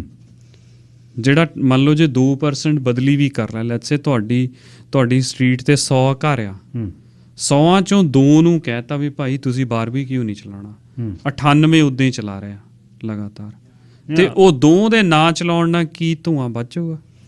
ਪੋਰਟ ਤੋਂ ਬਾਹਰ ਦਰਵਾਜ਼ੇ ਤੇ ਕੋਈ ਕੁਛ ਮਰਜ਼ੀ ਕਰੀ ਚੱਲੇ, ਪੋਰਟ ਦੇ ਅੰਦਰ ਨਹੀਂ, ਕੋਈ ਬੈਰੀਅਰ ਤਾਂ ਹੈ ਨਹੀਂ ਵੀ ਪੋਰਟ ਵਾਲਾ ਪੋਲਿਊਸ਼ਨ ਜਾਂ ਸੜਕ ਤੇ ਤੁਹਾਡਾ ਪੋਲਿਊਸ਼ਨ ਕਿਤੇ ਸਾਂਝਾ ਨਹੀਂ ਹੋਣਾ, ਦੂਜੇ ਦਾ ਹੋ ਜਾਣਾ। ਅੱਛਾ, ਹੁਣ ਇਹਦੀ ਡੇਟ ਕਿਹੜੀ ਆ? ਜਥੇਬੰਦੀ ਕਿੱਥੇ ਖੜੀ ਆ? ਮੈਂਬਰ ਕਿੱਥੇ ਖੜੇ ਨੇ? ਤੇ ਟੋਟਲ ਕਿੰਨੇ ਟਰੱਕਰ ਨੇ ਪੋਰਟ ਤੇ? ਉਹਦੇ ਚੋਂ ਕਿੰਨੇ ਕੁ % ਆਪਣੇ ਨੇ ਪੰਜਾਬੀ ਮੁੰਡੇ, ਕਿੰਨੇ ਨੇ ਟੋਟਲ? ਜਿਹੜੇ ਆ 810 ਦੇ ਨੇੜੇ ਓਨਰ ਆਪਰੇਟਰ ਆ, ਮੋਰ ਦੈਨ 95% ਆਪਣੇ ਆ। ਉਹਨਾਂ ਚੋਂ ਕਿੰਨੇ ਟਰੱਕ ਬਦਲ ਤੇ ਆਲਰੇਡੀ? ਕਾਫੀਆਂ ਨੇ ਬਦਲੀ ਕਰ ਲਿਆ, ਪਰ ਉਹ ਜਿਹੜਾ ਬਦਲੀ ਕਰਨ ਦਾ ਜਿਹੜਾ ਕਾਰਨ ਆ ਨਾ ਜੀ, ਉਹ ਸਿਰਫ ਇੱਕ ਉਹ ਵੀ ਸਮਝਣਾ ਪਊ, ਪੋਰਟ ਦੇ ਕਹਿਣ ਤੇ ਨਹੀਂ ਬਦਲੀ ਕੀਤੇ। ਆਪਣੇ ਤੌਰ ਪਿਛਲੇ 6 ਸਾਲਾਂ ਜਾਂ 7 ਸਾਲਾਂ ਤੋਂ ਨਾ ਜੀ ਪੋਰਟ ਦੀ ਇਹ ਪਾਲਿਸੀ ਆ ਵੀ ਮੰਨ ਲਓ ਤੁਹਾਡਾ ਟਰੱਕ ਜੇ ਖਰਾਬ ਹੋ ਗਿਆ, ਮੇਜਰ ਕੋਈ ਪ੍ਰੋਬਲਮ ਆ ਗਈ ਜਿਹੜੀ ਨਹੀਂ ਸਹਿਜੇ ਕੀਤੇ ਸਹੀ ਹੁੰਦੀ, ਫੇਰ ਜੇ ਤੁਸੀਂ ਟਰੱਕ ਲੈ ਕੇ ਪਾਉਣਾ ਆ ਤੁਹਾਨੂੰ 2014 ਤੋਂ ਨਵਾਂ ਪੈਣਾ। ਅੱਜ ਦੀ ਨਹੀਂ, ਪਿਛਲੇ ਕਾਫੀ ਸਮੇਂ ਦੀ ਪਾਲਿਸੀ ਆ। ਪੋਰਟ ਅੱਜ ਖੋਲ ਦੇਵੇ, ਮੈਂ ਗਰੰਟੀ ਨਾਲ ਕਹਿੰਦਾ, ਬਿਨਾਂ ਕਿਸੇ ਨੂੰ ਪੁੱਛਿਆ, ਅੱਜ ਪੋਰਟ ਕਹਿ ਦੇਵੇ ਵੀ ਜਿਹੜਾ ਮਰਜ਼ੀ ਟਰੱਕ ਲੈ ਆਓ, ਜਿੰਨਿਆਂ ਦੇ ਕੋਲ ਨਵੇਂ ਟਰੱਕ ਆ ਸਾਰੇ ਹੀ ਵੇਚ ਕੇ ਪੁਰਾਣੇ ਟਰੱਕ ਲੈ ਆਉਣਗੇ। ਅੱਛਾ, ਜਿਨ੍ਹਾਂ ਨੇ ਬਦਲ ਤੇ ਉਹ ਫਿਰ ਹੁਣ ਹੱਕ 'ਚ ਨੇ ਸਟ੍ਰਾਈਕ ਦੇ? ਉਹ ਵੀ ਸਟ੍ਰਾਈਕ ਦੇ ਹੱਕ 'ਚ ਆ। ਤੁਸੀਂ ਇੱਕ ਵੀਰ ਉੱਥੇ ਇਹ ਵੀ ਆਇਆ ਜਿਹਨੇ ਬ੍ਰੈਂਡ ਨਿਊ ਆਰਡਰ ਕੀਤਾ ਆ, ਅਗਲੇ ਸਾਲ ਉਹਨੂੰ ਟਰੱਕ ਮਿਲਣਾ ਆ, ਉਹ ਵੀ ਕਹਿੰਦਾ ਨਾਲ ਖੜੂੰਗਾ। ਉਹ ਕਹਿੰਦਾ ਮੈਂ ਨਾਲ ਖੜਾ ਆ, ਉਹ ਕਹਿੰਦਾ ਮੇਰੀ ਮਜਬੂਰੀ ਆ, ਮੇਰਾ ਟਰੱਕ ਇਸ ਲਾਇਕ ਨੇਗਾ, ਕੋਈ ਉਹਨਾਂ ਨੂੰ ਕਿਸੇ ਕਾਰਨ ਕਰਕੇ ਟਰੱਕ ਬਦਲਣਾ ਪੈਣਾ, ਪਰ ਕਿਉਂਕਿ ਪੁਰਾਣਾ ਟਰੱਕ ਪੋਰਟ ਤੇ ਐਂਟਰ ਨਹੀਂ ਹੁੰਦਾ, ਇਹਦੇ ਕਰਕੇ ਟਰੱਕ ਬਦਲੀ ਹੋਏ ਆ ਜ਼ਿਆਦਾ। ਸੋ ਮਤਲਬ ਸਟ੍ਰਾਈਕ ਹੁਣ ਕਿਹੜੇ ਦਿਨ ਤੋਂ ਤੁਸੀਂ ਪਿਕਟ ਸੈੱਟ ਕਰਨੀ ਆ? ਅਗਸਤ ਦੇ ਪਹਿਲੇ ਹਫਤੇ ਤੋਂ ਸ਼ੁਰੂ ਹੋ ਜਾਣੀ ਹੈ ਜੀ। ਜੇ ਤੇ ਕਿਤੇ ਕੋਈ ਹੁਣ ਕਮਿਊਨੀਕੇਸ਼ਨ ਚੱਲ ਰਹੀ ਆ ਜਾਂ ਆਪਾਂ ਘਰੇ ਬਹਿ ਕੇ ਤੋੜਤੀ? ਕਮਿਊਨੀਕੇਸ਼ਨ ਚੱਲ ਰਹੀ ਹੈ ਜੀ, ਚੱਲ ਰਹੀ। ਮੈਂ ਪੂਰਾ ਆਸਵੰਦ ਹਾਂ ਜੀ ਬਈ ਕਮਿਊਨੀਕੇਸ਼ਨ ਸਾਡੀ ਸਿਰੇ ਲੱਗ ਜਾਣੀ ਆ। ਪਰ ਫੇਰ ਵੀ ਜਿਵੇਂ ਕਿਹਾ ਜਾਂਦਾ ਸੀ ਬਈ ਕੈਨੇਡੀਅਨਸ ਤੇ ਬਹੁਤ ਇਹਦਾ ਇਫੈਕਟ ਪਊਗਾ। 31 ਤਰੀਕ ਨੂੰ ਗੁਰਦੁਆਰਾ ਸਾਹਿਬ ਨਗਰ ਕੀਰਤਨ ਹੈ ਆਪਣੇ ਗੁਰੂ ਨਾਨਕ ਸਿੰਘ ਗੁਰਦੁਆਰਾ ਸਾਹਿਬ, ਸੰਗਤ ਦੀ ਹਾਜ਼ਰੀ ਦੇ ਵਿੱਚੋਂ, ਹਾਲਾਂਕਿ ਸਾਡੇ ਮੈਂਬਰਸ ਨੇ ਤਾਂ ਕਰਤਾ ਆ, ਸੰਗਤ ਦੀ ਹਾਜ਼ਰੀ ਦੇ ਵਿੱਚ ਦੁਬਾਰਾ ਸੰਗਤ ਤੋਂ ਅਪਰੂਵਲ ਲੈ ਕੇ ਗੁਰੂ ਸਾਹਿਬ ਦੀ ਹਜ਼ੂਰੀ ਦੇ ਵਿੱਚ ਸਾਹਮਣੇ ਤਾਂ ਮੈਂਬਰ ਨਹੀਂ, ਹਾਂਜੀ ਨਾ ਉਹਨਾਂ ਦੇ ਸਿੱਧੇ ਟਰੱਕ, ਪਰ ਡਾਇਰੈਕਟ ਔਰ ਇਨਡਾਇਰੈਕਟ ਤਾਂ ਇਨਵੋਲਵ ਨੇ, ਕਮਿਊਨਿਟੀ ਤਾਂ ਇੱਕ ਹੈ। ਹਾਂ, ਦੇਖੋ ਜਿਹੜਾ ਉਹ 2% ਵਾਲੀ ਗੱਲ ਹੈ ਨਾ ਜੀ, ਉਹ ਕਾਫੀ ਵੱਡੇ ਲੈਵਲ ਤੇ ਉਹ ਪੇਨ ਕਰ ਰਹੀ ਆ। ਉਹ ਇੱਕ ਇਹੋ ਜਿਹੀ ਚੀਜ਼ ਹੈ, ਤੁਸੀਂ ਜੇ ਅਸੀਂ ਬਿਲਕੁਲ ਵੀ ਜਾਣਾ ਨਹੀਂ ਚਾਹੁੰਦੇ, ਤੁਸੀਂ ਇਹ ਦੇਖੋ ਵੀ ਜੇ ਅਸੀਂ ਜਦੋਂ ਕੋਵਿਡ ਸੀਗਾ, ਇੱਕ ਵੀ ਟਰੱਕ ਰੁਕਣ ਨਹੀਂ ਦਿੱਤਾ, ਮੈਂ ਨਿੱਜੀ ਤੌਰ ਤੇ ਕਹਿੰਦਾ ਰਿਹਾ ਵੀ ਭਾਈ ਮੈਂ ਤੁਹਾਨੂੰ ਲਿਆ ਕੇ ਦਊਂਗਾ ਜੇ ਕਿਸੇ ਨੂੰ ਸੈਨੀਟਾਈਜ਼ਰ ਨਹੀਂ ਰੁਕੇ ਇੱਕ ਵੀ ਟਰੱਕ ਨਹੀਂ ਰੁਕਣ ਦਿੱਤਾ। ਹੁਣ ਜੇ ਉਹ ਨਾ ਰੁਕਣ ਦੇ ਦਾ ਸਾਨੂੰ ਹਾਰਡ ਟਾਈਮ ਕੰਮ ਕੀਤਾ, ਤੁਸੀਂ ਕਹਿ ਰਹੇ ਨਹੀਂ ਜੀ ਇਹ ਸਾਡੇ ਬਹੁਤ ਚੰਗੇ ਵਰਕਰ ਆ, ਗੱਲਾਂ ਦੇ ਵਿੱਚ ਲੰਗਰ ਵੀ ਲੱਗ ਗਿਆ, ਸਾਰੇ ਸ਼ਾਬਾਸ਼ ਵੀ ਦੇਤੀ, ਪਰ ਉਹ ਕੋਵਿਡ ਗਏ ਨੂੰ ਤਾਂ ਹਾਲੇ 2 ਸਾਲ ਵੀ ਨਹੀਂ, ਹਾਲੇ ਵੀ ਜਿਹੜਾ ਉਹਨਾਂ ਸਮਿਆਂ 'ਚ ਸਮਾਨ ਲਿਆਂਦਾ ਅੱਜ ਵੀ ਸਾਡੇ ਘਰਾਂ 'ਚ ਹਾਲੇ ਪਿਆ ਉਹ। ਪਰ ਸਟਿਲ ਜਿਹੜਾ ਅੱਜ ਦਾ ਸਮਾਂ ਆ ਉਹ ਜ਼ਰੂਰ ਇਹ ਬਣਦਾ ਵੀ ਜਿਹੜੇ ਚੁਣੇ ਨੁਮਾਇੰਦੇ ਆ ਉਹ ਵੀ ਇਸ ਚੀਜ਼ 'ਤੇ ਤਰਜੀਹ ਦੇਣ ਵੀ ਇੰਨੀ ਮਹਿੰਗਾਈ ਦੇ ਵਿੱਚ, ਇੰਨੀ ਇਨਫਲੇਸ਼ਨ ਦੇ ਵਿੱਚ ਅਸੀਂ ਅਫੋਰਡ ਨਹੀਂ ਕਰਦੇ ਨਵੇਂ ਟਰੱਕ। ਹਾਂ ਜੇ ਕਿਸੇ ਕੋਲ ਹੈਗੇ ਆ, ਕੋਈ ਆਉਣਾ ਚਾਹੁੰਦਾ ਆ, ਦੂਜੇ ਪਾਸੇ ਇਹ ਵੀ ਗੱਲ ਆ ਨਾ ਵੀ ਜਿਨ੍ਹਾਂ ਨੇ ਇੰਨੇ ਸਾਲ ਇੰਡਸਟਰੀ 'ਚ ਕੰਮ ਕੀਤਾ ਉਹਨਾਂ ਨੂੰ ਕਿਹੜੇ ਖੂਹ ਦੇ ਵਿੱਚ ਧੱਕਾ ਦੇ ਦਈਏ ਹੁਣ। ਉਦੋਂ ਵੀ ਵੱਡੀ ਗੱਲ ਅਗੇਨ ਗੱਲ ਮੋੜ ਘੇੜ ਕੇ ਇੱਥੇ ਹੀ ਆਉਂਦੀ ਆ, ਤੁਸੀਂ ਪਾਲਿਸੀ ਬਣਾਉਣੀ ਆ ਪ੍ਰੋਵਿੰਸ ਵਾਈਡ ਬਣਾਵੋ ਜਿੱਦਾਂ ਕੈਲੀਫੋਰਨੀਆ ਨੇ ਬਣਾਈ। ਬਿਲਕੁਲ ਠੀਕ ਹੈ। ਤੁਸੀਂ ਪਾਲਿਸੀ ਬਣਾਉਣੀ ਆ ਕੈਨੇਡਾ ਵਾਈਡ ਬਣਾ ਦਿਓ, ਤੁਹਾਨੂੰ ਪਤਾ ਲੱਗੇ। ਜੇ ਤੁਸੀਂ ਕੁਛ ਬੰਦਿਆਂ ਨੂੰ ਪੰਜਾਬੀ ਹੋਣ ਕਰਕੇ ਜਾਂ ਉਹਨਾਂ ਨੂੰ ਇਸ ਗੱਲ ਕਰਕੇ ਟਾਰਗੇਟ ਕਰ ਰਿਹਾ ਵੀ ਨਹੀਂ ਜੀ ਇਹ ਤਾਂ ਸਟ੍ਰਾਈਕ ਕਰਦੇ ਆ, ਇਹ ਜੀ ਬੜੇ ਆਪ ਹੁਦਰੇ ਆ। ਇਹ ਇੱਕ ਮੁੰਡੇ ਦਾ ਸਵੇਰੇ ਧਰਮਿੰਦਰ ਆ ਮੁੰਡੇ ਦਾ ਫੋਨ ਆਇਆ, ਉਹ ਕਹਿੰਦਾ ਬਾਈ ਜੀ ਕੋਈ ਪਾਲਿਸੀ ਓ ਨਹੀਂ ਕੈਨੇਡਾ ਜਿੱਥੇ ਟਰੱਕ ਏਜ ਦੀ ਗੱਲ ਹੋਵੇ, ਕਹਿੰਦਾ ਸਾਨੂੰ ਕਿਉਂ ਫੜ ਰਹੇ ਨੇ। ਦੇਖੋ ਕੌਨਸਟੀਟਿਊਸ਼ਨਲੀ ਜਿਹੜੀ ਆ ਇਹ ਕਿਤੇ ਵੀ ਨਾ ਵਿਕਟੋਰੀਆ ਦੀ ਪਾਰਲੀਮੈਂਟ 'ਚ ਨਾ ਆਟਵਾ ਕਿਤੇ ਏਜ ਦਾ ਕੋਈ ਇਸ਼ੂ ਨਹੀਂ, ਕਿਤੇ ਵੀ ਇਹ ਅਪਰੂਵਲ ਨਹੀਂ। ਜਿਹੜਾ ਤੁਸੀਂ ਪੁੱਛਿਆ ਸੀ ਨਾ ਟੈਕਨੀਕਲ ਸਵਾਲ, ਮੈਂ ਤੁਹਾਨੂੰ ਕਿਹਾ ਵੀ 5% ਤੋਂ ਘੱਟ ਆਉਂਦਾ ਆ। BC ਦਾ ਓਪੈਸਿਟੀ ਲੈਵਲ 35% ਆ, ਫੈਡਰਲ ਲੈਵਲ 40% ਆ। ਸੋ ਜੇ 40% ਤੋਂ ਘੱਟ ਟਰੱਕ ਧੂੰਆਂ ਮਾਰਦਾ ਆ, ਫੈਡਰਲੀ ਜਿਹੜਾ ਉਹ ਟਰੱਕ ਆ ਉਹ ਗੁੱਡ ਟੂ ਗੋ ਆ। 2 ਕਾਲਰ ਲੈ ਲਈਏ ਜੀ, ਉਸ ਤੋਂ ਬਾਅਦ ਆਪਾਂ ਅਗਲੇ ਹਿੱਸੇ 'ਚ ਮੈਂ ਜਾਣਾ।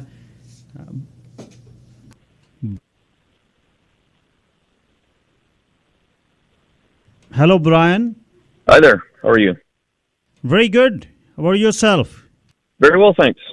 I thought I'd call in to give my insight on the rolling truck age policy, which I think is a little misleading from a port's perspective with the policy they've created with this rolling age, which lacks merit and foundation. They're creating a policy based on the age of a truck. The age of a truck, I haven't seen any factual data that the age of a truck pollutes the air. It's what comes out of the exhaust stack. That's being omitted.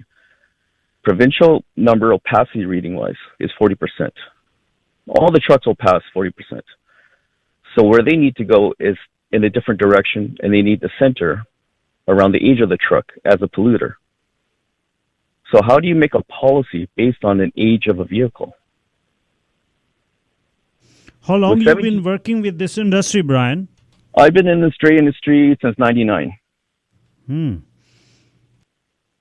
So with 1,700 trucks, what the port is saying, and there's about 200,000 plus commercial vehicles registered in the province of BC, a mixture of 1 tons, 3 tons, 5 tons, semis. 1,700 only represents 0.008%. That's not even going to move the needle of what they want to achieve. But based on that, they say the age of the truck pollutes the air, which is inaccurate. It's very misleading.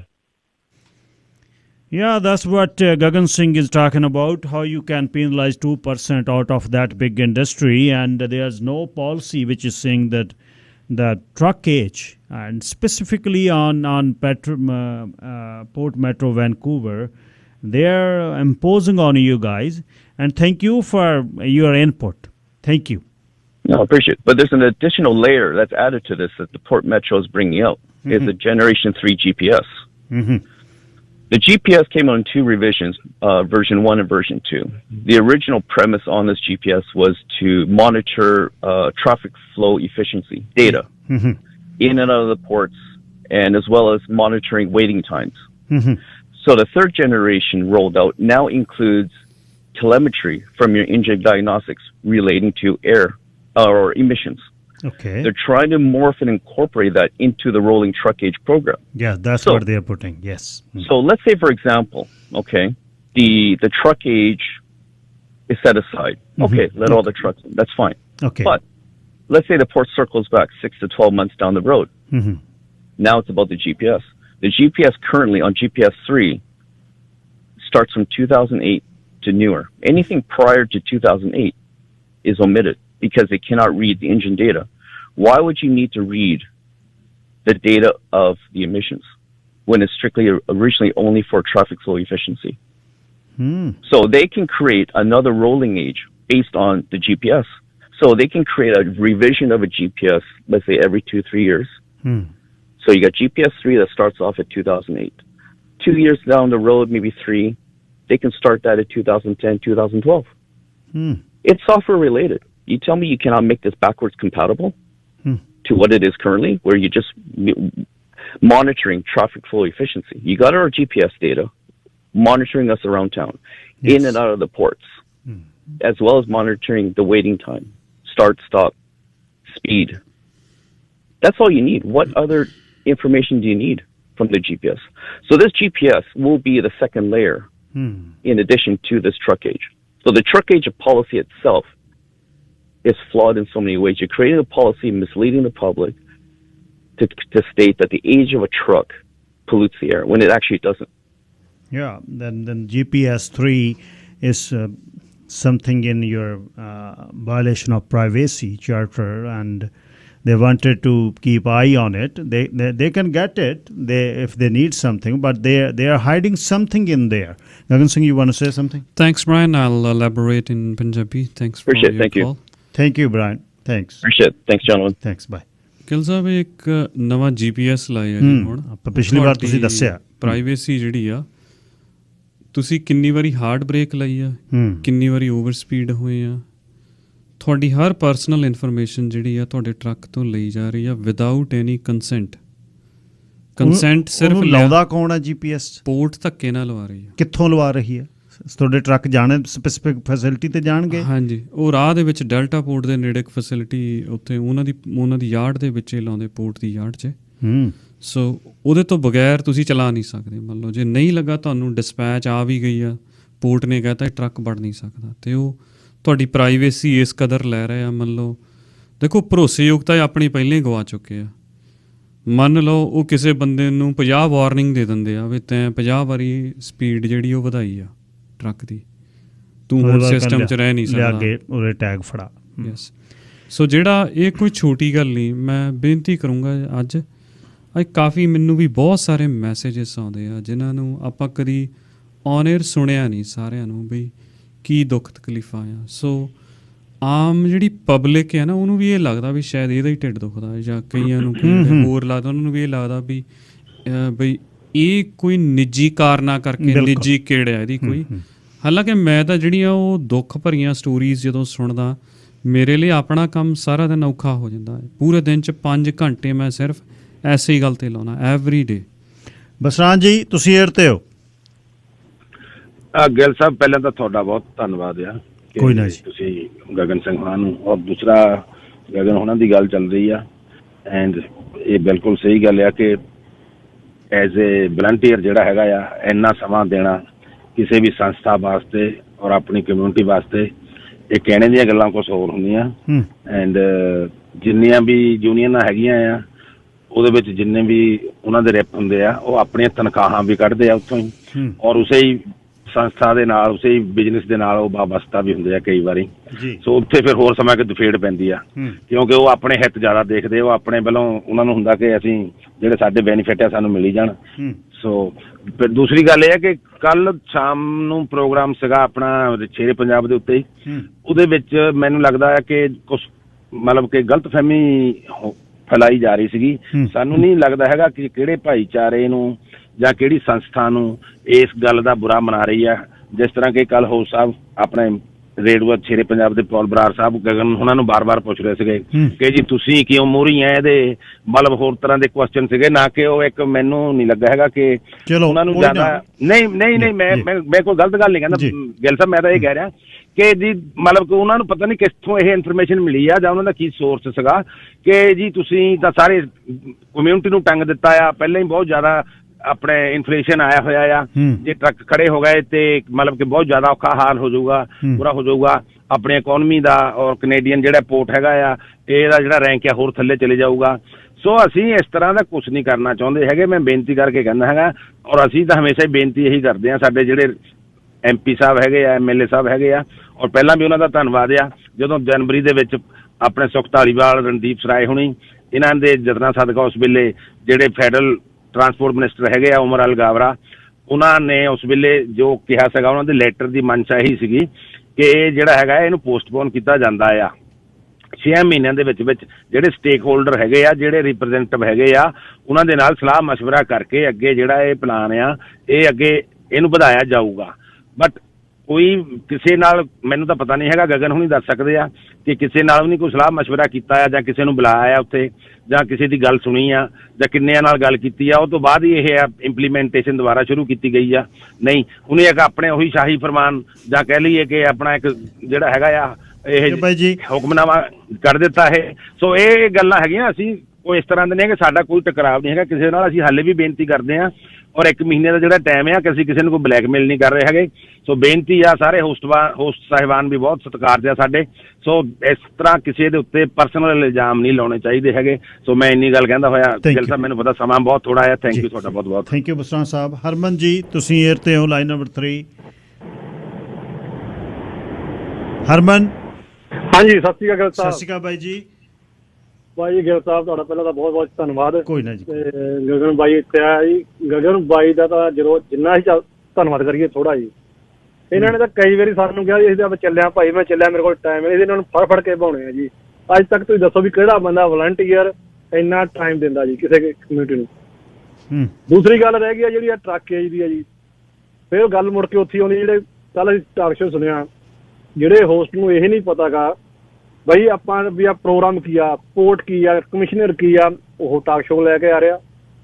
Third ਗੱਲ ਉਹਨਾਂ ਨੇ ਇੱਕ ਇਹ ਬਹੁਤ ਵੱਡੀ, ਸ਼ਾਇਦ ਤੁਸੀਂ we talk show ਸੁਣਿਆ ਹੋਊ, ਨਹੀਂ ਜੀ ਮੈਂ ਨਹੀਂ, ਇੱਕੋ ਗੱਲ ਨੂੰ ਬਾਰ-ਬਾਰ ਉਹਨਾਂ ਨੇ ਕਰਵਾਇਆ ਵੀ ਮੀਡੀਆ ਨੇ ਤੁਹਾਨੂੰ ਚੱਕਿਆ, ਮੀਡੀਆ ਨੇ ਤੁਹਾਨੂੰ ਚੱਕਿਆ। ਅਸੀਂ ਮੀਡੀਆ ਦੀ ਰਿਸਪੈਕਟ ਕਰਦੇ ਹਾਂ ਜੀ, ਮੀਡੀਆ ਨਹੀਂ ਮਾੜਾ ਗਾ ਜੀ। ਮੀਡੀਆ ਦੇ ਵਿੱਚ ਕਈ ਵਾਰੀ ਹੋਸਟ ਕੋਈ ਮਾੜੇ ਹੋ ਸਕਦੇ ਆ। ਜੇ ਕਮਿਊਨਿਟੀ ਨੂੰ ਆਪਾਂ ਟਾਰਗੇਟ ਕਰੀਏ, ਕਮਿਊਨਿਟੀ ਨਹੀਂ ਮਾੜੀ ਹੁੰਦੀ, ਵਿੱਚ 2-4 ਬੰਦੇ ਮਾੜੇ ਹੋ ਸਕਦੇ ਆ, ਰਾਈਟ। ਆਪ ਵੀ ਉਹਨੇ ਫਾਇਰ ਕਰਨ ਵਾਸਤੇ ਇੱਕ ਮੀਡੀਆ ਦਾ ਮੋਢਾ ਲੈ ਰਿਹਾ ਸੀ ਗੱਲ ਜੀ, ਉਹ ਬਾਰ-ਬਾਰ ਉਹੀ ਗੱਲਾਂ ਕਰ ਰਿਹਾ ਸੀਗਾ। ਐਨੀਵੇਜ਼ ਕੋਈ ਨਾ, ਕਲੀਅਰ ਕਰਨ ਲਈ ਦੇਖੋ ਇੱਕ ਮੈਸੇਜ ਆਇਆ ਹਾਈਵੇ ਤੋਂ ਬਬਨ ਸੰਧੂ ਹੋਣਾ ਦਾ। ਉਹਨਾਂ ਨੇ ਲਿਖਿਆ, ਕਹਿੰਦੇ ਹਾਈਵੇ ਤੇ ਓਨਰ ਆਪਰੇਟਰ ਹਾਂ, ਪਰ ਮੈਂ ਰੀਸੈਂਟਲੀ 1,50,000 ਲਾਇਆ just to buy a and install engine in my 2001 year truck. So what I want to say is new truck is such a vast technology that rather than buying a new truck, I choose to cat brand new engine from 2000 year model engines. So that's the issue. Okay. Tandi ji, line number 4. ਹਾਂਜੀ, ਸਤਿ ਸ੍ਰੀ ਅਕਾਲ ਜੀ। ਸਤਿ ਸ਼੍ਰੀ ਅਕਾਲ ਜੀ। ਭਈ ਟਰੱਕਾਂ ਦਾ ਤਾਂ ਵੀ ਬਹੁਤ ਬੁਰਾ ਹਾਲ ਆ, ਤੇ ਇਹ ਜਿੱਦਾਂ ਨਾ ਮੈਂ ਤੇ ਕਹਿੰਦਾ ਵੀ ਕੋਈ ਜੇ ਕੰਪਨੀ ਨਾ ਕਈਆਂ ਦੀ ਬਹੁਤ ਵਧੀਆ, ਜਿਹਦਾ 10-12 ਟਰੱਕ ਪਾਏ ਆ, ਉਹ ਨਵੇਂ ਰੱਖਿਆ ਕਈਆਂ ਨੇ, ਉਹ ਆਪ ਵੀ ਨਹੀਂ ਖਰਾਬ ਹੁੰਦੇ ਤੇ ਡਰਾਈਵਰ ਵੀ ਨਹੀਂ ਖਰਾਬ ਹੁੰਦਾ। ਜਿੱਦਾਂ ਵੀ ਨਵੇਂ ਟਰੱਕ, ਇਹ ਤਾਂ ਉਹ ਬੜੇ ਕੰਪਨੀਆਂ ਦੀ ਆ ਜਿਹੜੇ ਜਿੱਦਾਂ ਟਰੱਕ 100 ਪਾਇਆ, 150 ਪਾਇਆ, ਉਹ ਡਰਾਈਵਰ ਦੀ ਵੀ ਨਹੀਂ ਬਾਤ ਪੁੱਛਦੇ, ਟਰੱਕਾਂ ਦੀ ਵੀ। ਟਰੱਕ ਨਵੇਂ ਆਉਣੇ ਚਾਹੀਦੇ ਆ 10 ਤੋਂ ਬਾਅਦ, ਜਿੰਨੇ ਵੀ। ਮੈਂ ਤਾਂ ਕਹਿੰਦਾ ਵੀ 15 ਦਾ ਆਉਣਾ ਚਾਹੀਦਾ, ਕਿਉਂਕਿ ਇਹਨਾਂ ਨੇ ਜਿਹੜੇ ਟਰੱਕਾਂ ਵਾਲਿਆਂ ਦੀ ਕਮਾਈ ਬੜੀ ਆ। ਘਰ ਤਾਂ ਵਧੀਆ ਰੱਖੇ ਹੋ ਆ, 3 ਆਪਣਾ ਵੀ ਘਰ ਵਧੀਆ ਰੱਖਿਆ, ਗੱਡੀ ਵਧੀਆ ਰੱਖੀ ਆ, ਪਿਕਅਪ ਵਧੀਆ ਰੱਖਿਆ, ਉਹ ਤਾਂ ਗੱਡੀ ਨੂੰ ਬਾਰ-ਬਾਰ ਸਾਫ਼ ਕਰਦੇ ਆ। ਤੇ ਜਦੋਂ ਕੰਪਨੀ ਦਾ ਟਰੱਕ ਹੋਇਆ ਤਾਂ ਉਹਦਾ ਲਵੇਟ ਕੇ ਸਿੱਟ ਦੇਣਾ ਸਾਰਾ ਕੁਛ ਹੀ। ਵੀ ਮਤਲਬ ਕਹਿਣ ਦਾ ਕਿ ਇਹਨਾਂ ਨੂੰ ਏਦਾਂ ਚੀਕਣਾ ਨਹੀਂ ਚਾਹੀਦਾ ਵੀ ਹਾਂ ਵੀ ਨਵੇਂ ਸਾਨੂੰ ਤਾਂ ਉਹ ਬਿਫਤਾ ਪੈ ਗਈ ਆ, ਇਹ ਤਾਂ ਹੋ ਗਿਆ, ਇਹ ਤਾਂ ਕੰਪਨੀਆਂ ਮਾੜੀਆਂ ਕੀ ਬੰਦੇ ਮਾੜੇ ਆ। ਤੇ ਇਹ ਮਾੜੀ ਗੱਲ ਆ ਬਈ, ਜੇ ਗੌਰਮੈਂਟ ਸੋਚਦੀ ਆ ਬਈ ਵਧੀਆ ਆ ਬਈ ਕੋਈ ਐਕਸੀਡੈਂਟ ਨਾ ਹੋ ਜਾਏ, ਕੋਈ ਨਹੀਂ ਤਾਂ ਕਾਰਾਂ ਭੰਨ ਦਿੰਦੇ ਆ ਡੰਪ ਟਰੱਕ ਜਿਹੜੇ ਪੁਰਾਣੇ ਆ, ਜਾਂ ਹੁਣ ਪੋਟਾਂ ਤੇ ਜਿਹੜੇ ਟਰੱਕ ਲੱਗੇ ਹੋ ਆ ਉਹਨਾਂ ਦੇ ਕੁੰਡੇ ਨਹੀਂ ਕਈ ਵਾਰੀ ਫਸਦੇ, ਡਰਾਈਵਰ ਪਛਾਣਦਾ, ਫਿਰ ਮੋੜ ਤੋਂ ਉਹ ਡਿੱਗ ਪੈਂਦੇ ਆ, ਕੰਟੇਨਰ ਕਿਸੇ ਕਾਰ ਤੇ ਚੱਲ ਗਿਆ। ਮਤਲਬ ਨਵੀਂ ਚੀਜ਼ ਹੋਣੀ ਚਾਹੀਦੀ। ਮੈਂ ਤਾਂ ਇਹ ਵੀ ਕਹਿਣਾ ਵੀ ਜਿਹੜੇ ਟੇਲਰ ਪਿੱਛੇ ਪਾਏ ਹੋ ਆ ਨਾ, ਬੜੀਆਂ ਕੰਪਨੀਆਂ 100 ਟਰੱਕ ਰੱਖਿਆ, ਉਹਦੇ ਟਾਇਰ ਦੇਖਿਓ ਟੇਲਰ ਦੇ ਪਿਛਲੇ ਸਾਰੇ ਘਸੇ ਹੁੰਦੇ ਆ ਖਰੇ, ਉਹ ਵੀ ਖੁੱਲ ਸਕਦਾ ਬੰਦਾ। ਟੇਲਰ ਪਿੱਛੇ ਪਰ ਟਰੱਕ ਗਾਂ ਨੂੰ ਚੱਲ ਜਾਓ, ਟੇਲਰ ਪਿੱਛੇ ਰਹਿ ਜਾਊ। ਚਲੋ ਠੀਕ ਹੈ, ਜਿਹੜਾ ਕੁੰਡਾ ਨਹੀਂ ਫਸਦਾ ਉਹ ਵੀ ਚਾਸੀ ਦਾ ਹੀ ਕੰਮ ਹੈ, ਉਹ ਟਰੱਕ ਦਾ ਨਹੀਂ ਕੰਮ ਹੈ। Sir Manjeet Singh Sohi, line number 5।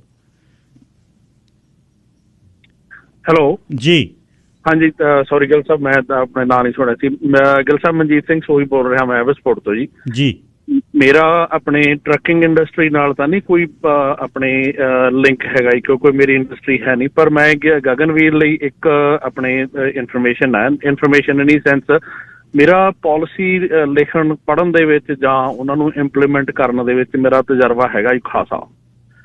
ਮੈਂ ਗਗਨਵੀਰ ਨੂੰ ਜੇ ਇਹਨੂੰ ਕਿਸੇ ਲੋਟ ਦੀ ਵਾਲੰਟੀਅਰ ਹੈਲਪ ਕਰ ਸਕਦਾ, ਉਹ ਆਪਣੇ ਗਗਨਵੀਰ ਮੈਨੂੰ ਅਪਰੋਚ ਕਰ ਸਕਦਾ ਜੀ।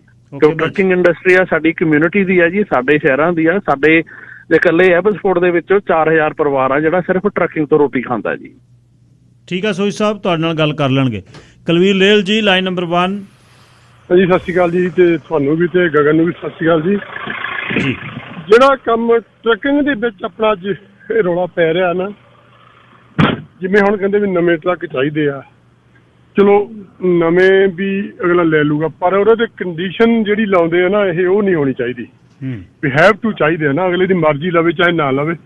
ਪਰ ਇਹਨਾਂ ਨੂੰ ਸੋਚਣਾ ਚਾਹੀਦਾ ਵੀ ਜਿਹੜੀ ਅੱਜ ਇਹ ਟਰੱਕਿੰਗ ਕੰਪਨੀ ਆ, ਇਹ ਜਿਹੜਾ ਟਰੱਕ ਚੱਲ ਰਿਹਾ ਇਹ ਰੋਡ ਤੇ, ਇਹਦੀ ਪੂਰੀ ਪ੍ਰੋਪਰ ਮੇਨਟੇਨੈਂਸ ਹੋ ਜਾਵੇ ਤਾਂ ਇਹਨੂੰ ਸਟਿੱਕਰ ਲੱਗ ਜਾਵੇ ਚੱਲਦਾ ਨਾ, ਗੁੱਡ ਉਹਦੀ ਧੂਆਂ ਤਾਂ ਜੋ ਵੀ ਚਾਹੀਦਾ ਉਹ ਪ੍ਰੋਪਰ ਹੋਣਾ ਚਾਹੀਦਾ। ਪਰ ਜਿਹੜੇ ਆਪਾਂ ਗੱਲ ਬਾਰ-ਬਾਰ ਕਰੀ ਜਾਂਦੇ ਵੀ ਗਗਨ ਸਿੰਘ ਨੂੰ ਤਾਂ ਆਪਣੇ ਕੋਈ ਲੈਣ ਦੇਣ ਹੈ ਨਹੀਂ ਗਾ ਨਾ। ਜੇ ਮੰਨ ਲਓ ਆਪਣੀ ਕਮਿਊਨਿਟੀ ਵਿੱਚ ਕੋਈ ਮੋਹਰੇ ਹੋ ਕੇ ਕੰਮ ਕਰਦਾ ਆ, ਫਿਰ ਉਹਨੂੰ ਆਪਾਂ ਕਹਿ ਦਿੰਦੇ ਆ ਵੀ ਇਹ ਬੰਦਾ ਮਾੜਾ ਹੈ, ਕਿਸੇ ਹਿੱਤ ਲਈ ਕਰਦਾ ਨਾ। ਜੇ ਹੁਣ ਕੋਈ ਨਹੀਂ ਕਰਦਾ ਫਿਰ ਕਹਿੰਦੇ ਸਾਡਾ ਕੋਈ ਮੋਹਰੇ ਆਉਂਦਾ ਨਹੀਂ ਸਾਡਾ ਬੰਦਾ ਨਾ। ਇਹ ਸਾਡੇ ਵਿੱਚ ਬਹੁਤ ਘਾਟਾਂ ਆ, ਇਸ ਚੀਜ਼ ਨੂੰ ਨਹੀਂ ਲੈਣਾ ਚਾਹੀਦਾ। ਜੇ ਇਹਨਾਂ ਨੂੰ ਬੈਠ ਕੇ ਗੱਲ ਕਰ ਲੈਣੀ ਚਾਹੀਦੀ ਹੈ ਸਾਰਿਆਂ ਨੂੰ, ਚਾਹੇ ਹਾਈਵੇ ਵਾਲੇ ਚਾਹੇ ਕੋਈ ਵੀ ਆ, ਇਹ ਸਾਰਿਆਂ ਦਾ ਇਸ਼ੂ ਹੋਣਾ ਹੈ। ਕੱਲ੍ਹ ਨੂੰ ਮੰਨ ਲਓ ਵੀ ਅੱਜ ਇਹ ਪੋਰਟ ਦਾ ਖਤਮ ਹੋ ਗਿਆ ਤੇ ਕੱਲ੍ਹ ਨੂੰ ਹਾਈਵੇ ਦਾ ਵੀ ਹੋ ਸਕਦਾ ਆ। ਬਿਲਕੁਲ ਬਾਈ ਜੀ, ਮੈਂ ਹੁਣ ਲਾਲਮਾ ਥੋੜ੍ਹੀ ਜਿਹੀ ਐਡਵਰਟਾਈਜ਼ਮੈਂਟ ਪਲੀਜ਼ ਹੋਰ ਕਾਲ ਨਾ ਕਰਿਓ, ਆਲਰੇਡੀ ਕਾਲਰ ਉਡੀਕਦੇ ਨੇ। ਮੈਂ ਸਿਰਫ 15 ਮਿੰਟ ਸੀ ਮੇਰੇ ਕੋਲ, ਆਲਰੇਡੀ 25 ਮਿੰਟ ਹੋ ਗਏ, ਮੈਂ ਵਾਪਸ ਆਉਣਾ। ਲਓ ਜੀ, ਮੈਂ ਬੇਨਤੀ ਕਰਾਂ ਪਲੀਜ਼ ਹੋਰ ਕੋਈ ਕਾਲਰ ਨਾ ਕਾਲ ਕਰਿਓ, 5 ਕਾਲਰ ਵੇਟ ਕਰ ਰਹੇ ਨੇ। ਸਰਜੀਤ ਸਹੋਤਾ ਜੀ, ਤੁਸੀਂ ਏਅਰ ਤੇ ਹੋ। ਸਰਜੀਤ ਸਹੋਤਾ ਜੀ। ਹੈਲੋ, ਸਤਿ ਸ਼੍ਰੀ ਅਕਾਲ ਜੀ। ਸਤਿ ਸ਼੍ਰੀ ਅਕਾਲ ਜੀ। ਸਰ ਜੀ, ਮੈਂ ਇੱਥੇ ਕਾਲਾਂ ਤਾਂ ਸਾਰੇ ਕਰੀ ਜਾਂਦੇ ਆ, ਪਰ ਇਹਦੇ ਲਈ ਕਾਲ ਕਰਨ ਲਈ ਪਹਿਲਾਂ ਨੌਲੇਜ ਹੋਣੀ ਵੀ ਜ਼ਰੂਰੀ ਆ। ਪਹਿਲੀ ਤਾਂ ਗੱਲ ਜਿਹੜਾ ਇਹ ਯੂਰੀਆ ਲਾਇਆ ਵਿੱਚ, ਕੈਮੀਕਲ ਲਾਏ ਆ, ਉਹਦੇ ਨਾਲ ਜਿਹੜਾ ਸਕਿਨ ਕੈਂਸਰ ਹੋ ਰਿਹਾ ਉਹਦਾ ਕੌਣ ਜ਼ਿੰਮੇਵਾਰ ਆ? ਜਿਹੜੇ ਸਕਿਨ ਕੈਂਸਰ ਨਾਲ ਮਰ ਗਿਆ ਉਹਦੀ ਫੈਮਿਲੀ ਦਾ ਮਗਰ ਕੌਣ ਜ਼ਿੰਮੇਵਾਰ ਆ? ਉਹਦੀ ਫੈਮਿਲੀ ਦਾ ਕੀ ਹਾਲ ਹੋਊਗਾ? ਨੰਬਰ 1। ਨੰਬਰ 2 ਤੇ ਜਿਹੜੇ ਇਹਨਾਂ ਵਨ ਬਾਕਸ ਦੀ ਵਜ੍ਹਾ ਨਾਲ ਅੱਗ ਲੱਗਦੀ ਆ, ਹਾਈ ਹੀਟ ਹੁੰਦੇ ਟਰੱਕ, ਉਹਦਾ ਕੌਣ ਜ਼ਿੰਮੇਵਾਰ ਆ? ਉਹਦੀ ਫੈਮਿਲੀ ਦਾ ਪਿੱਛੇ ਕੀ ਬਣੂਗਾ? ਨੰਬਰ 3 ਤੇ ਜੀ, ਇਹਦੇ ਨਾਲ ਡੀਜ਼ਲ ਜ਼ਿਆਦਾ ਖਾਂਦੇ ਆ ਟਰੱਕ, ਵੀ ਉਹ ਪੋਲੂਸ਼ਨ ਵਿੱਚ ਹਿੱਸਾ ਨਹੀਂ ਪੈਂਦਾ ਉਹਦਾ, ਬਜਾਏ ਕਿ ਇਹ ਨਾ ਲੱਗਾ ਹੋਵੇ। ਸਾਡੀ ਵੈਸੇ ਹੀ ਏਅਰ ਕੇਅਰ ਹੋਵੇ, ਸਾਡਾ ਵੈਸੇ ਧੂੰਆਂ ਨਾ ਕੱਢਦਾ ਹੋਵੇ। ਤੇ ਚੌਥੀ ਗੱਲ ਹੈ ਜੀ ਇਹ ਵੀ ਜਦੋਂ 2 ਲੱਖ ਤੋਂ ਵੱਧ ਇਕਵਿਪਮੈਂਟ ਇੱਥੇ ਪੁਰਾਣਾ ਚੱਲ ਰਿਹਾ ਆ, ਇਹਨਾਂ ਨੂੰ ਕੋਈ ਤਕਲੀਫ ਨਹੀਂ ਹੈਗੀ, ਤਾਂ ਇਹਨਾਂ ਨੂੰ 500-700 ਟਰੱਕ ਦੀ ਕਾਹਦੀ ਤਕਲੀਫ ਆ? ਪੋਰਟਾਂ ਦਾ ਸਾਡੇ ਨਾਲ ਲੈਣ ਦੇਣ ਕੀ ਆ? ਉਹਨਾਂ ਦਾ এনवायरमेंट ਨਾਲ ਲੈਣ ਦੇਣ ਕੀ ਆ? ਸਾਡਾ এনवायरमेंट ਵਾਲੇ ਸਾਡੇ ਨਾਲ ਗੱਲ ਕਰਨ। ਹਾਂ, ਗੱਲ ਕੀ ਆ ਵੀ ਉਹਨਾਂ ਨੇ ਤਾਂ ਬੇਸਿਕਲੀ ਕੰਟੇਨਰ ਲਾ ਕੇ ਤੇ ਤੁਹਾਡੇ ਰੱਖਣਾ, ਪੋਰਟਾਂ ਦਾ ਇਹ 'ਚ ਕੀ ਆ? ਪੋਰਟਾਂ ਦਾ ਸਾਡੇ ਨਾਲ ਕੋਈ ਲੈਣ ਦੇਣ ਹੀ ਨਹੀਂ ਹੈਗਾ। ਉਹ ਤਾਂ ਸਾਡੇ ਨਾਲ ਸਿਰਫ ਤੇ ਸਿਰਫ ਬਾਰ-ਬਾਰ ਧੱਕਾ ਕਰ ਰਹੇ ਆ। ਬਹੁਤ ਵਧੀਆ ਸੋਤਾ ਸਾਹਿਬ ਨੇ ਗੱਲ ਕੀਤੀ। ਗੁਰਬਖਸ਼ ਸਿੰਘ ਸੰਘੇੜਾ ਜੀ, ਲਾਈਨ ਨੰਬਰ 3। ਹਾਂਜੀ, ਸਤਿ ਸ੍ਰੀ ਅਕਾਲ ਗਿੱਲ ਸਾਹਿਬ। ਸਤਿ ਸ਼੍ਰੀ ਅਕਾਲ ਬਾਈ ਜੀ। ਤੁਹਾਨੂੰ ਦੋਹਾਂ ਵੀਰਾਂ ਨੂੰ ਹੀ ਧੰਨਵਾਦ ਤੁਹਾਡਾ। ਔਰ ਤੁਸੀਂ ਦੋਏ ਚੰਗੀ ਤਰ੍ਹਾਂ ਜਾਣਦੇ ਆ ਕਿ ਗੌਰਮੈਂਟ ਦਾ ਇੱਕ ਡਿਪਾਰਟਮੈਂਟ CBSE ਵਾਲੇ ਬਣਾਏ ਹੋਏ ਆ। ਥਾਂ ਉਹ ਸੜਕਾਂ ਦੇ ਉੱਤੇ ਸਾਰੀਆਂ ਜਿੰਨੀਆਂ ਵੀ ਕਮਰਸ਼ੀਅਲ ਵਹੀਕਲ ਆ, ਚਾਹੇ ਉਹ ਟਰੱਕ ਆ, ਚਾਹੇ ਟੈਕਸੀਜ਼ ਆ, ਚਾਹੇ ਤੁਸੀਂ ਕੋਈ ਹੋਰ ਬਿਜ਼ਨਸ ਵੀ ਕਰਦੇ ਆ, ਡੰਪ ਟਰੱਕ ਵਗੈਰਾ, ਸਾਰਿਆਂ ਨੂੰ ਉਹ ਚੈੱਕ ਕਰਦੇ ਆ। ਫਿਰ ਆਪਾਂ ਉਹਨਾਂ ਦੀ ਸਾਰੇ ਇਹਨਾਂ ਗੱਡੀਆਂ ਦੀ 6-6 ਮਹੀਨਿਆਂ ਬਾਅਦ ਇੰਸਪੈਕਸ਼ਨ ਕਰਾਉਂਦੇ ਆ ਜੀ। ਔਰ ਅਸੀਂ ਇਹ ਵੀ ਕਹਿੰਦੇ ਹਾਂ ਵੀ ਪ੍ਰਾਈਵੇਟ ਅਸੀਂ ਰਹਿਣ ਦੇਵਾਂਗੇ, ਆਪਣਾ ਕੋਈ ਡਿਪਾਰਟਮੈਂਟ ਬਣਾ ਲੈਣ ਜਿੱਥੋਂ ਅਸੀਂ 6 ਮਹੀਨਿਆਂ ਬਾਅਦ ਇੰਸਪੈਕਸ਼ਨ ਕਰਾਈਏ। ਉੱਥੋਂ ਜਿਹੜੀ ਮਰਜ਼ੀ ਕਿਸੇ ਚੀਜ਼ ਦੀ ਜ਼ਰੂਰਤ ਆ ਇਹ ਕੱਢਣ ਤੇ ਅਸੀਂ ਉਹਦੇ ਲਈ ਜ਼ਿੰਮੇਵਾਰ ਆ, ਉਹਨੂੰ ਰਿਪੇਅਰ ਕਰਾਵਾਂਗੇ। ਫਿਰ ਇਹਦੇ ਵਿੱਚ ਸਾਲ ਕਿੱਥੋਂ ਆੜੇ? ਇੱਕ ਟਰੱਕ ਇੱਕ ਗੱਡੀ ਜਿਹੜੀ ਆ, ਜੇ ਤੁਸੀਂ ਉਹਦੀ ਲੁੱਕ ਆਫਟਰ ਪ੍ਰੋਪਰ ਨਹੀਂ ਕਰਨੀ, ਉਹ 2 ਸਾਲਾਂ ਬਾਅਦ ਵੀ ਖਰਾਬ ਹੋ ਸਕਦੀ ਆ। ਔਰ ਜੇ ਤੁਸੀਂ ਪ੍ਰੋਪਰ ਲੁੱਕ ਆਫਟਰ ਕਰਦੇ ਆ, ਉਹ 25 ਸਾਲ ਵੀ ਗੱਡੀ ਚੱਲ ਸਕਦੀ ਹੈ। ਇੱਥੇ ਨਾ ਤੇ ਕੋਈ ਕਿਲੋਮੀਟਰ ਦੀ ਗੱਲ ਹੈ, ਜਦੋਂ ਤੁਸੀਂ ਉਹਨੂੰ ਸਾਰਾ ਮੇਨਟੇਨ ਵਧੀਆ ਕਰਕੇ ਰੱਖਦੇ ਆ। ਔਰ ਇਹ ਦੋਏ ਇਹ ਜਿਹੜੀਆਂ ਜਗ੍ਹਾ ਆ, ਇੱਕ ਪੋਰਟ ਵਾਲੇ ਤੇ ਇੱਕ 에ਅਰਪੋਰਟ ਵਾਲੇ, ਹਾਲਾਂਕਿ ਦੋਵੇਂ ਗੌਰਮੈਂਟ ਦੀਆਂ ਇਹ ਹੈਗੀਆਂ ਔਰ ਗੌਰਮੈਂਟ ਦੇ ਕਾਨੂੰਨ ਬਣਾਇਆ, ਫਿਰ ਇਹ ਕਹਿ ਦਿੰਦੇ ਆ ਜੀ ਅਸੀਂ ਤੇ ਮਤਲਬ ਜਿਹੜਾ ਇਹ ਨਾਨ ਪ੍ਰੋਫਿਟ ਵਾਲੇ ਆ, ਜੇ ਆ ਉਹ ਆ ਬੋਰਡ ਬਣਾਏ ਆ ਔਰ ਉੱਥੋਂ ਹਾਈਲੀ ਪੇਡ ਆ ਸਾਰੇ, ਜਿਹੜੇ ਰੱਜ ਕੇ ਗੱਫੇ ਲਾਉਂਦੇ ਆ ਔਰ ਕੰਮ ਕਰਨ ਵਾਲਿਆਂ ਦੀ ਹੈਲਪ ਕਰਨ ਦੀ ਬਜਾਏ ਇਹ ਇੱਕ ਕਿਸਮ ਦਾ ਜਿਹੜਾ ਟੈਕਸ ਆ ਜਜੂਆ ਲਾਉਂਦੇ ਆ। ਔਰ ਮੈਂ ਇੱਥੇ ਬੇਨਤੀ ਸਾਰੇ ਟਰੱਕਰਸ ਨੂੰ ਕਰੂੰਗਾ, ਸਾਰੇ ਈਵਨ ਕਮਰਸ਼ੀਅਲ ਵਹੀਕਲ ਵਾਲਿਆਂ ਨੂੰ, ਜੇ ਅੱਜ ਇਹਨਾਂ ਦੇ ਉੱਤੇ ਇੱਥੇ ਲੱਗਦਾ ਹੈ ਤੇ ਕੱਲ ਨੂੰ ਇਹ ਚੀਜ਼ਾਂ ਹਾਈਵੇ ਵਾਲਿਆਂ ਤੇ ਵੀ ਪੈਣੀਆਂ। ਅਸੀਂ ਸਾਰੇ ਯੂਨਾਈਟਿਡ ਰਹੀਏ ਇਸ ਮਸਲੇ ਤੇ ਅਸੀਂ ਆਪਣਾ ਬੜਾ, ਇਹਨਾਂ ਨੇ ਬਥੇਰਾ ਸਾਨੂੰ ਹੁਣ ਤੱਕ ਲੁੱਟ ਕੇ ਖਾ ਲਿਆ, ਜਿੱਦਾਂ ਸਹੁਰੇ ਛਾਲਿਆਂ ਨੂੰ ਦੇਖੋ, ਪਹਿਲਾਂ ਟੈਕਸੀਆਂ ਨੂੰ ਕਿੰਨਾ ਖਾਧਾ ਤੇ ਹੁਣ ਜਦੋਂ ਊਬਰ ਲਿਆਉਣੀ ਸੀਗੀ ਉਹ ਵੀ ਥੱਲੇ ਆ ਗਿਆ। ਇਸ ਕਰਕੇ ਸਾਨੂੰ ਸਾਰਿਆਂ ਨੂੰ ਯੂਨਾਈਟਿਡ ਹੋਣ ਦੀ ਲੋੜ ਆ। ਅਸੀਂ ਇੱਕ ਦੂਜੇ ਵੱਲ ਨੂੰ ਇਹ ਗੇਮ ਨਾ ਰੋੜੀਏ, ਕਿਉਂਕਿ ਨਹੀਂ ਤਾਂ ਛਿੱਲ ਸਾਡੀ ਸਾਰਿਆਂ ਦੀ ਲੈਣੀ ਆ। ਤੇ ਮੈਂ ਜਿੱਥੇ ਗਗਨ ਸਿੰਘ ਨੂੰ ਸ਼ਾਬਾਸ਼ ਦਿੰਦਾ, ਤੁਹਾਨੂੰ ਵੀ ਤੁਸੀਂ ਇਹਨੂੰ ਲਿਆਂਦਾ, ਪਰ ਉੱਥੇ ਸਾਡਾ ਵੀ ਫਰਜ਼ ਬਣਦਾ ਅਸੀਂ ਸਾਰੇ ਯੂਨਾਈਟਿਡ ਹੋਈਏ। Thank you very much. Thank you Singhra Sahib. Sukhjinder Singh ji, line number 4। ਸਤਿ ਸ਼੍ਰੀ ਅਕਾਲ ਗਿੱਲ ਸਾਹਿਬ। ਸਤਿ ਸ਼੍ਰੀ ਅਕਾਲ ਵੀਰ ਜੀ। ਗਿੱਲ ਸਾਹਿਬ, ਬੜੇ ਮਾਣ ਨਾਲ ਤੁਹਾਨੂੰ ਗਿੱਲ ਸਾਹਿਬ ਕਹਿਣ ਨੂੰ ਜੀ ਕਰਦਾ ਜੀ, but I am sorry to say after listening yesterday's Paul Brar show, Brar ਕਹਿਣ ਨੂੰ ਵੀ ਨਹੀਂ ਜੀ ਕਰਦਾ ਜੀ। ਮੇਰੇ ਗੱਲ ਦਾ ਗੁੱਸਾ ਨਾ ਕੋਈ ਵੀ ਕਰੇ ਵੀਰ, ਪਰ ਚੱਕਰ ਇਹ ਆ ਜੀ, ਦੇਖੋ ਇੱਕ ਬੰਦਾ ਤੁਹਾਨੂੰ, ਜਿਹਨੂੰ ਮੇਰਾ ਨਹੀਂ ਖਿਆਲ ਵੀ ਉਹਨਾਂ ਨੂੰ ਕੋਈ ਨੌਲੇਜ ਹੈਗੀ ਜਾਂ ਨਹੀਂ ਹੈਗੀ, ਉਹ ਇੱਕ ਗਗਨ ਸਿੰਘ ਜੀ ਦੇ ਪਿੱਛੇ ਪੈ ਗਏ। ਇਹਨਾਂ ਨੂੰ ਬਰਾੜ ਸਾਹਿਬ ਨੂੰ ਮੇਰਾ ਮੈਸੇਜ ਦਿਓ ਕਿ ਤੁਸੀਂ ਵਲੰਟੀਅਰਲੀ ਸ਼ੋਅ ਕਰਕੇ ਦਿਖਾ ਲਓ। ਬੜਾ ਔਖਾ ਜੀ, ਸਾਂਝਾ ਕੰਮ ਕਰਨਾ ਬੜਾ ਔਖਾ। ਤੁਸੀਂ ਕਿੱਥੇ ਵਲੰਟੀਅਰ ਕਰ ਰਹੇ ਹੋ ਜੀ? ਚਲੋ ਇਹ ਤਾਂ ਹੋ ਗਿਆ ਜੀ ਗੁੱਸਾ ਗਿਲਾ। ਦੂਜੀ ਗੱਲ ਗਿੱਲ ਸਾਹਿਬ, ਇਹ ਜਿਹੜਾ ਵੀ ਸਾਡੇ ਨਾਲ ਕੰਮ ਹੋ ਰਿਹਾ, ਇਹ ਇੱਕ ਸਿਰਫ ਫਾਈਨੈਂਸ਼ੀਅਲ ਬਰਡਨ ਪਾਉਣ ਨੂੰ ਹੋ ਰਿਹਾ। ਸਾਡੇ ਅੱਜ ਟਰੱਕ ਚੱਲ ਰਹੇ ਆ ਜੀ, ਅੱਜ ਇਹ ਤੁਸੀਂ ਸਾਡਾ ਪੋਲੂਸ਼ਨ ਚੈੱਕ ਕਰਾਓ, ਅਸੀਂ ਕਹਿੰਦੇ ਆ ਕਰਾਓ, ਠੀਕ ਹੈ ਨਾ ਜੀ। ਜੇ ਸਾਡੇ ਟਰੱਕ ਨਹੀਂ ਕੰਪਲਾਈ ਕਰਦੇ, ਨਹੀਂ ਪੋਲੂਸ਼ਨ ਸਾਡੇ ਲੈਵਲ ਤੋਂ ਵੱਧ, ਫੈਡਰਲ ਤੋਂ ਪ੍ਰੋਵਿੰਸ਼ੀਅਲ ਤੋਂ ਵੱਧ ਕੱਢਦੇ ਆ, ਅਸੀਂ ਆਪ ਨਾ ਲੈ ਕੇ ਆਵਾਂਗੇ, ਕਿਉਂਕਿ ਅਸੀਂ ਵੀ ਇਸੇ এনवायरमेंट ਦੇ ਵਿੱਚ ਰਹਿਣਾ, ਬਿਲਕੁਲ ਸਾਡੇ ਬੱਚਿਆਂ ਨੇ ਇੱਥੇ ਰਹਿਣਾ ਜੀ। ਤੇ ਇਹ ਜੋ ਵੀ ਹੋ ਰਿਹਾ ਇੱਕ ਫਾਈਨੈਂਸ਼ੀਅਲ ਬਰਡਨ ਪਾਉਣ ਨੂੰ ਹੋ ਰਿਹਾ। ਬਾਕੀ ਮੈਂ ਰਿਕੁਐਸਟ ਕਰਦਾ ਤੁਹਾਨੂੰ ਜੀ, ਤੁਸੀਂ ਥੋੜੀ ਜਿਹੀ ਅਕਲ ਆਲੇ ਦੁਆਲੇ ਇਹਨਾਂ ਨੂੰ ਵੰਡੋ ਜੀ। ਕੋਈ ਨਾ ਬਾਈ ਜੀ, ਕੋਈ ਨਾ, ਸਾਰਿਆਂ ਦਾ ਆਪਣਾ ਆਪਣਾ ਮਨ ਹੈ। ਜਸਕਰਨ ਸਿੰਘ ਬਾਗੜੀ ਜੀ, ਲਾਈਨ ਨੰਬਰ 5। ਸਤਿ ਸ੍ਰੀ ਅਕਾਲ ਵੀਰ ਜੀ, ਦੋਨਾਂ ਭਰਾਵਾਂ ਨੂੰ ਸਤਿ ਸ੍ਰੀ ਅਕਾਲ। ਬਾਗੜੀ ਸਾਹਿਬ ਸਤਿ ਸ੍ਰੀ ਅਕਾਲ। ਔਰ ਵੀਰ ਜੀ ਤੁਹਾਨੂੰ ਪਤਾ 22 ਸਾਲ ਹੋ ਗਏ ਟਰੱਕਿੰਗ ਦੇ ਨਾਲ ਜੁੜਿਆ ਨੂੰ, ਇੰਡੀਆ ਵੀ ਜੁੜੇ ਸੀਗੇ। ਮੈਂ ਕਹਿੰਦਾ ਵੀ ਮੇਰੇ ਕੋਲ ਟਰੱਕ 11 ਦਾ ਆ, ਜੇ ਮੇਰਾ ਟਰੱਕ ਵੀਰ ਮਾੜਾ ਹੋਵੇ ਤੇ ਮੈਂ ਮਰਨਾ ਆ, ਵੀ ਮੈਂ ਇਹਦੇ ਧੂਏ ਦੇ ਨਾਲ ਮਰੂੰਗਾ। ਜੇ ਮੈਨੂੰ ਲੱਗਦਾ ਹੋਵੇ ਵੀ ਹਾਂ ਵੀ ਇਹ এনवायरमेंट ਖਰਾਬ ਕਰ ਰਿਹਾ ਆ, ਤੇ ਮੈਂ ਇਹਨੂੰ ਕਿਉਂ ਚਲਾਊਂਗਾ? ਜਦ ਮੇਰੀ DOT ਪਾਸ ਕਰਕੇ ਮੈਨੂੰ ਦੇ ਰਹੀ ਜਿਹੜੀ ਅਥਾਰਟੀ ਆ, ਜਿਹਦੇ ਕੋਲ ਸੇਫਟੀ ਦਾ ਲਾਇਸੈਂਸ ਆ, ਕੋਰਟ ਦੇ ਕੋਲ ਤਾਂ ਕੋਈ ਲਾਇਸੈਂਸ ਹੀ ਹੈ ਨਹੀਂਗਾ। ਕੋਰਟ ਵਾਲਿਆਂ ਦੀਆਂ ਆਪਣੀਆਂ ਮਸ਼ੀਨਾਂ ਚੱਲ ਰਹੀਆਂ ਦਿਨ ਰਾਤ, ਟਿੱਕੇ ਚੱਲ ਰਹੇ ਆ, ਕਿੰਨੀ ਸਮੋਕਿੰਗ ਉੱਥੇ ਹੋ ਰਹੀ ਹੈਗੀ ਆ, ਉਹਦੇ ਬਾਰੇ ਤਾਂ ਕੋਰਟ ਸੋਚਦੀ ਨੀ ਗੀ। ਜੇ ਰੈਂਕਿੰਗ ਡਿੱਗਦੀ ਉੱਥੇ ਸਾਡਾ ਥੋੜ੍ਹਾ ਕਸੂਰ ਆ। ਜੇ ਸਰਵਿਸ ਵਧੀਆ ਦੇਣ ਤਾਂ ਮੈਨੂੰ ਲੱਗਦਾ ਰੈਂਕਿੰਗ ਇਹਨਾਂ ਦੀ ਪਹਿਲੇ ਨੰਬਰ ਤੇ ਆ ਸਕਦੀ ਆ। ਬਾਕੀ ਗੱਲ ਰਹੀ ਆ ਟਰੱਕਾਂ ਦੀ, ਹੁਣ ਮੁੰਡੇ ਕੋ ਬਾਈ ਜੀ ਪਾਗਲ ਥੋੜੋ ਆ, ਜਿਹੜੇ ਨਵੇਂ ਟਰੱਕ ਲੈ ਕੇ ਉਹਨਾਂ ਦੇ ਇੰਜਣ ਕਢਾ ਕੇ ਪੁਰਾਣੇ ਰਖਾ ਰਹੇ ਆ, ਤੇ ਉਹ DOT ਪਾਸ ਕਰ ਰਹੀ ਆ, ਸੇਫਟੀ ਪਾਸ ਹੋ ਰਿਹਾ, ਸਾਰਾ ਕੁਝ ਹੋ ਰਿਹਾ ਹੈਗਾ ਆ। ਇਸ ਕਰਕੇ ਵੀ ਸਿਰਫ ਅਸੀਂ ਪੰਜਾਬੀ ਆ, ਇਹਦਾ ਹੀ ਸਾਨੂੰ ਖਮਿਆਜਾ ਭੁਗਤਣਾ ਪੈਣਾ ਹੈ ਜੇ ਅਸੀਂ ਹਾਰਡ ਵਰਕ ਕਰਦੇ ਹਾਂ ਤਾਂ। ਜੇ ਹੁਣ ਨਹੀਂ ਗੋਰੇ ਕੰਮ ਕਰਨਾ ਚਾਹੁੰਦੇ, ਕੋਈ ਹਾਰਡ ਵਰਕ ਨਹੀਂ ਕਰਨਾ ਚਾਹੁੰਦਾ, ਕੋਟਾਂ ਤੇ ਆਣ ਕੇ ਸਾਡੇ ਨਾਲ ਨਹੀਂ ਟਰੱਕ ਚਲਾਉਣਾ ਚਾਹੁੰਦੇ, ਉਹਦੇ ਵਿੱਚ ਸਾਡਾ ਥੋੜ੍ਹਾ ਕੋਈ ਕਸੂਰ ਆ। ਅਸੀਂ ਹਾਰਡ ਵਰਕ ਕਰਦੇ ਆ, ਸਾਡੀਆਂ ਵੀ ਫੈਮਲੀਆਂ ਇੱਥੇ ਰਹਿੰਦੀਆਂ, ਸਾਡੇ ਵੀ ਬੱਚੇ ਇੱਥੇ ਰਹਿੰਦੇ ਆ, ਪਲਦੇ ਆ। Thank you. Shah Avtar Singh ji, line number 6।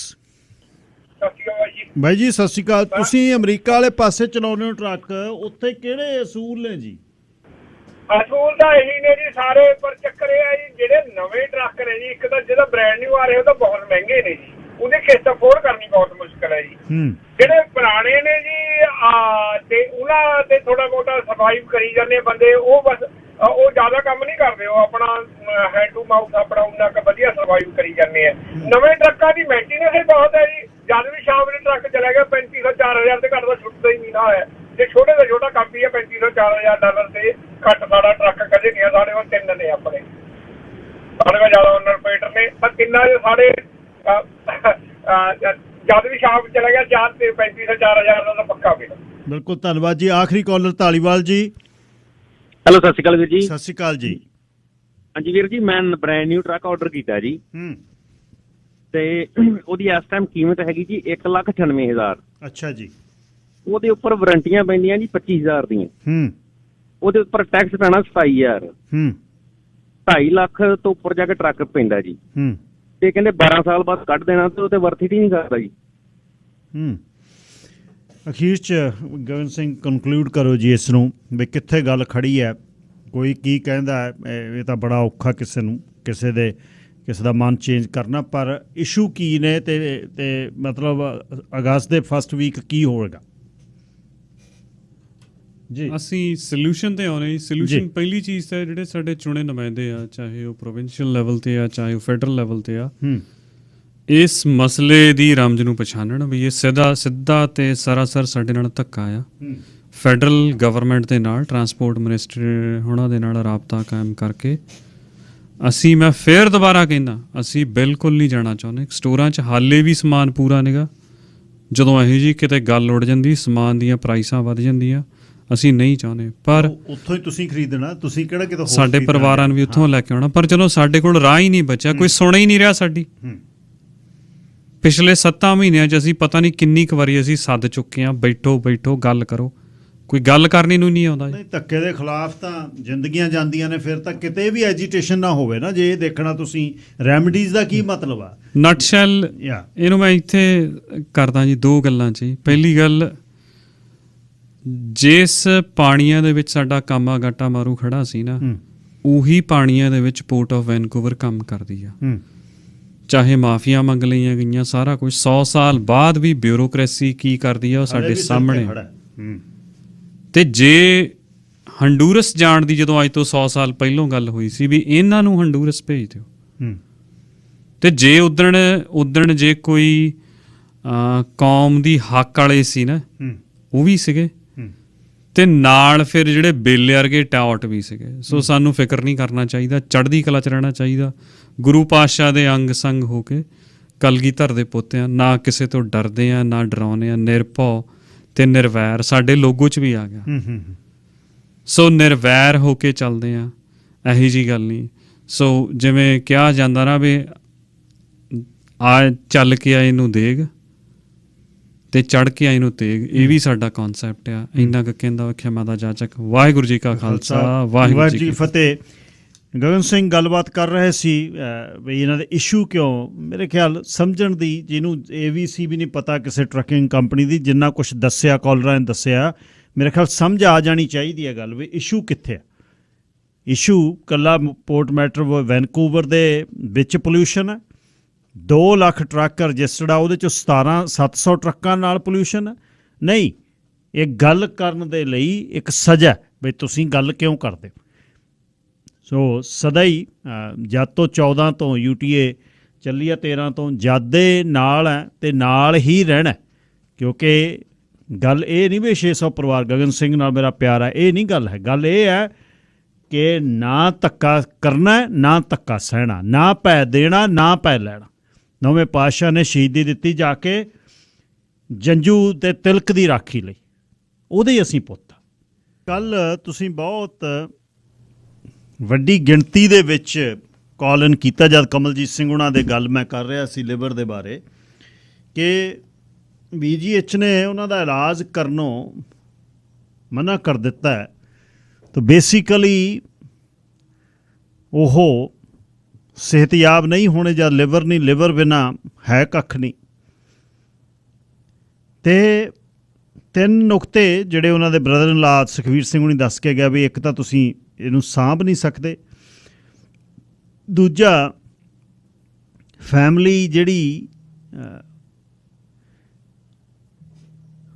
Financial security ਦਾ ਵੀ ਇੱਕ ਇਸ਼ੂ ਹੈ, ਤੀਸਰਾ ਕਿ ਇਹਨਾਂ ਨੇ ਫੇਰ ਸ਼ਰਾਬ ਪੀਣੀ ਸ਼ੁਰੂ ਕਰ ਦੇਣੀ ਜੇ ਲਿਵਰ ਠੀਕ ਵੀ ਕਰਤਾ। ਕੱਲ੍ਹ ਤੁਸੀਂ ਗੱਲਬਾਤ ਕਰਨੀ ਚਾਹੁੰਦੇ ਸੀ, ਜੇ ਅੱਜ ਉਸ ਵਿਸ਼ੇ ਨੂੰ ਤੁਸੀਂ ਕੰਪਲੀਟ ਕਰਨਾ ਚਾਹੋ ਵੀ ਇਹ ਕਿਸ ਤਰ੍ਹਾਂ ਦਾ ਨਿਜ਼ਾਮ ਹੈ ਜਿਹਦੇ ਵਿੱਚ ਤੁਸੀਂ ਮੌਤ ਦੀ ਉਡੀਕ ਕਰੋਗੇ। ਫਿਰ ਇਹਦਾ ਮਤਲਬ 5-7 ਲੱਖ 10 ਲੱਖ ਰੁਪਈਆ ਜਿਹਦੇ ਕੋਲ ਹੋਏ ਦਿੱਲੀ 'ਚ ਪਹੁੰਚੋ, ਫਿਰ ਵੱਡੇ ਹਸਪਤਾਲ 'ਚੋਂ ਲੱਭ ਲੈਂਦੇ ਨੇ, ਤੁਹਾਡਾ ਕਰ ਦਿੰਦੇ ਨੇ ਹੀਲਾ ਕਿਤੋਂ। ਅਤੇ ਇੱਥੇ ਵੀ ਟਰਾਂਸਪਲੈਂਟ ਹੁੰਦੇ ਨੇ, ਲਿਵਰ ਜਿਹੜੇ ਨੇ ਜਿਗਰ ਪਾਏ ਜਾਂਦੇ ਨੇ ਲੋਕਾਂ ਦੇ। ਸੋ ਇਹ ਕਿਸੇ ਕਾਰਨ ਕਰਕੇ ਮੈਂ ਮੰਨਦਾ ਵੀ ਸ਼ਰਾਬ ਦੀ ਕੀ ਪਤਾ ਉਹਨਾਂ ਨੂੰ ਐਡਿਕਸ਼ਨ ਹੋਵੇ ਜਿਹਦੇ ਕਰਕੇ ਲਿਵਰ ਖਰਾਬ ਹੋਇਆ ਹੋਵੇ, ਪਰ ਜਿਹਨੂੰ ਪਤਾ ਹੋਵੇ ਵੀ ਇਹ ਮੈਨੂੰ ਡੈਮੇਜ ਕਰ ਰਿਹਾ ਤੇ ਉਸ ਤੋਂ ਬਾਅਦ ਵੀ ਉਹ ਨਾ ਬੰਦਾ ਹਟੇ, ਉਹ ਕੋਈ ਹੋਰ ਉਹਦੇ ਪਿੱਛੇ ਕੋਈ ਕਾਰਨ ਹੋ ਸਕਦਾ। ਜ਼ਿੰਦਗੀ ਦੇ ਵਿੱਚ ਹਰ ਰੋਜ਼ 6-7 ਬੰਦੇ ਮਰ ਰਹੇ ਨੇ ਓਵਰਡੋਜ਼ ਡਰੱਗ ਦੇ ਨਾਲ, ਅਤੇ ਤੁਸੀਂ ਉਹਨਾਂ ਨੂੰ ਟੀਕੇ ਦੇ ਕੇ ਭੇਜ ਦਿਓ ਕਿੱਟ ਹਰ ਵਾਰ ਲਈ ਫਿਰਦੇ ਜਦੇ ਲਾ ਲਈ ਜਦ ਚੱਲਣ ਲੱਗੀ। ਕੀ ਅਸੀਂ ਡਰੱਗ ਰੋਕ ਲਈ? ਕੀ ਅਸੀਂ ਪੋਰਟਾਂ 'ਤੇ ਉਤਰਦੇ ਕੰਟੇਨਰਾਂ ਦੇ ਕੰਟੇਨਰ ਰੋਕਤੇ? ਕੱਲ੍ਹ ਬਹੁਤ ਕਾਲਰ ਸੀ ਜਿਨ੍ਹਾਂ ਨਾਲ ਮੈਂ ਗੱਲ ਨਹੀਂ ਕਰ ਸਕਿਆ। ਅੱਜ ਜੇ ਤੁਸੀਂ ਗੱਲ ਕਰਨੀ ਚਾਹੋ 604-204-0600। ਕੁੱਕ ਵਿਦ ਕਲੇ, ਮਿੱਟੀ ਦੇ ਭਾਂਡੇ ਸਰੀ ਦੇ ਵਿੱਚ ਫੇਰ ਕੰਟੇਨਰ ਗਰਮੀਆਂ 'ਚ ਆਉਂਦਾ, ਫੇਰ ਇੱਕ ਕੰਟੇਨਰ ਭਰ ਕੇ ਆਇਆ ਜਿਹਦੇ ਵਿੱਚ ਸਾਰੇ ਹੀ ਭਾਂਡੇ ਨੇ, ਜੱਗ ਗਲਾਸ ਅਤੇ ਘੜੇ, ਪਤੀਲੇ, ਕੁੱਜੇ ਕੁੱਜੀਆਂ, ਚਾਟੀ, ਚੁੱਲ੍ਹੇ ਅਤੇ ਤੰਦੂਰ। ਸਵਾਦ ਆ ਪੁਰਾਣੀਆਂ ਚੀਜ਼ਾਂ ਦਾ ਨਾਮ ਲੈ ਕੇ ਵਧੀਆ ਲੱਗਦਾ। ਵਿੱਕੀ ਜਾਂ ਮੀਨੂ ਨਾਲ ਗੱਲ 604-906-2529 'ਤੇ ਕਰਿਓ। 6049062529 118-8699 A ਐਵਨਿਊ। ਮਿੱਟੀ ਦੇ ਭਾਂਡਿਆਂ 'ਚ ਖਾਣਾ ਬਣਾਉਣਾ ਲੋਕ ਸ਼ੁਰੂ ਕਰ ਰਹੇ ਨੇ, ਪਿੱਛੇ ਨੂੰ ਮੁੜ ਰਹੇ ਨੇ। ਹਲੇ ਵੀ ਧਰਮ ਨਾਲ ਜੇ ਕਿਤੇ ਦਧੌੜੀ ਦੇ ਵਿੱਚ ਰੱਖਿਆ ਹੋਵੇ ਸਾਰਾ ਦਿਨ ਦਾ ਹੱਥ ਨੇ ਜਾਗ ਲੱਗਦਾ ਅਤੇ ਤਾਂਬੇ ਰੰਗਾ ਦੁੱਧ ਹੋ ਜਾਂਦਾ। ਫਿਰ ਉਹ ਹਾਰੇ ਦੇ ਵਿੱਚ ਸਾਰਾ ਦਿਨ ਪਿਆ ਰਹਿੰਦਾ। ਥੋੜ੍ਹੀ ਜਿਹੀ ਅੱਗ 'ਤੇ ਮਾਮਾ 11 ਕੁ ਵਜੇ ਨੂੰ ਰੱਖ ਦਿੰਦੀ ਹੈ ਧਾਰਾਂ ਧੂਰਾਂ ਚੋ ਕੇ, ਭਾਂਡੇ ਭੂੰਡੇ ਧੋ ਕੇ, ਅਤੇ ਬਸ ਫਿਰ ਉਹ 'ਚ ਸ਼ੱਕਰ ਆਏ ਗਏ ਨੂੰ ਅਤੇ ਹੋਰ ਕਿਹੜਾ ਚਾਹਾਂ ਧਰਦਾ ਸੀ। ਜਿੱਧਰ ਨੂੰ ਉਹ ਦੁੱਧ ਲੰਘਦਾ ਲੀਹ ਕੇ ਪਾਉਂਦਾ ਜਾਂਦਾ। ਬਾਜਵਾ ਜੀ ਤੁਸੀਂ ਏਅਰ 'ਤੇ ਹੋ, ਲਾਈਨ ਨੰਬਰ 1। ਬਾਜਵਾ ਜੀ। ਹੈਲੋ ਬਾਈ ਜੀ, ਸਤਿ ਸ਼੍ਰੀ ਅਕਾਲ ਜੀ। ਜੀ ਸਤਿ ਸ਼੍ਰੀ ਅਕਾਲ ਬਾਈ ਜੀ। ਮੇਰਾ ਤਾਂ ਇਹੀ ਰਿਕੁਐਸਟ ਆ ਜੀ, VGS ਜੋ ਵੀ ਹੈਲਥ ਡਿਪਾਰਟਮੈਂਟ ਆ ਇਹਨਾਂ ਨੂੰ ਉਹ ਬਾਈ ਦਾ ਜਿਹੜੇ ਸਿੱਖ ਆ ਉਹਨਾਂ ਦਾ ਆਪਰੇਸ਼ਨ ਕਰਨਾ ਚਾਹੀਦਾ, ਕਿਉਂਕਿ ਜੇ ਇੱਕ ਉਹਨਾਂ ਦੀ ਜ਼ਿੰਦਗੀ ਨਹੀਂ, ਉਹਨਾਂ ਦੇ ਨਾਲ ਉਹਨਾਂ ਦੇ ਬੱਚੇ, ਉਹਨਾਂ ਦੇ ਵਾਈਫ, ਵੀ ਕਈ ਜ਼ਿੰਦਗੀਆਂ ਹੈਗੀਆਂ। ਜੇ ਚਲੋ ਬਾਕੀ ਜੀ ਜਿਹੜੀ ਇਹ ਇਸ਼ੂ ਕਰਦੇ ਆ ਫਾਈਨੈਂਸ, ਉਹ ਕਰਦੇ ਨੇ ਜਿੱਦਾਂ ਹੁਣ ਵੀ ਤੁਸੀਂ ਕਿੰਨੇ ਪੈਸਾ ਇਕੱਠਾ ਕਰਦੇ ਆ, ਆਪਣੇ ਕੋਲ ਇੰਨੇ ਅਦਾਰੇ ਆ ਤਾਂ ਆਪਣੀ ਜਿੰਨੀ ਕਮਿਊਨਿਟੀ ਇਕੱਠੀ ਹੋ ਕੇ ਜਿੰਨਾ ਵੀ ਕਿਸੇ ਦਾ 300 ਸਰਦਾ ਆਪਾਂ ਪਾ ਕੇ ਇਕੱਠੇ ਕਰਕੇ ਕਹਿ ਦੇਣ, ਸਾਨੂੰ ਕਹਿ ਦੇਣ ਵੀ ਕਿੰਨਾ ਖਰਚੇ ਦੀ ਕੋਈ ਗੱਲ ਆ, ਅਸੀਂ ਕਰਦੇ ਹਾਂ ਇਕੱਠਾ। 5 ਦਿਨ ਨਹੀਂ ਲਾਉਂਦੇ, 4 ਦਿਨ ਨਹੀਂ ਲਾਉਂਦੇ, ਬੰਦਾ ਤਾਂ ਬਚਾ ਸਕਦੇ ਨਾ ਅਸੀਂ।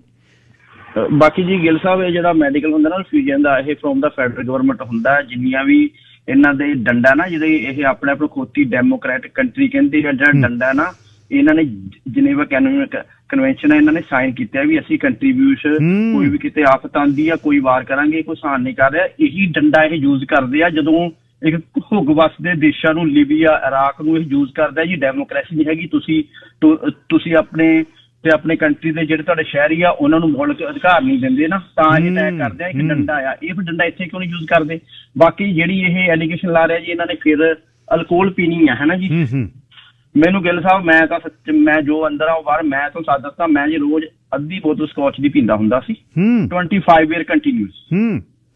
ਦੇਖੋ ਜੀ, ਆਪਾਂ ਸਾਡਾ ਸਾਰਾ ਪਰਿਵਾਰ ਅੰਮ੍ਰਿਤਧਾਰੀ ਗੁਰੂ ਸਿੱਖ, ਮੈਂ ਤੁਹਾਨੂੰ ਇੰਨੇ ਧੱਕੇ ਖਾਦੇ, ਇੰਨੀ ਸਟ੍ਰੈਸ ਦੇ ਵਿੱਚ ਮੈਂ ਗਲਤ ਕੰਮਾਂ 'ਚ ਪੈ ਗਿਆ, ਜਸਟ ਅਲਕੋਹਲ, ਹੈ ਨਾ ਜੀ ਜੀ। ਮੈਂ ਹੁਣ ਧਿਆਲਿਆ, ਉਸ ਤੋਂ ਬਾਅਦ ਜੀ ਮੈਂ ਬਿਲਕੁਲ ਛੱਡਤੀ। ਮੈਂ ਇੱਕ ਦਿਨ ਕਹਿੰਦਾ ਅੱਜ ਤੋਂ ਬਾਅਦ ਅਲਕੋਹਲ ਨੂੰ ਮੂੰਹ ਨਹੀਂ ਲਾਉਣਾ, ਸਵਾਦ ਲਿਆ, ਖਾਸ ਕੇ ਹਾਰਡ ਲੀਕਰ ਨੂੰ। ਮੈਨੂੰ ਜੀ ਸਾਲ ਹੋ ਚੁੱਲਿਆ, ਮੈਂ ਮੂੰਹ ਦਾ, ਮੈਂ ਮੀਟ ਸ਼ਰਾਬ ਸਾਰਾ ਕੁਝ ਛੱਡਤਾ। ਵਾਹ ਡਾਕਟਰ ਸਾਹਿਬ, ਇਹਦੇ ਵਿੱਚ ਇਹ ਵੀ ਆ ਮੈਡੀਕਲ 'ਚ ਇੱਦਾਂ ਦੀਆਂ ਦਵਾਈਆਂ ਹੁੰਦੀਆਂ, ਤੁਸੀਂ ਇੱਕ ਟੀਕਾ ਲਵਾ ਲਓ ਨਾ। ਮੈਨੂੰ ਆਫਰ ਕੀਤੀ, ਮੈਂ ਕਿਹਾ ਨੋ, ਮੈਂ ਕਿਹਾ ਸਾਡੇ ਕੋਲ ਸਭ ਤੋਂ ਵੱਡੀ ਦਵਾਈ ਸਾਡਾ ਗੁਰੂ ਗ੍ਰੰਥ ਸਾਹਿਬ ਆ, ਮੈਂ ਉਹਦਾ ਦੀ ਸਿੱਖਿਆ ਲੈ ਕੇ ਮੈਂ ਛੱਡ ਸਕਦਾ, ਮੈਨੂੰ ਕਾਉਂਸਲਿੰਗ ਕਿਸੇ ਦੀ ਲੋੜ ਨਹੀਂ ਹੈਗੀ। ਵਾਹ, ਤੁਸੀਂ ਦੇਖੋ ਜੀ, ਇੱਦਾਂ ਦੀਆਂ ਦਵਾਈਆਂ ਮੈਨੂੰ ਆਫਰ ਕੀਤੀਆਂ, ਅਤੇ ਉਹ ਮਤਲਬ ਕਿ ਪ੍ਰਾਈਵੇਟ ਸੀ। ਤੁਹਾਨੂੰ ਪਤਾ ਜੀ, ਆਪਣਾ ਮਿਹਨਤ ਕਰੀਦੀ ਹੈ ਵੀ ਆਪਾਂ ਸਾਥ ਸਕਦੇ ਹਾਂ ਨਾ, ਪ੍ਰਾਈਵੇਟ ਵੀ ਇਲਾਜ ਕਰਾ ਸਕਦੇ ਹਾਂ। ਮਿਹਨਤ ਕਰਦੇ ਆਪਾਂ ਕਿਹੜਾ ਅਮੀਰ ਬੰਦੇ, ਮਿਹਨਤ ਕਰੀਦੀ ਹੈ ਜੀ।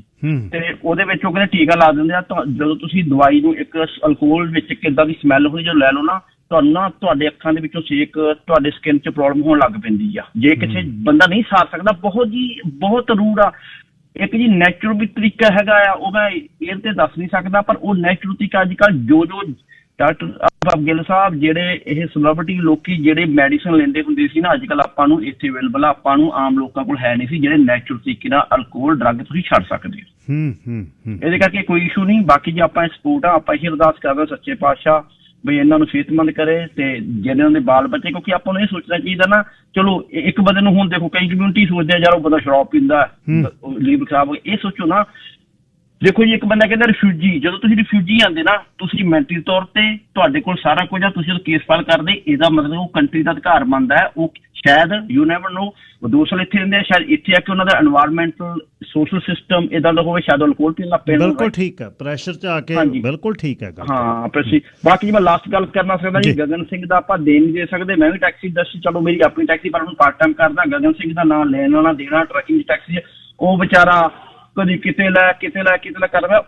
ਇਹੋ ਜਿਹੇ ਜਿਹੜੇ ਵਲੰਟੀਅਰ ਕਮਿਊਨਿਟੀ, ਆਪਾਂ ਨੂੰ ਰਿਸਪੈਕਟ ਕਰਨੀ ਚਾਹੀਦੀ ਹੈ, ਉਹਨਾਂ ਦੇ ਲੱਤ ਖਿੱਚਣੀ ਕਰਨੀ ਚਾਹੀਦੀ, ਇੰਡੀਆ ਵਾਲਾ ਕੰਮ ਨਹੀਂ ਕਰਨਾ। ਬਾਕੀ ਥੈਂਕ ਯੂ ਸੋ ਮਚ। ਮੇਰਾ ਸਾਰੇ ਹੋਸਟ ਮੈਂ ਹੱਥ ਜੋੜ ਕੇ ਉਹਨਾਂ ਦੀ ਕਦਰ ਕਰਦਾ, ਰਿਸਪੈਕਟ ਕਰਦਾ। ਥੈਂਕ ਯੂ ਜੀ। Thank you Bajwa Sahib, thank you. Sir Harpreet Singh, line number 2। ਹਾਂਜੀ ਸਰ, ਸਤਿ ਸ਼੍ਰੀ ਅਕਾਲ ਜੀ। ਸਤਿ ਸ਼੍ਰੀ ਅਕਾਲ ਜੀ। ਸਰ ਮੈਂ ਜਿਹੜੀ ਗੱਲ ਦੱਸਣ ਲੱਗਾ ਅੱਜ, ਦੂਜੇ ਐਂਗਲ ਦੀ ਦੱਸਣ ਲੱਗਾ, ਤੇ ਉਹਦੇ ਲਈ ਵੀ ਤੁਸੀਂ ਕੁਝ ਦੱਸੋ ਕਿ ਹੈਲਪ ਕਰੋ। ਕਿ ਇੱਕ ਅਸੀਂ ਆਪਣਾ ਗੁਰਦੁਆਰੇ ਸਰੀ ਦਸ਼ਮੇਸ਼ ਦਰਬਾਰ, ਸਾਨੂੰ ਇੱਕ ਲੜਕਾ ਆਇਆ ਉੱਥੇ, ਉਹ ਆਪਣਾ ਸਟੂਡੈਂਟ ਲੜਕਾ, ਕੋਈ ਸਿੰਘ ਪ੍ਰੋਪਰ ਸਿੰਘ ਹੈਗਾ, ਉਹਨੂੰ ਜਪਜੀ ਸਾਹਿਬ ਕੰਠ ਆ ਜੀ, ਤੇ ਉਹਨੂੰ 21-22 ਸਾਲਾਂ ਦਾ ਹੋਏਗਾ। ਤੇ ਉਸ ਬੱਚੇ ਨਾਲ ਕੀ ਹੋਇਆ, ਜਿਨ੍ਹਾਂ ਨਾਲ ਉਹ ਰਹਿੰਦਾ ਸੀਗਾ, ਉਹਨਾਂ ਮੁੰਡਿਆਂ ਨੇ, ਕਿਉਂਕਿ ਉਹਦੇ ਕੋਈ ਰਿਸ਼ਤੇਦਾਰ ਨਹੀਂ ਸੀ, ਕੁਛ ਨਹੀਂ ਸੀ, ਦੇਖਿਆ ਸ਼ਰੀਫ ਮੁੰਡਾ ਹੈਗਾ, ਉਹਨੂੰ ਹਰ ਇੱਕ ਲਿਕੁਇਡ ਚੀਜ਼ ਦੇ ਵਿੱਚ ਕੋਈ ਲਿਕੁਇਡ ਵਾਲਾ ਤਿਪਕਾ ਕਹਿੰਦੇ ਪਾ ਕੇ ਦਿੰਦੇ ਰਹੇ, ਕੋਈ ਨਸ਼ਾ ਦਿੰਦੇ ਰਹੇ। ਅਸੀਂ ਮਤਲਬ ਚਲੋ ਸਾਡੀ ਡਿਊਟੀ ਲੱਗੀ ਵੀ ਇਹ ਤੂੰ ਇਹਨੂੰ ਕਰੋ, ਠੀਕ ਆ। ਕਈ ਜਣੇ ਉਹਦੇ ਲਈ ਲੱਗੇ ਰਹੇ ਵੀ ਉਹਨੂੰ ਵਿਚਾਰੇ ਨੂੰ ਠੀਕ ਕਰੀਏ, ਕਿਉਂਕਿ ਉਹ ਵਿਚਾਰਾ ਜਦੋਂ ਆਇਆ ਸੀਗਾ ਗੁਰੂ ਘਰ, ਤਾਂ ਉਸ ਵੇਲੇ ਉਸ ਬੱਚੇ ਦਾ ਦਿਮਾਗ ਏਦਾਂ ਹੋਇਆ ਪਿਆ ਸੀ, ਸੁੰਨ ਹੋਇਆ ਪਿਆ ਸੀਗਾ। ਤੇ ਉਹਨੂੰ ਉਹਦੇ ਨਾਲ ਦੇ ਮੁੰਡਿਆਂ ਨੇ ਹੀ ਜੀ ਨਸ਼ਾ, ਉਹ ਸਾਨੂੰ ਕਿੱਦਾਂ ਪਤਾ ਲੱਗਾ, ਉਹਨੂੰ ਲੈ ਕੇ ਗਏ, ਉਹਦੀ ਕਾਉਂਸਲਿੰਗ ਹੋਈ। ਕਾਉਂਸਲਿੰਗ ਦੇ ਵਿੱਚ ਜਿੱਦਾਂ ਉਹਨਾਂ ਨੇ ਕੁਐਸਚਨਿੰਗ ਕੀਤੇ, ਤੇ ਉੱਥੋਂ ਪਤਾ ਲੱਗਾ ਵੀ ਇਹਨੂੰ, ਉਹ ਜਿਹੜੇ ਡਾਕਟਰ ਹੈਗੇ ਨੇ ਆਪਣੇ ਦਿਮਾਗ ਦੇ, ਉਹ ਕੱਢ ਲੈਂਦੇ ਨੇ ਵੀ ਕੀ ਕਿੱਦਾਂ ਕੀ ਚੀਜ਼, ਕਿਹੜਾ ਨਸ਼ਾ ਹੈਗਾ, ਕੀ ਹੈਗਾ, ਹਨਾ। ਤੇ ਸਰ ਉਹ ਪਤਾ ਲੱਗਾ ਕਿ ਵੀ ਉਹਨੂੰ ਏਦਾਂ, ਜਦੋਂ ਵੀ ਕੋਈ ਕੌਫੀ ਦਿੰਦੇ ਸੀ ਜਾਂ ਕੋਈ ਚੀਜ਼ ਦਿੰਦੇ ਸੀ, ਉਹਦੇ ਵਿੱਚ ਲਿਕੁਇਡ ਪਾ ਕੇ ਦਿੰਦੇ ਸੀਗੇ। ਤੇ ਉਹ ਆਪਣੇ ਹੀ ਬੰਦੇ ਸੀਗੇ। ਨਸ਼ਾ ਇੰਨਾ ਜ਼ਿਆਦਾ ਤੱਕ ਵੱਧ ਚੁੱਕਾ। ਦੇਖੋ ਉਹ ਬੱਚੇ ਇੰਨਾ ਲਾਇਕ ਸੀ ਉਹਦੇ, ਤੁਸੀਂ CBSE ਤੋਂ ਇੰਡੀਆ ਤੋਂ ਪੜ੍ਹਿਆ, ਟੌਪਰ ਰਿਹਾ ਜੀ ਬੱਚਾ, ਠੀਕ ਆ, ਆਇਲਟਸ ਕਰਕੇ ਆ। ਪਰ ਇਸ ਵੇਲੇ ਉਸ ਬੱਚੇ ਦੀ ਹਾਲਤ ਇਹ ਸੀਗੀ ਕਿ ਉਹਨੂੰ ਕੋਈ ਕੰਮ ਕਹਿ ਦੋ, ਠੀਕ ਆ, ਉਹਦੀ ਮੈਮਰੀ ਲਾਈਕ ਆਪਣੇ ਜਿੱਦਾਂ ਮਾਈਂਡ ਵਿੱਚ ਹੁੰਦਾ, ਇੱਕ ਸਾਈਡ ਮੈਮਰੀ ਜਿਹੜੀ ਆ ਉਹਦੀ ਸਟੋਰੇਜ ਆ ਬਿਲਕੁਲ ਓਕੇ ਆ, ਠੀਕ ਆ। ਜਿਹੜਾ ਉਹਨੂੰ ਪੁਰਾਣਾ ਹੈਗਾ, ਜਿੱਦਾਂ ਕੰਠ ਹੈਗਾ, ਹਾਲੇ ਤੱਕ ਵੀ ਜਪਜੀ ਸਾਹਿਬ ਕੰਠ ਹੈਗਾ, ਠੀਕ ਆ। ਤੇ ਬਟ ਜਿਹੜਾ ਹੁਣ ਉਹ ਸ਼ਾਰਟ ਟਰਮ ਬਣ ਗਿਆ ਉਹਦੀ ਮੈਮਰੀ, ਲਾਈਕ ਉਹਨੂੰ ਕੋਈ ਕੰਮ ਕਹਿੰਦੇ ਆ, ਉਹ ਕੰਮ ਨਹੀਂ ਕਰ ਪਾਉਂਦਾ, ਠੀਕ ਹੈ। ਉਹਨੂੰ ਨੀਂਦ ਚਾਹੀਦੀ, ਉਹਨੂੰ ਨੀਂਦ ਮਿਲਦੀ ਨਹੀਂ ਉੱਥੇ। ਫਿਰ ਮਤਲਬ ਏਦਾਂ ਦੇ ਹਾਲਾਤ ਹੋਏ ਪਏ ਨੇ। ਕੁਛ ਏਦਾਂ ਦੀ ਕੋਈ ਦੱਸੋ ਬੱਚੇ ਦੀ, ਕਿੱਦਾਂ ਆਪਾਂ ਹੈਲਪ ਕਰੀਏ। ਇੱਥੇ ਜਿਹੜੇ ਆ ਲੋਕ ਏਦਾਂ ਦਿੰਦੇ ਨੇ ਆਪਣੇ ਥੋੜਾ ਜਿਹਾ ਫਾਇਦਾ ਲਈ, ਹੁਣ ਮੁੰਡੇ ਦਿੰਦੇ ਰਹੇ ਨਸ਼ਾ ਤਾਂ ਕਿ ਉਹਦੇ ਪੈਸੇ ਲੈ ਲੈਣ, ਉਹਨੂੰ ਲੇਓਵਰ ਤੇ ਪਾਤਾ ਕਰੋਨਾ ਦੇ ਟਾਈਮ ਤੇ, ਉਹਦੇ ਕੋਲ ਉਹਦੇ ਉਹ ਸਰਕਾਰੀ ਪੈਸੇ ਖਾਈ ਗਏ। ਏਦਾਂ ਦੇ ਲੋਕਾਂ ਤੇ ਲਾਹਨਤ ਪਾਓ ਸਰ, ਕੁਛ ਕਰੋ ਆਪਾਂ। ਉਹ ਕਿੱਥੇ ਆ ਜੀ ਹੁਣ? ਉਹਨੂੰ ਫਿਰ ਕਿਉਂਕਿ ਹੁਣ ਫਿਰ ਤੁਹਾਨੂੰ ਵੀ ਪਤਾ ਗੁਰੂ ਘਰ ਇੰਨੀ ਚਿਰ ਕੋਈ ਰਹਿ ਨਹੀਂ ਸਕਦਾ ਹੈਗਾ, ਤਾਂ ਉਹਨੂੰ ਫਿਰ ਇੱਕ ਲੱਭ ਕੇ, ਇੱਕ ਆਪਣੇ ਸਿੰਘ ਸਾਹਿਬ ਸੀਗੇ, ਉਹ ਕਹਿੰਦੇ ਆਪਣੇ ਘਰੇ ਲੈ ਕੇ ਗਏ ਨੇ। ਹਰ ਕਿਸੇ ਨੇ ਉਹਦੀ ਚਲੋ ਮਦਦ ਕੀਤੀ, ਕਿਸੇ ਨੇ ਉਹਦੇ ਸਿਰ ਦਾ ਉਹਦੇ ਕੇਸ ਬਹੁਤ ਵਧੀਆ ਸੀ, ਉਹਦੇ ਗੁੱਛੇ ਬੜੇ ਹੋਏ ਸੀਗੇ, ਤੇ ਉਹਨੂੰ ਸੈੱਟ ਕੀਤਾ। ਉਹਦੇ ਕਿਸੇ ਦੇ ਲੱਤਾਂ ਬਾਵਾ ਉਹਦੀਆਂ ਮਲੀਆਂ, ਠੀਕ ਆ। ਉਹ ਬੱਚਾ ਚਲੋ 3 ਮਹੀਨੇ ਉੱਥੇ ਰਿਹਾ, ਥੋੜਾ ਠੀਕ ਹੋਇਆ, ਬਟ ਹੁਣ ਕਿਸੇ ਦੇ ਘਰੇ ਉਹਨੂੰ ਛੱਡਿਆ, ਠੀਕ ਆ। ਫਿਰ ਜੋ ਵੀ ਅਸੀਂ ਕਰ ਸਕਦੇ ਆਪਣੇ ਵੱਲੋਂ ਵੀ, ਹੁਣ ਉਹਦਾ ਵਿਚਾਰੀ ਦੀ ਸਟੱਡੀ ਵੀ ਗਈ, ਉਹਦੇ ਪਿੱਛੇ ਉਹਦੀ ਮਾਂ ਰੋਂਦੀ ਆ ਸਰ।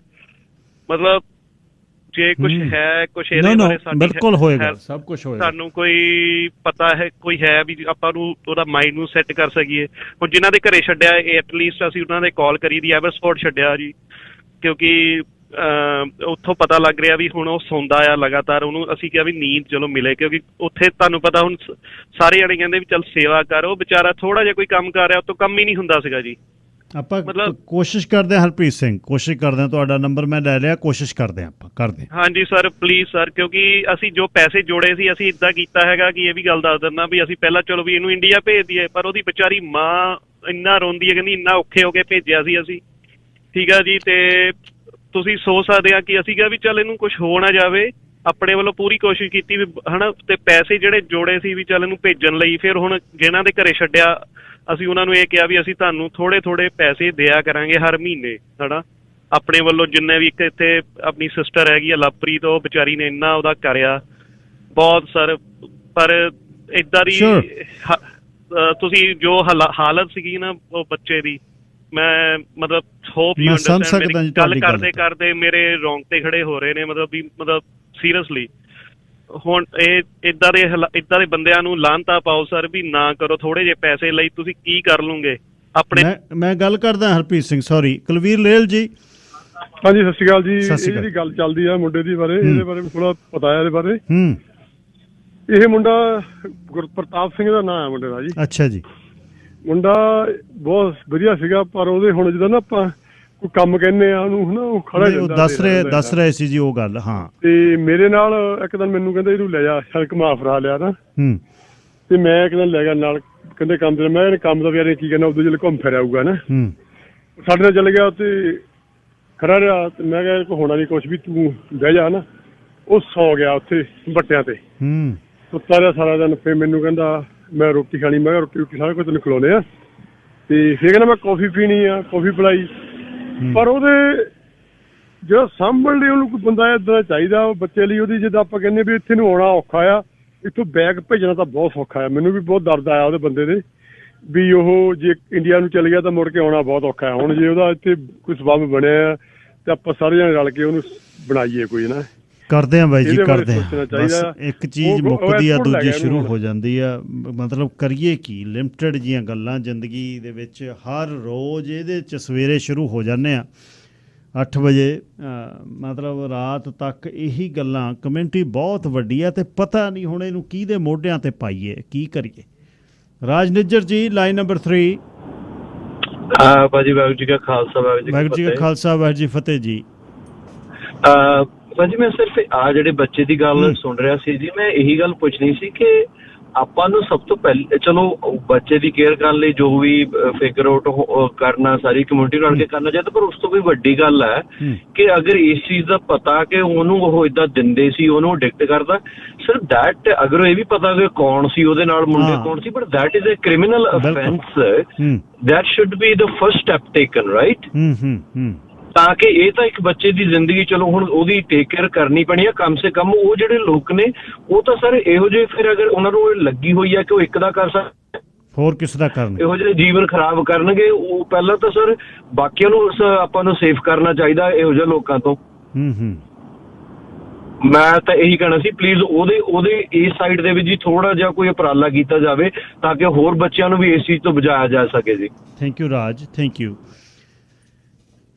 ਗੱਲ ਆਪਾਂ ਦੇਖੋ ਸਰ ਕਮਲਜੀਤ ਸਿੰਘ ਉਹਨਾਂ ਦੀ ਕਰਦੇ ਸੀ। ਆ ਇੱਕ ਹੋਰ ਮੁਸ਼ਕਲ, ਨਾਲ ਦੇ ਮੁੰਡਿਆਂ ਨੇ ਨਸ਼ਾ ਪਾ ਕੇ ਕੁਛ ਮੁੰਡੇ ਨੂੰ ਨੀਮ ਪਾਗਲ ਕਰ ਦਿੱਤਾ। ਉਹ ਗੁਰਦੁਆਰਾ ਸਾਹਿਬ ਦਸ਼ਮੇਸ਼ ਦਰਬਾਰ ਆ ਗਿਆ, ਉੱਥੋਂ ਲੇਹ ਲੋਣੀ ਕੁਲਵੀਰ ਹੋਣੀ ਉੱਥੇ ਜਾਂਦੇ ਆ, ਉਹਨਾਂ ਨੇ ਵੀ ਇਹ ਦੱਸਿਆ। ਦੇਖੋ ਕਿੱਡਾ ਦੁੱਖ ਕਿੱਡੇ ਨੇ। ਹੁਣ ਮਹਿਸੂਸ ਕਰਨ ਦੀ ਇਹ ਗੱਲ ਹੈ ਬਈ ਕੀ ਕੀਤਾ ਕੀ ਜਾਵੇ।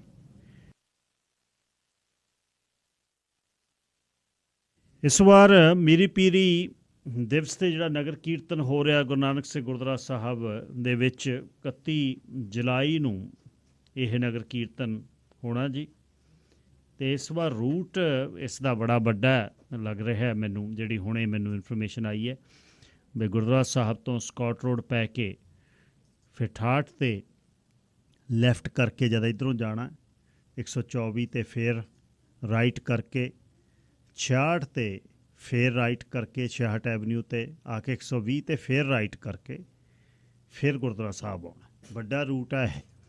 ਗੁਰਦੁਆਰਾ ਸਾਹਿਬ ਦੇ ਵਿੱਚ ਸਮਾਗਮ ਜਿੱਥੇ ਹੋ ਰਹੇ ਨੇ ਉੱਥੇ ਵੱਡੀ ਗੱਲ ਇਹ ਹੋ ਰਹੀ ਹੈ ਵੀ ਗੁਰਦੁਆਰਾ ਸਾਹਿਬ ਆਪਣਾ ਸਕੂਲ ਸ਼ੁਰੂ ਕਰ ਰਿਹਾ।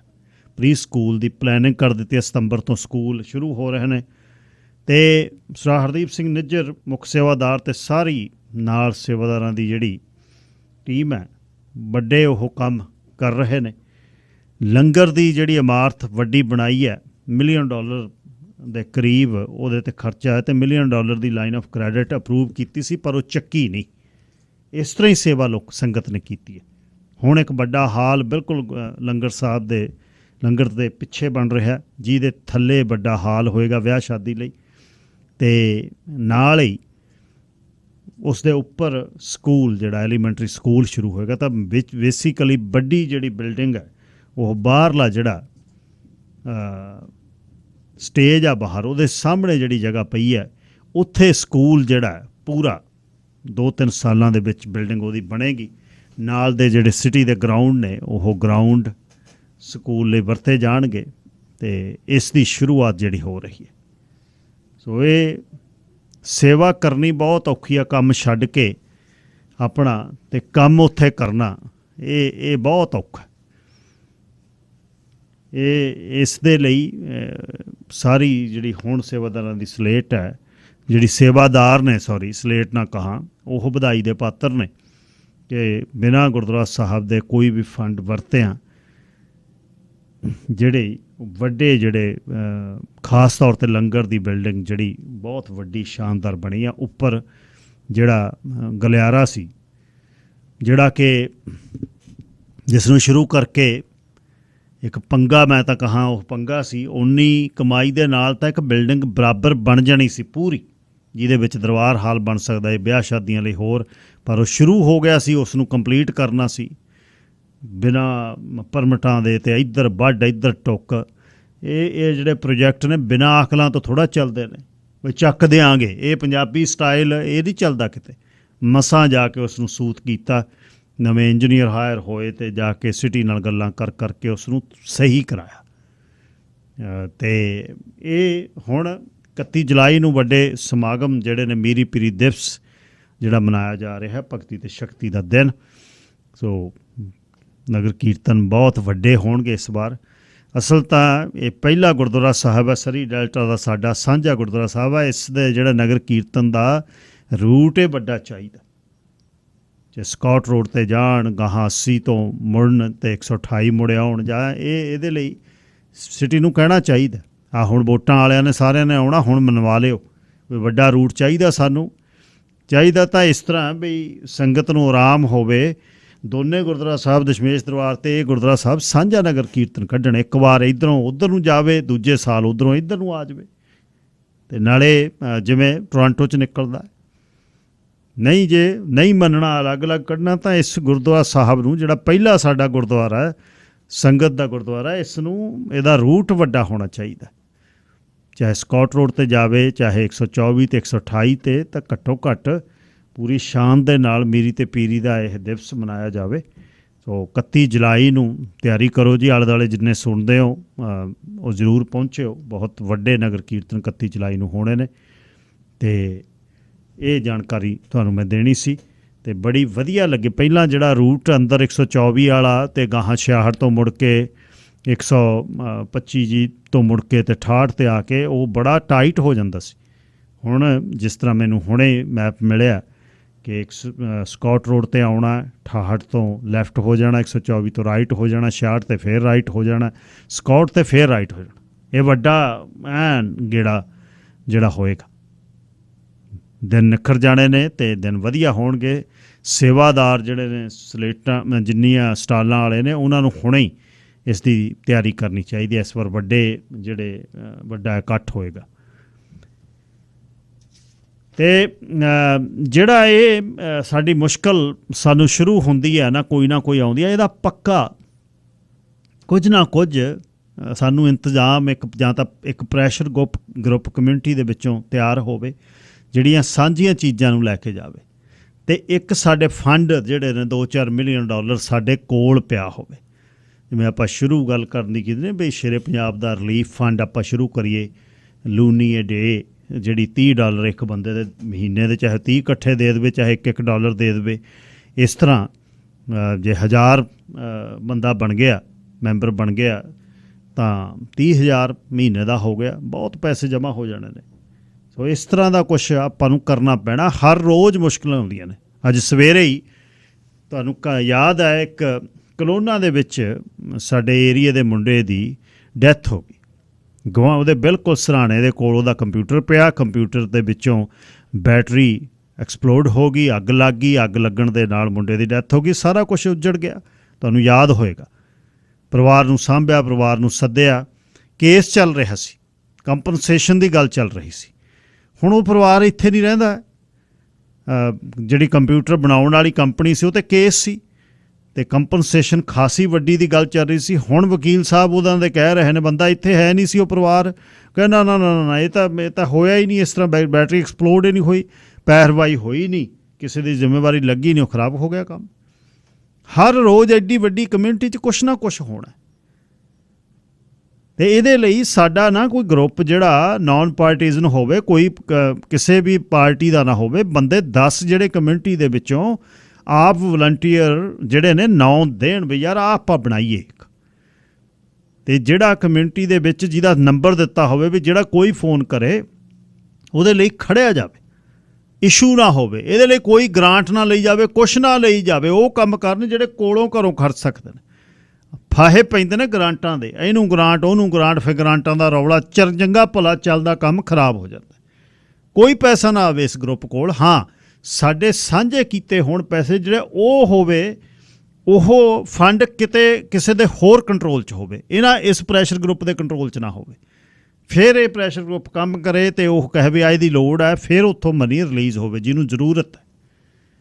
ਕਿਤੇ ਪੋਲੀਟੀਕਲੀ ਸਾਨੂੰ ਜ਼ਰੂਰਤ ਆ ਜ਼ੋਰ ਪਾਉਣ ਦੀ, ਕਿਤੇ ਫੈਡਰਲੀ, ਕਿਤੇ ਪ੍ਰੋਵਿੰਸ਼ਲੀ, ਕਿਤੇ ਸ਼ਹਿਰ ਦੇ ਵਿੱਚ ਇਹ ਕੰਮ ਹੋਣਾ ਚਾਹੀਦਾ। ਕਮਿਊਨਿਟੀ ਬਹੁਤ ਵੱਡੀ ਹੋ ਰਹੀ ਹੈ, ਬਹੁਤ ਮੁਸ਼ਕਿਲਾਂ ਨੇ ਜਿਹੜੀਆਂ ਬਾਹਰ ਨਹੀਂ ਆ ਰਹੀਆਂ। ਰਾਜਨੀਤਿਕ ਬੰਦਿਆਂ ਨੂੰ ਸੁਨੇਹਾ ਜਾਣਾ ਚਾਹੀਦਾ ਵੀ ਜੇ ਨਹੀਂ ਕੰਮ ਕਰਦੇ ਤੁਹਾਡੇ ਵੱਲ ਪਿੱਠ ਹੋਊ। ਆ ਪ੍ਰੋਵਿੰਸ਼ਲੀ ਹੋ ਕੇ ਹਟੀ ਆ ਹੁਣ ਜੌਨ ਹੌਰਗਨ ਉਹਨਾਂ ਤੋਂ ਬਾਅਦ, ਕੱਲ੍ਹ ਵੀ ਮੈਂ ਗੱਲ ਕਰਦਾ ਸੀ, ਭਾਈਚਾਰੇ ਨੇ ਸੁਨੇਹਾ ਦਿੱਤਾ ਜਦ ਵੱਡੇ ਵੱਡੇ ਗਰੁੱਪਾਂ ਨੂੰ ਫੋਨ ਆਏ ਨਾ, ਵੱਡੇ ਨੀਤੀ ਘਾੜਿਆਂ ਦਾ ਵੀ ਦੱਸੋ, ਕਹਿੰਦੇ ਨਾ ਸਾਡਾ ਕੋਈ ਮਤਲਬ ਨਹੀਂ ਆਪਣੇ ਤੇ ਪਰਾਇਆਂ ਦਾ, ਸਾਨੂੰ ਬੰਦਾ ਚਾਹੀਦਾ ਕੁਆਲੀਫਾਈ। ਪਹਿਲੀ ਵਾਰ ਹੋਇਆ ਇਹ, ਨਹੀਂ ਤਾਂ ਝੋਲੇ ਭਰ ਕੇ ਮੈਂਬਰਸ਼ਿਪਾਂ ਬਣਦੀਆਂ ਰਹੀਆਂ ਪਹਿਲਾਂ। ਇਸ ਵਾਰ ਉਹ ਕਹਿੰਦੇ ਨਾ ਸਾਨੂੰ ਬੰਦਾ ਕੁਆਲੀਫਾਈ ਚਾਹੀਦਾ। ਸ਼ੁਕਰ ਹੈ ਜੇ ਅਸੀਂ ਇਸ ਜਗ੍ਹਾ 'ਤੇ ਖੜ੍ਹੇ ਆ ਕੇ ਕਿ ਸਾਨੂੰ ਨਹੀਂ ਕੋਈ ਗੱਲ ਆਪਣਾ ਪਰਾਏ ਦਾ ਕੀ ਮਤਲਬ, ਆਪਣਾ ਕਿਤੇ ਆ ਕੇ ਸਾਡੇ ਫਹੇ ਰੱਖਦਾ ਆ ਕੇ ਜ਼ਖਮਾਂ 'ਤੇ। ਆਪਣੇ ਤਾਂ ਜਦ ਉੱਪਰਲੀਆਂ ਲਾਈਨਾਂ ਚਲੇ ਜਾਂਦੇ ਨੇ ਪਿੱਛੇ ਨੂੰ ਝਾਕਦੇ ਹੈ ਨਹੀਂ। ਸਾਫ਼ ਹਵਾ 'ਚ ਸਾਫ਼ ਪਾਣੀ ਦੇ ਕੋਲ ਬੰਗਲੇ ਨੇ, ਅਗਲਾ ਕਹਿੰਦਾ ਇੱਥੇ ਹੀ ਕਰਨਾ, ਉੱਥੇ ਜਾ ਕੇ ਜਾਵਾਂਗੇ ਵੋਟਾਂ ਤੋਂ 1 ਸਾਲ ਪਹਿਲਾਂ ਹੈਲੋ ਹਾਏ ਸ਼ੁਰੂ ਕਰਾਂਗੇ, ਫਿਰ ਹਲੇ ਨਹੀਂ ਲੋੜ ਹੈ। ਪਰ ਦੇਤਾ ਸੁਨੇਹਾ ਪਿਛਲੇ 10 ਦਿਨਾਂ ਦੇ ਆ ਰਹੇ ਸੀ ਫੋਨ ਕਮਿਊਨਿਟੀ ਦੇ ਵਿੱਚ, ਦੱਸੋ ਕੀ ਕਰਨਾ ਹੈ। ਜੌਨ ਹੌਰਗਨ ਹੋਣੀ ਜਾ ਰਹੇ ਨੇ, ਲੀਡਰ ਕਿਹੜਾ ਬਣਾਈਏ, ਕਿਵੇਂ ਬਣਾਈਏ। ਬਹੁਤ ਪ੍ਰੋਜੈਕਸ਼ਨ ਹੋਈ, ਬੜਾ ਕੁਛ ਹੋਇਆ, ਵੱਡੀਆਂ ਫਾਈਲਾਂ, ਵੱਡੀਆਂ ਫੋਟੋਆਂ, ਮੀਡੀਆ ਕੰਟਰੋਲ, ਕਿਹੜੇ ਮੀਡੀਆ ਵਾਲੇ ਬਟਰਿੰਗ ਵਾਲਿਆਂ ਨੂੰ ਸੱਦ ਕੇ ਜੀ ਆਹ ਕਰਾਂਗੇ ਉਹ ਕਰਾਂਗੇ। ਦੇਤਾ ਜਵਾਬ ਲੋਕਾਂ ਨੇ, ਦੇਤੇ ਸੁਨੇਹੇ, ਕਹਿੰਦਾ ਸਾਨੂੰ ਨਹੀਂ ਜ਼ਰੂਰਤ ਹੈ, ਸਾਨੂੰ ਆਪਣਾ ਨਹੀਂ, ਸਾਨੂੰ ਪਰਾਇਆ ਹੀ ਚੰਗਾ ਕੰਮ ਕਰਦਾ ਹੋਵੇ। ਸੋ ਇਹ ਇੱਕ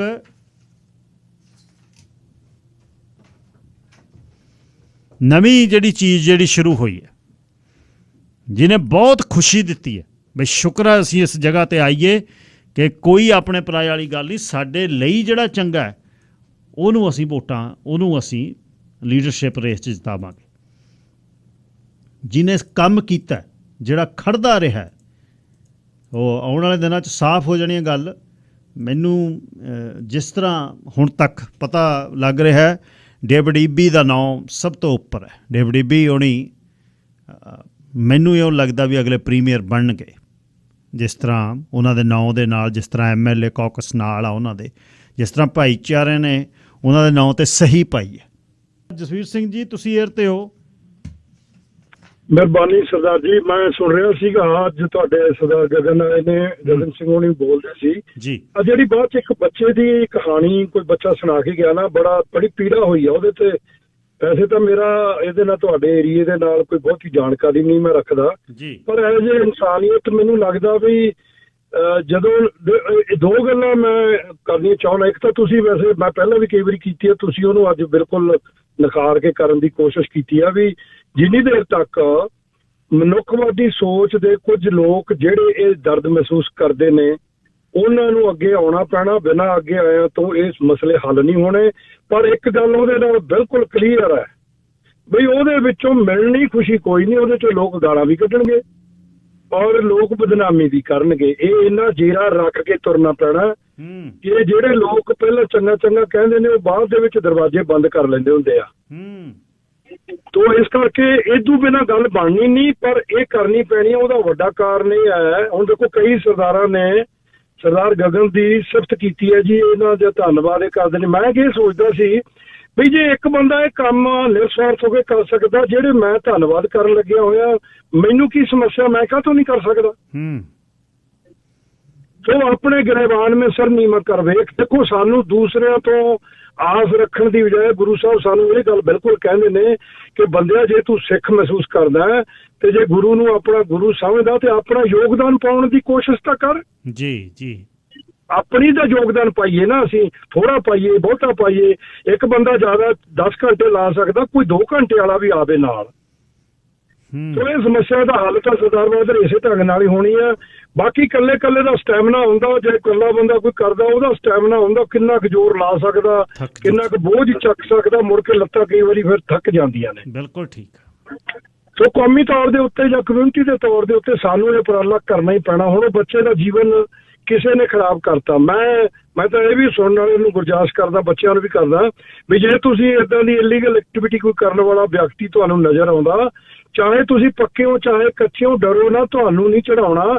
ਪਰ ਇਦਾਂ ਦੇ ਵੱਧ ਇਖਲਾਕ ਵਾਲੇ ਜਿਹੜੇ ਲੋਕ ਨੇ ਉਹਨਾਂ ਦੀ ਸ਼ਿਕਾਇਤ ਕਰੋ। ਜੇ ਅਸੀਂ ਸ਼ਿਕਾਇਤ ਨਹੀਂ ਕਰਾਂਗੇ, ਮਹਾਰਾਜ ਦੀ ਬਾਣੀ 'ਚ ਇੱਕ ਸ਼ਬਦ ਆਉਂਦਾ, ਬੋਲ ਸੋ ਧਰਮੜੀਆ ਮੋਨ ਕਤ ਧਾਰੀ ਰਾਮ। ਉਹ ਜੇ ਆਪਣੇ ਆਪ ਨੂੰ ਤੂੰ ਗੁਰੂ ਦਾ ਪੁੱਤ ਸਮਝਦਾ ਹੈ, ਮਹਾਰਾਜ ਦੇ ਨਾਲ ਲੜਦਾ, ਆਪਣਾ ਤੂੰ ਕਲੇਮ ਕਰਦਾ, ਥੋੜਾ ਕਰਦਾ ਬਹੁਤਾ ਕਰਦਾ ਹੈ, ਚੰਗੀ ਮਾੜੀ ਗੱਲ ਨੂੰ ਵੇਖ ਕੇ ਤੂੰ ਚੁੱਪ ਕੇ ਹੁਣ ਨਾ ਬੋਲ। Very good. ਬੋਲਣਾ ਚਾਹੀਦਾ। ਸੋ ਬੰਦੇ ਦੀ ਜ਼ਿੰਦਗੀ ਬਰਬਾਦ ਕਰਨ ਵਾਲੇ, ਇਹ ਦੇਖੋ ਇੱਕ ਗੱਲ ਸਾਨੂੰ ਸਰਦਾਰ ਜੀ ਮੰਨ ਲੈਣੀ ਚਾਹੀਦੀ ਆ ਬਈ ਸਾਡਾ ਸਮੁੱਚਾ ਢਾਂਚਾ ਜਿਹੜਾ ਨਾ ਉਹ ਤੋੜ ਦਿੱਤਾ ਗਿਆ ਹੈ। ਇਹ ਕਿਸੇ ਨੇ ਨਹੀਂ ਸੂਤ ਕਰਨਾ, ਸਾਨੂੰ ਕਰਨਾ ਪੈਣਾ। ਸੋ ਆਓ ਇਕੱਠੇ ਹੋ ਕੇ ਹਿੰਮਤ ਕਰੋ ਤੁਸੀਂ, ਔਰ ਤੁਹਾਨੂੰ ਮੈਨੂੰ ਮਹਾਰਾਜ ਚੜ੍ਹਦੀ ਕਲਾ ਕਰਨਗੇ। ਲੋਕ ਚੰਗੇ ਨੇ, ਪਰ ਇਹ ਤਕਲੀਫ ਜ਼ਰੂਰ ਹੋਊਗੀ ਵੀ ਲੋਕ ਮਿਹਣੇ ਮਾਰਨਗੇ। ਮਿਹਰਬਾਨੀ ਸਰਦਾਰ ਜੀ। ਧੰਨਵਾਦ ਜੀ। ਬਾਬਾ ਮਹਾਂਪੁਰਖ ਬਾਬਾ ਗੁਰਦਿਆਲ ਸਿੰਘ ਜੀ ਆਏ ਹੋਏ ਨੇ ਉੜਮਣ ਟਾਂਡੇ ਵਾਲੇ। ਪਿਆਰ ਆ ਮੇਰਾ ਉਹਨਾਂ ਨਾਲ। ਕੱਲ੍ਹ ਉਹਨਾਂ ਕੋਲ ਮੈਂ ਬੈਠਾ, ਗੱਲਾਂ ਬਾਤਾਂ ਚੱਲੀਆਂ ਸੱਚ ਬੋਲਣ ਅਤੇ ਸੇਫਟੀ ਦੀ। ਉਹ ਕਹਿੰਦੇ ਗੁਰੂ ਨਾਨਕ ਪਾਤਸ਼ਾਹ ਜਦ ਮੱਕੇ ਗਏ ਕਿਹੜੀਆਂ ਰਫਲਾਂ ਲੈ ਕੇ ਗਏ ਨੇ, ਜਦ ਤੁਸੀਂ ਸੱਚ ਬੋਲਣਾ ਗੁਰੂ ਨਾਨਕ ਦੀ ਓਟ ਹੈ, ਫਿਰ ਉੱਥੇ ਖੜ੍ਹਦੇ ਨੇ ਉਹ ਆ ਕੇ ਨਾਲ ਤੁਹਾਡੇ। ਇਹਦੇ ਲਈ ਫਿਕਰ ਕਰਨ ਦੀ ਨਹੀਂ ਲੋੜ। ਜਿੱਥੇ ਸੱਚ ਬੋਲਣਾ ਬੋਲ ਦਿਆ ਕਰੋ, ਕੁਛ ਨਹੀਂ ਹੁੰਦਾ। ਬਹੁਤ ਚੜ੍ਹਦੀ ਕਲਾ ਵਾਲਾ ਜੀਵਨ ਹੈ। ਗੁਰੂ ਪਾਤਸ਼ਾਹ ਕਿਰਪਾ ਕਰਨ। ਵਧੀਆ ਇਨਸਾਨਾਂ ਦੇ ਕੋਲ ਬੈਠ ਕੇ ਤੁਸੀਂ ਬਹੁਤ ਵਧੀਆ ਮਹਿਸੂਸ ਕਰਦੇ ਹੋ। ਉਹਨਾਂ ਦੇ ਦੀਵਾਨ ਨੇ ਆਪਣੇ ਚੱਲ ਰਹੇ ਐਬਸਫੋਰਡ 'ਚ ਕਲਗੀਧਰ ਦਰਬਾਰ ਦੇ ਵਿੱਚ 7 ਤੋਂ 8:30 ਹੁੰਦੇ ਨੇ ਅਤੇ ਸੁਣਨ ਵਾਲੀਆਂ ਗੱਲਾਂ ਉਹਨਾਂ ਦੀਆਂ। ਲਵੇ ਕੱਲ੍ਹ ਨੂੰ ਮੁੜਦੇ ਹਾਂ ਫਿਰ, ਪਰ ਕੱਲ੍ਹ ਨੂੰ ਵਿੱਚ ਵਿਚਾਲੇ ਹਲ ਗੱਲ। ਚਲੋ ਰੱਬ ਰੱਖ।